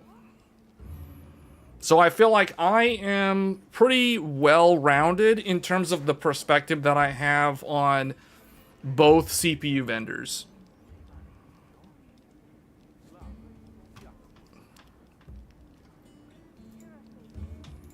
As someone who uses both platforms very, very thoroughly. Do you think Intel will bring Lunar Lake Mobile to desktop? No. Intel typically doesn't bring like a mobile CPU to desktop unless one of their add-in partners like Dell, HP, or somebody wants to OEM like a mini PC, like an Intel NUC type of thing, then they might do it. But normally they don't do that. Normally what Intel has started doing is they've started actually like designing one architecture that they can scale to desktop or scale down to mobile. Because when you think of Arrow Lake is almost the same whether we're talking Arrow Lake on mobile or Arrow Lake on desktop. The only difference is going to be the power limit. Desktop, obviously the power limit is way, way higher. The TDP is way higher than on laptop because of battery life being a thing on laptop. But you look at Arrow Lake currently on desktop, it's basically the same as the mobile chip in the sense that it has the AI chip, which is the mobile chip, because no one really needs that on desktop, to be honest, because you're going to use your GPU for AI accelerated apps anyway. It's going to always outperform any NPU. So there's an NPU on there, which wastes silicon space because nothing actually uses it currently. And even if you wanted to use AI, your AI app will use your graphics card instead of the NPU. So, but the fact that it has an NPU is kind of like a mobile chip in that regard. AMD's doing great. AMD's basically industry leader, guys.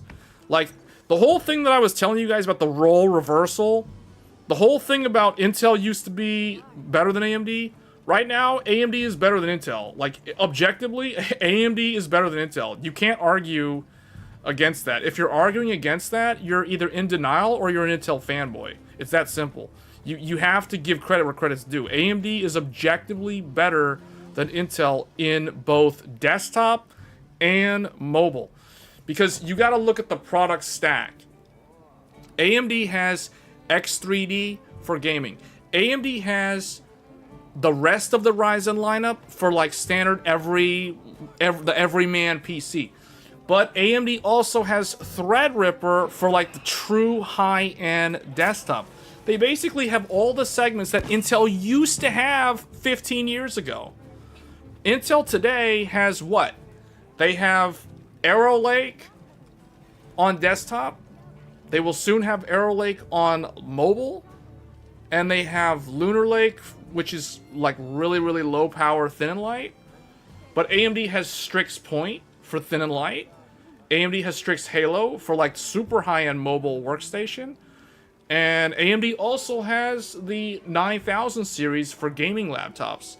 So AMD has a better product portfolio right now compared to Intel in terms of like market segment and what they offer. Intel is mostly at parity, but there are a lot of gaps. There's a lot of gaps right now. And the main reason why there are gaps is because you guys have to remember, Intel has a foundry business. Intel is supposed to be manufacturing their own chips. They're supposed to be a fully vertically integrated company when it comes to chip design and chip manufacturing. The fact that Intel is having to outsource to TSMC, they are not used to this. This is not good for them because they're not used to spending money on TSMC to buy wafers when they can make the wafers themselves. So this is why Intel's in a really, really weird spot right now. And it's pretty clear that AMD is objectively better. Intel was better than AMD up until...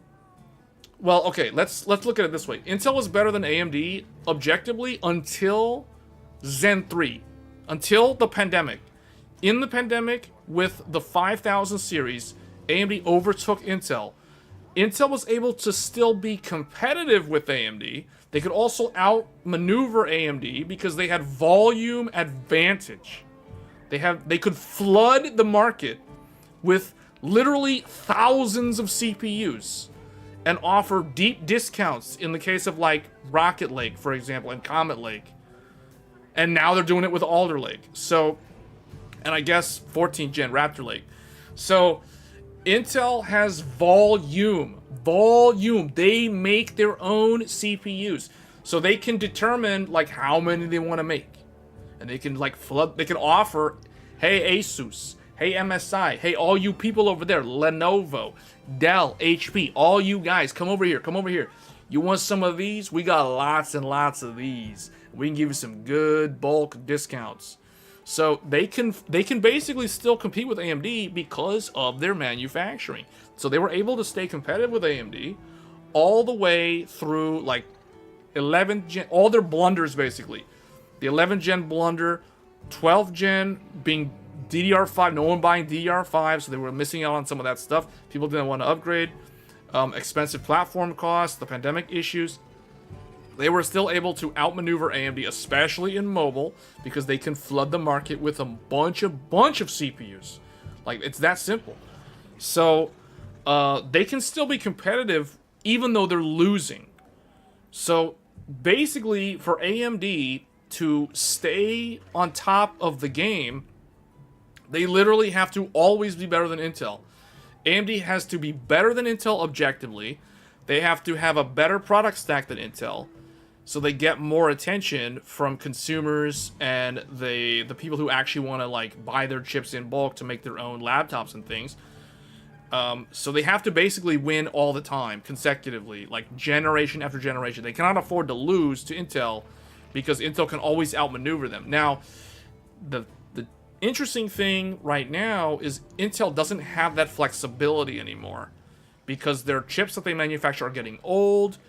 14th gen is still kind of their best seller right now in the desktop market. No one's really buying Core Ultra. It's kind of a flop. Not really though. Like, you would think that it's a flop, but it's still actually being sold in decent volume to system integrators. So, it's still competitive with AMD. X3D is basically straight up like in a class of its own right now for gamers. And then AMD also has Strix Halo, which is in mobile in a completely class of its own. Like, AMD basically has three parts of the market that Intel is like dead in the water. AMD has Strix Halo, Intel has no answer to that. AMD has X3D, Intel has no answer to that. And AMD has Threadripper, and Intel has no answer to that. So that is the reason why AMD is just straight up better than Intel right now. Like, Intel has too many gaps, if you know what I mean. So, X3D and Threadripper besides the normal Ryzens.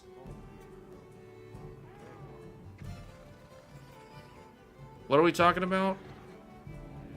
Oh, you're talking about something else. You're talking about power supplies? Like, I'm over here like talking about like market analysis of like the CPU industry, and people are having a sidebar conversation about power supplies of all things.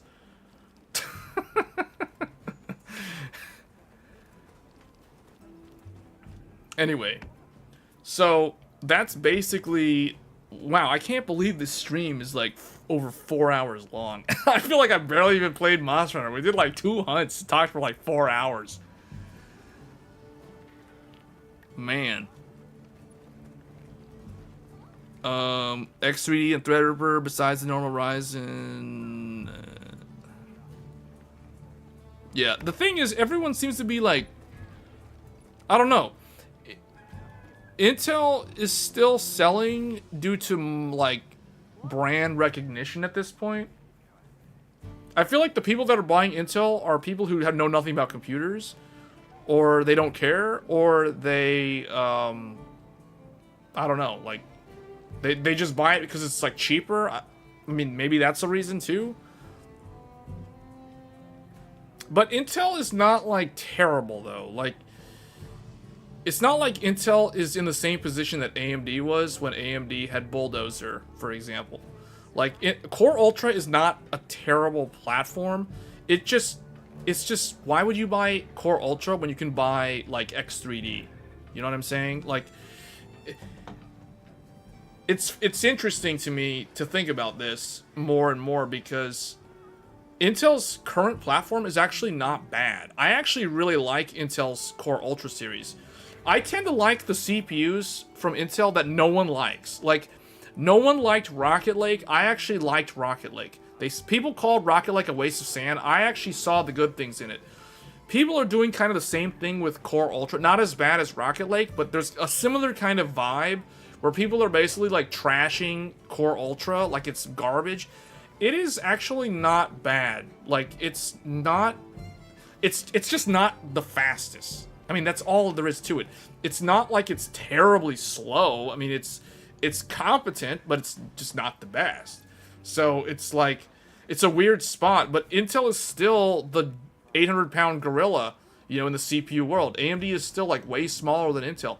So it's still literally the story of David and Goliath, you know, like, to use a biblical allusion. I mean, that's what it is. Intel is still very much the really big juggernaut, and AMD's still the little guy, even though AMD has just gotten win after win after win, like, kind of like a hero, you know, and like AMD's basically the protagonist with plot armor, yet somehow the villain just has enough resources to keep coming back every single time.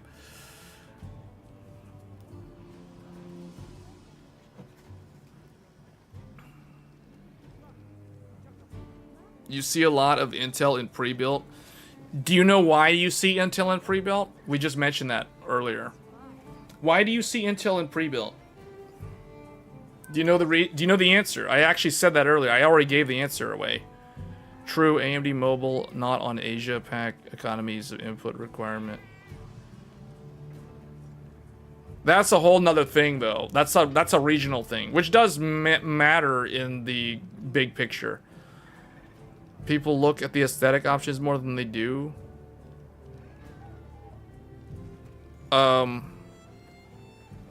More availability of parts. More availability of what? Of chips? You mean the CPUs? When you say more availability of parts, you're talking about more CPUs. Because that's the answer. The answer is what I said earlier. When I said Intel can volume flood the market with thousands of CPUs that AMD just cannot match in terms of quantity, that's the answer. Motherboards, like, I don't understand what you mean by motherboards like that's because they're the same. That doesn't make any sense. You can get the same exact motherboard for AMD that you can also get with Intel. So that argument doesn't have any weight. The difference is Intel can sell a lot of chips. Like Mike knows that Intel is able to flood the market with volume discounts of chips in very, very large quantities. And that's very attractive to a lot of system integrators for people like CyberPower, Falcon Northwest, Origin PC, as well as your large OEMs and ODMs like Dell and HP, Lenovo, etc. Bundle deal. Yes, that's exactly what I'm talking about. Pre-builds are often to move undesirable parts. Not necessarily. I wouldn't say pre-builds are meant to move undesirable parts. Sort of, but I don't think... no, because the pre-built providers, the boutique system builders, they do have, like, the high-end options, but you gotta pay a lot of money for them. They charge a lot for those. They don't charge as much for the undesirable parts. So, but see, the problem for Intel is, and AMD, like, if AMD's smart, they really need to jump on this opportunity to take up the market share, because Intel has to manufacture from TSMC now for their chips.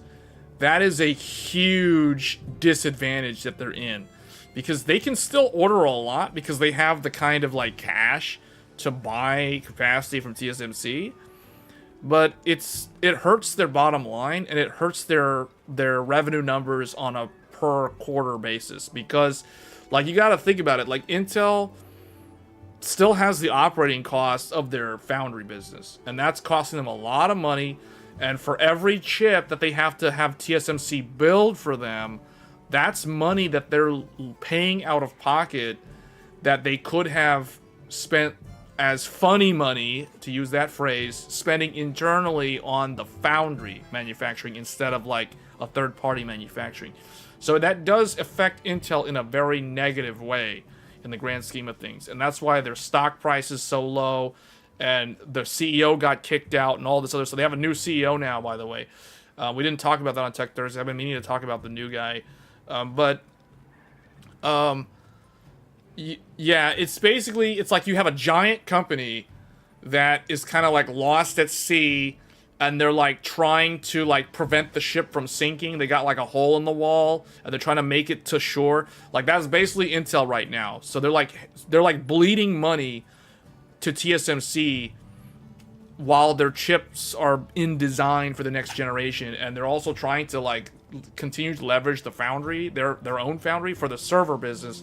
Because if they have to concede their server chips to TSMC, like that, if that happens, Intel's gonna have to sell off their foundry. They're gonna have to do what AMD did like 20 years ago and go like fabless. And I don't really see them doing that. I think that if Intel does that, first of all, the Trump administration will straight up sue them. Like, they're gonna get sued by the government. The US government will totally like sue Intel into oblivion if they try to sell off their foundry, because Intel accepted all of that taxpayer money to build those fabs in the US. So I don't think Intel can easily just like get rid of their foundry if they want to.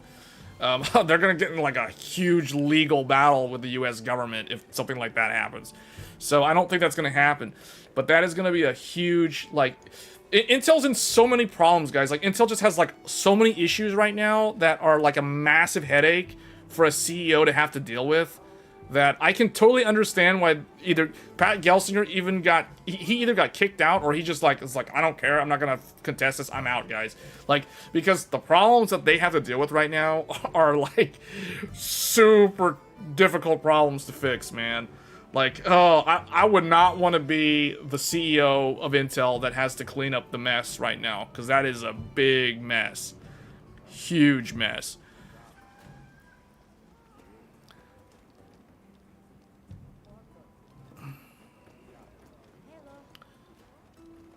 Ultra takes more. Lava with the $5 super chat, much appreciated.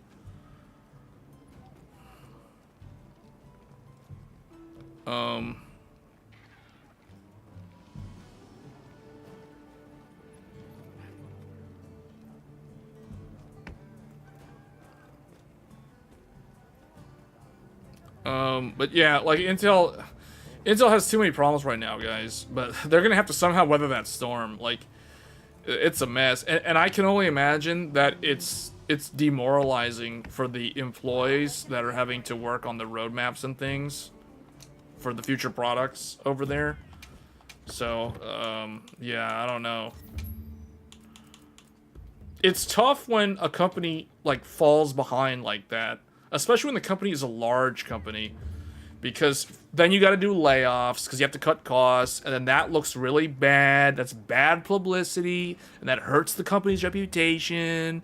And then, you know, you got to do cleanup, you got to do damage control. Then you have to somehow like rally the troops to keep working on the stuff, even though you have less people on the team now, and try to backfill where you can and move people around and kill off projects that don't need to be built anymore because you're having to like get rid of things that are not efficient. So it's like, it's a big problem. It's a big problem.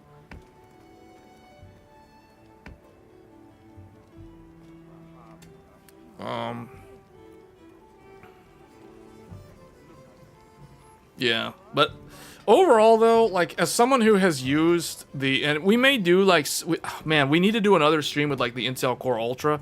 Like Intel Core Ultra is not bad. Like it's just, AMD is just, Ryzen's just currently better. I mean, that's all there is to it. It's the same thing when Intel was better. Okay, it's like, think of it like when 12th gen was out. When 12th gen was out, 12th gen was better than Zen 3, than the 5800X, for example. But it wasn't like it was that much better. It was better, but it was not like so much better that anybody on a 5800X was gonna like jump and go to Intel just because the 12700K came out. Like no one was gonna do that. It wasn't that much better, but it was better. And that's kind of what we have today, but it's a role reversal. It's like, okay, the Intel Core Ultra is like a Ryzen 5800X, and the Zen 5 X3D is like the Alder Lake. You know, like, oh, it's better. It's clearly better in gaming. It's clearly better in like other stuff. It's the same kind of thing. It's just a role reversal right now where AMD is the better option.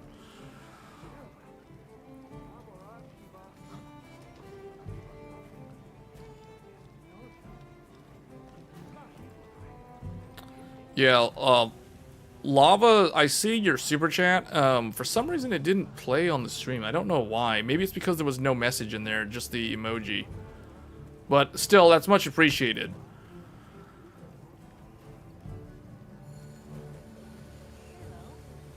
Ryzen won't transfer as high across the memory bus.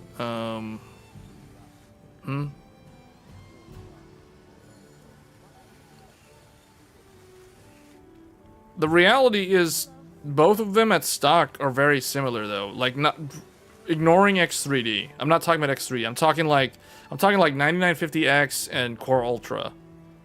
The Core Ultra 9 and the 9950X are almost exactly the same in every single way. Like, you measure the power consumption on average, they're very similar. You measure the gaming performance, they're very similar.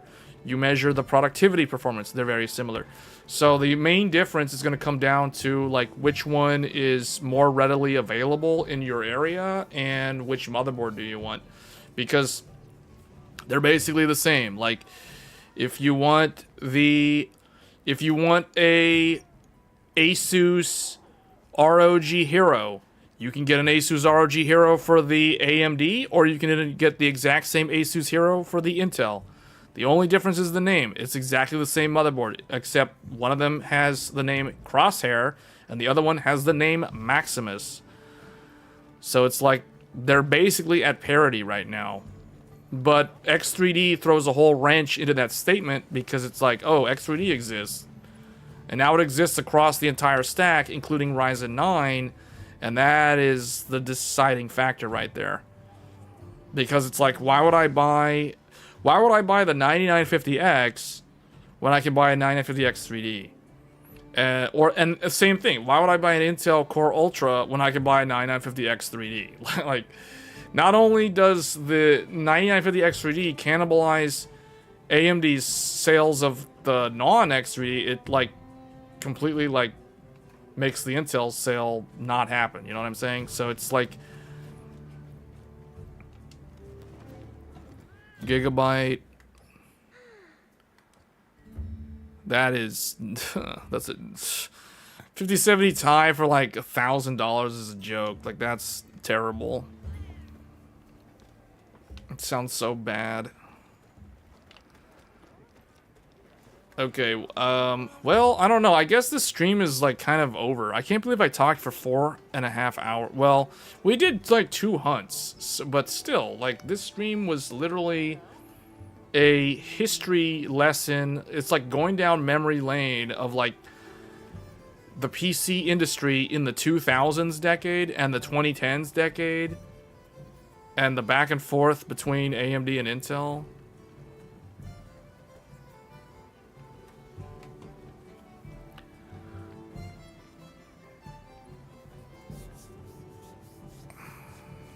I don't understand who would buy that for $969 though. That isn't even worth like that much money. That sounds so terrible. It's like, okay. Okay, yeah, $1,000 for like another 16 gigabyte GPU. That sounds like oh wow, that's such good value. Wow. It's amazing.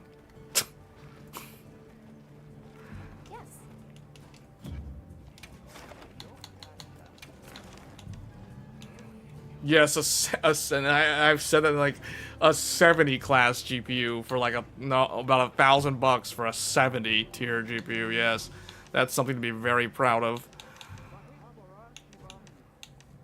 I guess we'll hunt this thing one more time, and then call it a stream.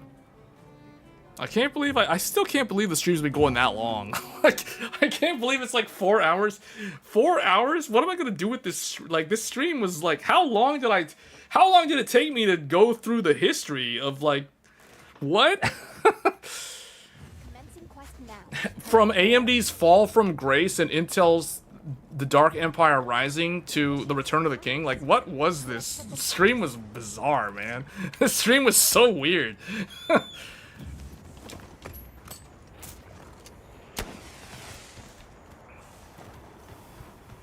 Next time, we have to do this entire story only with Dragon Ball Z characters. Because everyone knows that Ryzen is Goku and Intel Core is Vegeta. I mean, I pretty much made that clear, like, multiple times in the past. We're probably going to have to do the entire story using DBZ references and analogies. For those of you that are DBZ fans, I am so sorry.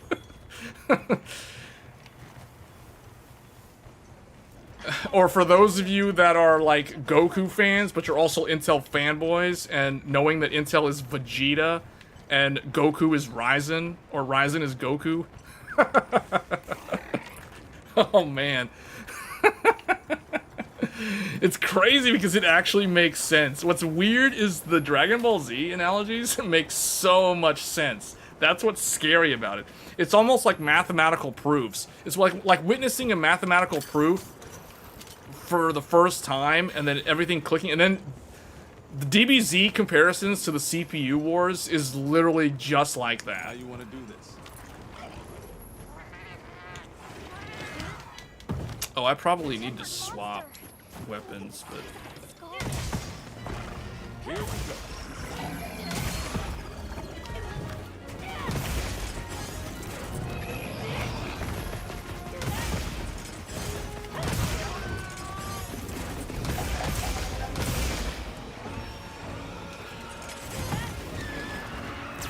you nailed it the first time.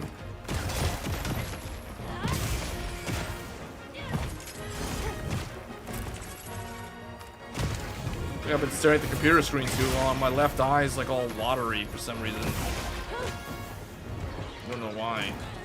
It's like something got in my eye or something. It's making me. It's hard for me to like concentrate on the monster fight.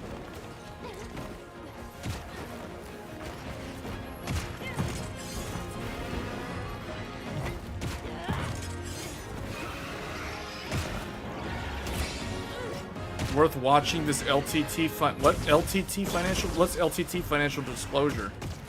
You're talking about Linus Tech Tips? Is that something that I knocked down?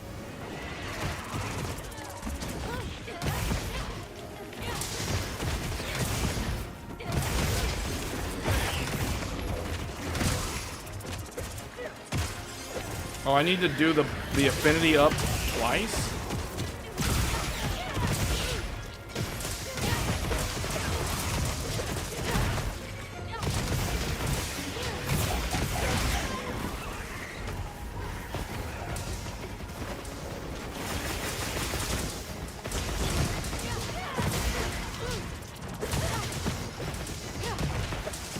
How LTT makes money?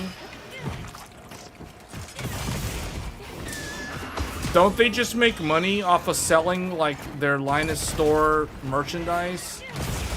And I guess like their sponsored review stuff? Or not review, it's really like their well, I guess they do get sponsored reviews.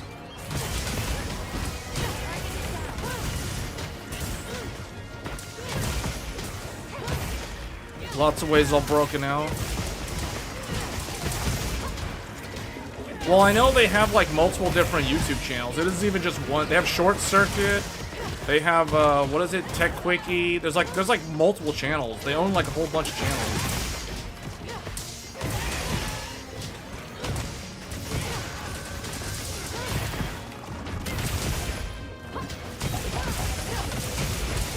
I still can't believe that I completely lost track of time talking about like the CPU history for like, I can't believe I talked for 4 hours about this, dude. Like what was I doing? I was like in a trance or whatever. Like it was like the lady from Titanic recounting the events of Titanic. The whole movie Titanic. You know the old lady Rose in the movie? It was like her like telling the whole story of Titanic. It was like me telling the whole story of like the CPU wars for like 4 hours. Like what did I just do? I keep looking at how long I've been live and I'm like, what? How could I have been live for this long? I feel like I've only talked for like 2 hours.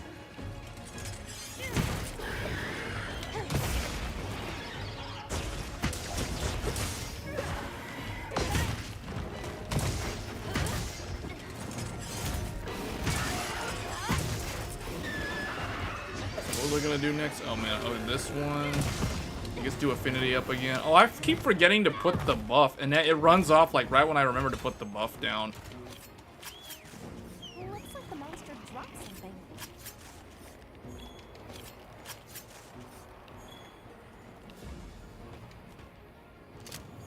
It felt like I spoke for 80 years.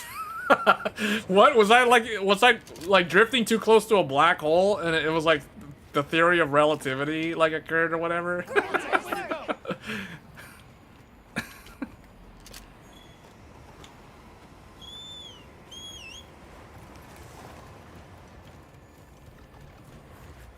They can make more money just producing YouTube channels. Yeah, but you still have to upload to like every single channel though, on a regular basis. So I mean,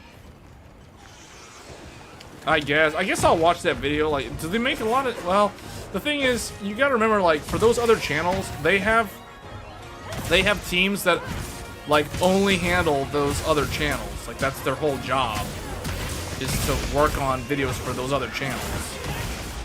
I would imagine. Because they have a whole team of editors. They don't have like 1 or 2 editors. They got like, I think like 5 editors or whatever. Or more. Yeah, he basically runs a media company. It's like an entertainment company, really. Sort of. I mean, the sort of content that they produce is definitely more entertainment based.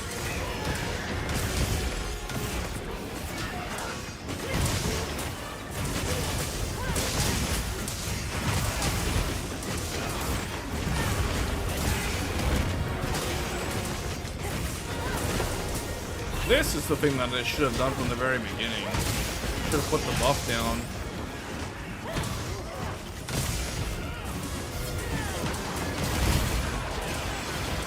Spam healing everyone, I guess. Oh wow. Okay. Well, that didn't take too long.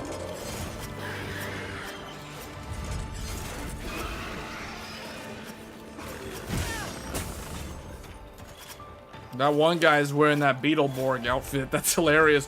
I need to craft that outfit. That looks like the Beetleborg. It looks like the White Blaster Beetleborg from Beetleborg's Curse of the Shadowborg miniseries. I swear that looks like the White Blaster Beetleborg. That dude right there, Flamin' Gala, just running around as a Beetleborg. Look at this dude right here. Look at this Beetleborg right here. What is this? That is a Beetleborg.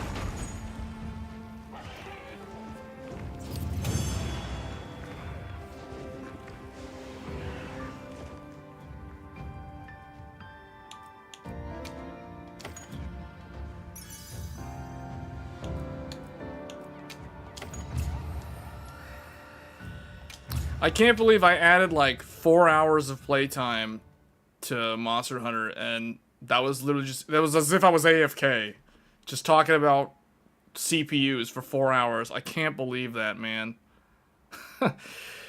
I don't like when I add hours to my playtime in games where it's literally either I'm AFK for like hours, or I'm like, this game replaced Hogwarts Legacy. This is the game that is gonna gain like literally hundreds of hours of me just sitting here doing nothing in the game.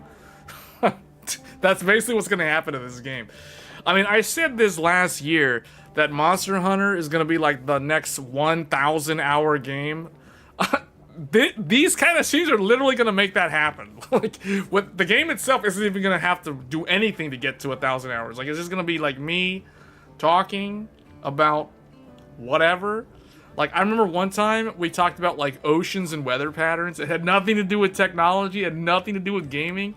I forget which live stream that was. That might have been the Tech Thursdays, but it was like ocean currents, weather patterns, and like how that worked. It was like a science YouTube channel. It had nothing to do with any of this. Like, crazy stuff. I still can't believe. I'm still like I'm dumbfounded that I spoke for like 4 hours about AMD and Intel CPUs. That, I mean, I don't know. Like, is that impressive or is that embarrassing? Like, I don't know, man. That's weird. It just seems strange. Like, I can't imagine anyone else doing that.